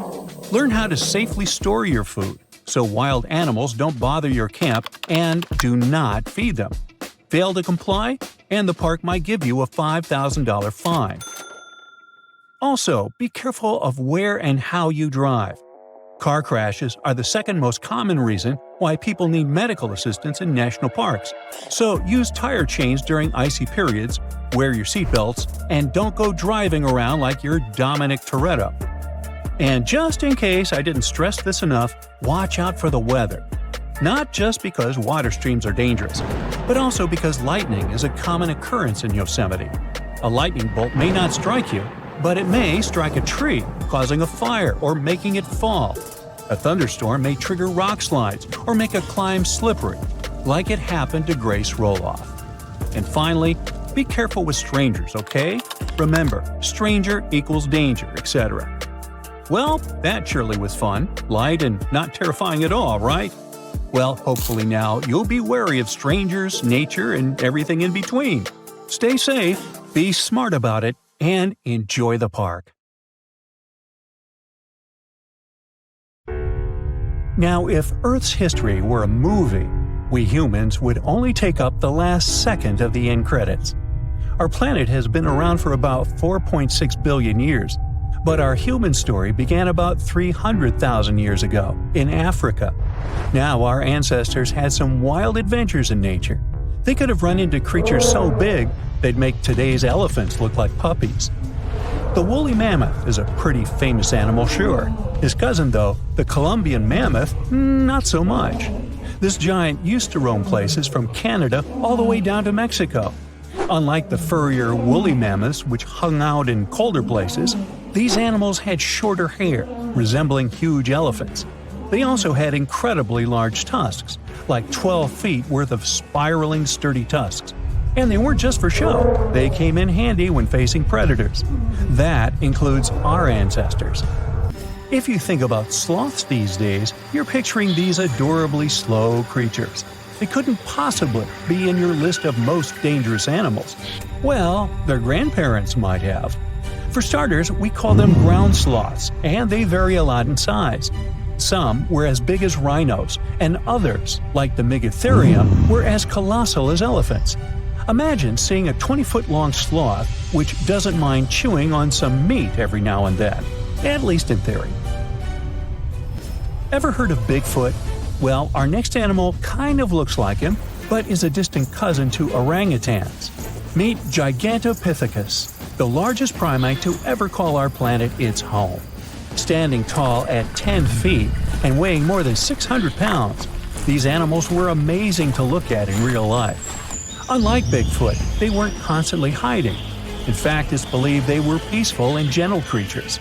Sadly, they faded away about 100,000 years ago, mainly because their food sources slowly became unavailable. Those lush, fruity forests they called home eventually turned into dry grasslands. Next on our list is the cave hyena. Weighing a chunky 250 pounds and standing 3 feet tall, these beasts were as long as a grown-up lying down. What's even more interesting about these creatures is that they loved hanging out in groups. A pack could be as big as 30 of these animals, which meant they could easily take on even the biggest, heaviest mastodons.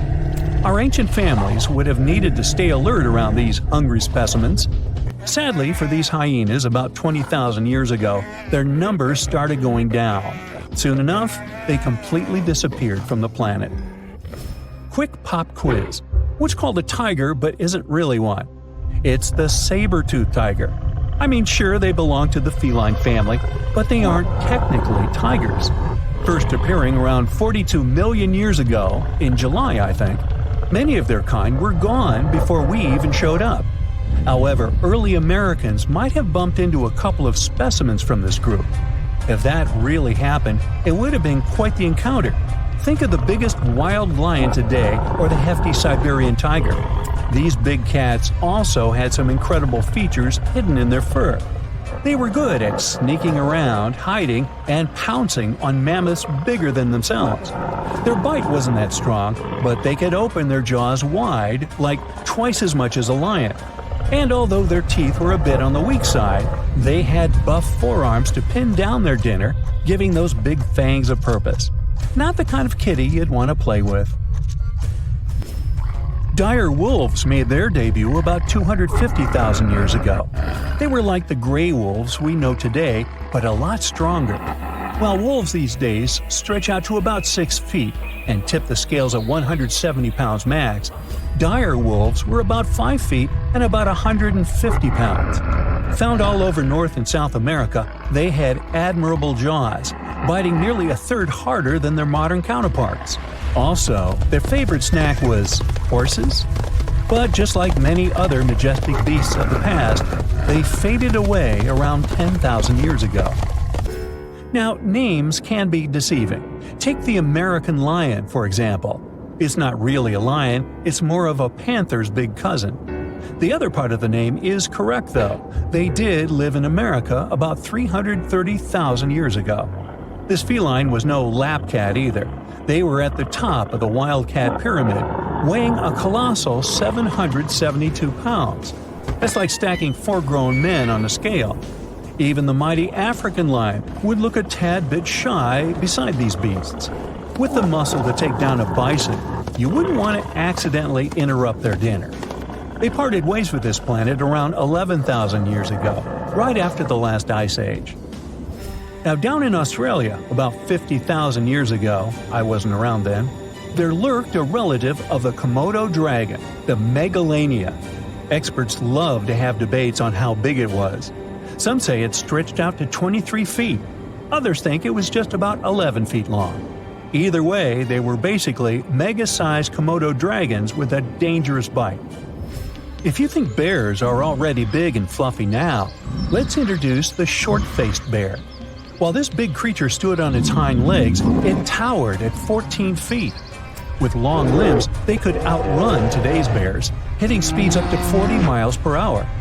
These ultra bears sadly disappeared around 11,600 years ago. Now imagine a crocodile.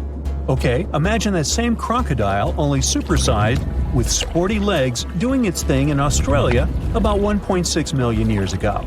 Well, say hello to the quincana. These crocs were extremely large, reaching 23 feet. And no, they weren't lazy river loungers.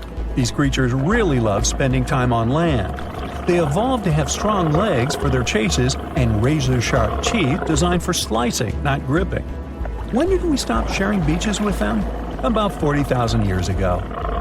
The name elephant bird might not sound familiar, but try to picture a bird that stood tall as high as a basketball hoop at 10 feet and weighed as much as a small car, 1,500 pounds. Their eggs were equally huge, like 150 chicken eggs bundled up into one. Now, as amazing as these birds sound, there's a lot we still don't know about them. They're hard to study, as most extinct animals are. Still, some recent studies have given us some clues. Scientists have been examining ancient molecules from their fossilized eggshells. It's an awesome piece of evidence, since these birdie shells were thick, preserving precious DNA inside. Plus, there are tons of these eggshell fragments sprinkled all over Madagascar's beaches. Because of these findings, we now know these birds were herbivores and loved eating leaves and seeds. We also know the tiny kiwi bird is its closest living relative. Now, dodos were these amazing birds we also used to share the planet with. They're like distant cousins to ancient pigeons. To give you some perspective, imagine a chunky bird weighing about 50 pounds. Similar to chickens, turkeys, and ostriches, dodos were also the types of birds that couldn't fly. Their wings were small, and they had the muscle strength of, well, a wet noodle. Now, you might have heard the word dodo used as a name for creatures that aren't that bright. Don't get confused, though, by this name. These birds were in fact intelligent. Scientists were able to figure that out by studying their fossils. It turns out that they were good at smelling stuff, unlike most birds that are all about the visuals. These creatures aren't around for us to study anymore, but that might change. One evolutionary biologist is on a mission to fully understand these amazing ancient birds. On that note, she revealed that the dodo's DNA has been completely sequenced. There are even talks about potentially bringing dodos back to life. They would make a nice addition to the lovely beaches of Mauritius, the place they used to call home many, many years ago.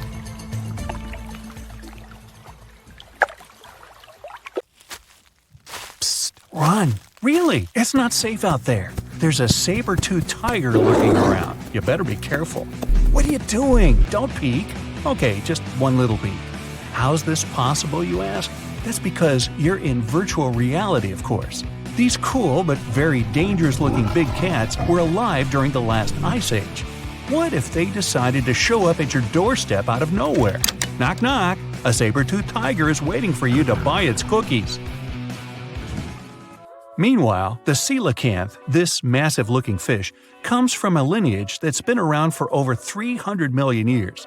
We thought they didn't exist anymore until 1938, that is, when a live coelacanth was found again. Since then, they've been roaming the waters of the east coast of Africa and the waters of Sulawesi, Indonesia. Man, I wouldn't want to go for a swim and meet one of these fellas face to face. Their jaw has an intercranial joint, which means their mouth opens up by a lot. This is so they can eat large prey, like me. Not good. They're huge, too. Imagine a fish that's as long as you're tall and weighing as much as an average human. The takahe, a flightless bird, was thought to be gone in the year 1898. They're very cute, small and multicolored, usually not taller than your knee. But picture this. You're out for a hike in the Murchison Mountains. Looking around, you spot the bird you thought was extinct. But there they are, as happy as ever, surviving and chilling. Whole colonies of takahes was indeed found just 50 years after they were pronounced extinct. Good job, tiny little birds. A singing dog. Ever heard of those? Riley does sing sometimes when he's bored or hungry, but these are real performers. New Guinea singing dogs. They've been only recently discovered again in the wild for the first time in 50 years. Still, they were never completely extinct to begin with. New Guineans made sure they were safe next to them. But in the wild? Very rare and hard to catch a sight of. Look, there goes one. The New Guinea singing dogs are called so because of their famous high-pitched singing. They sometimes sing together, too. A dog choir of sorts, where they all howl together. I bet they sing better than I do in the shower. Not going far from this area, we have bats, but these ones are sort of different. You see, their ears are enormous. I guess that's why they're called the New Guinea big-eared bats. Clever. The species was found again when one of them was accidentally caught in a bat trap. Until then, I guess they were playing hide-and-seek with us, because up till 1890, they had been thought to be gone. They're still not out of the danger zone because of habitat loss. Imagine you discover a fossil of a species you thought had been extinct for a long time, yet 2 years later, a whole living group of said species is found. Well, this is exactly what happened in 1977 with the Majorcan midwife toad. It's sort of brownish in color with darker brown that makes up its skin spots. Other than that, it's just a small toad with googly eyes. The group of live toads was found close to where the fossil was, on the island of Majorca. There aren't many of them left, about 500 in fact, and as of right now, they're declared vulnerable by the International Union for Conservation of Nature. Now, are you a fan of tortoises? You will be when you take a look at this huge beauty. It's called the Ferdinanda Island Galapagos tortoise. It hasn't been seen since 1906, but on February 17, 2019, we were finally able to look at one of these beautiful creatures. It's probably out there with a few of its mates right now, but they also don't allow themselves to be seen. We only know they exist because there's a few tracks and scents. With yet another frog, we have the horned marsupial frog. They're out and about in Ecuador, in the Chocó forest to be more specific. They're called this way because of their distinctive horns directly on top of their eyes. You know the pouch kangaroos use to carry their offspring? Well, the female horned marsupial frog also has that, except it's on the back, so it acts as sort of a backpack. They develop their embryos there, and when they're ready to come out, they hatch as complete infants, unlike regular frogs where they start out as tadpoles. One more toad, the starry night toad or harlequin toad. They're black and covered with loads of white spots all over them. Lost for 30 years, it was discovered back in 2019. Picture them as big bodyguards, water bodyguards to be exact. Oh, that's a very big toad on your screen. Well, for the Arhuaco people, that's exactly what they are, guardians of water. They also have their own name for them, Guna. Sounds like a cheese. When scientists found them yet again, they came across 30 of these little creatures, but initially, they were expecting only one. Well, what a nice surprise. Here's a tiger for you, although it doesn't quite look like your typical tiger. It's called the Tasmanian tiger, and it seemingly disappeared since 1936. But then, out of nowhere, people started seeing them out there in the wild just 5 years ago in 2016. They sort of resemble dogs more than tigers, or a fox maybe. Just take a look at its muzzle. Maybe even a mix of both. Then, a few others started popping up too. And if you happen to think you're seeing one right in front of you, but you're not quite sure, check if they've got stripes on their back. They're definitely out there, but still technically marked as extinct by the IUCN. Okay, picture a horse that looks straight out of a movie scene. Tiny, gorgeous fur, very well behaved. It's tiny, but it's not a pony. It's a Caspian horse. They have an interesting backstory to them. They were discovered by Louise Leyland, who got married to an aristocrat in 1957. Having moved to Tehran, Iran, she didn't quite like how the horses behaved there, so she took matters into her own hands. She took a few people with her, and off they went to the Caspian Sea mountain. And in there, they found 3 of these beautiful tiny little horses. Well, that's how the story goes. Coming up next, a possum that was found in an unexpected place. Guess where? You have 3 options to pick from: hiding in a ski resort, in the Australian outback, or in someone's apartment in the bathroom.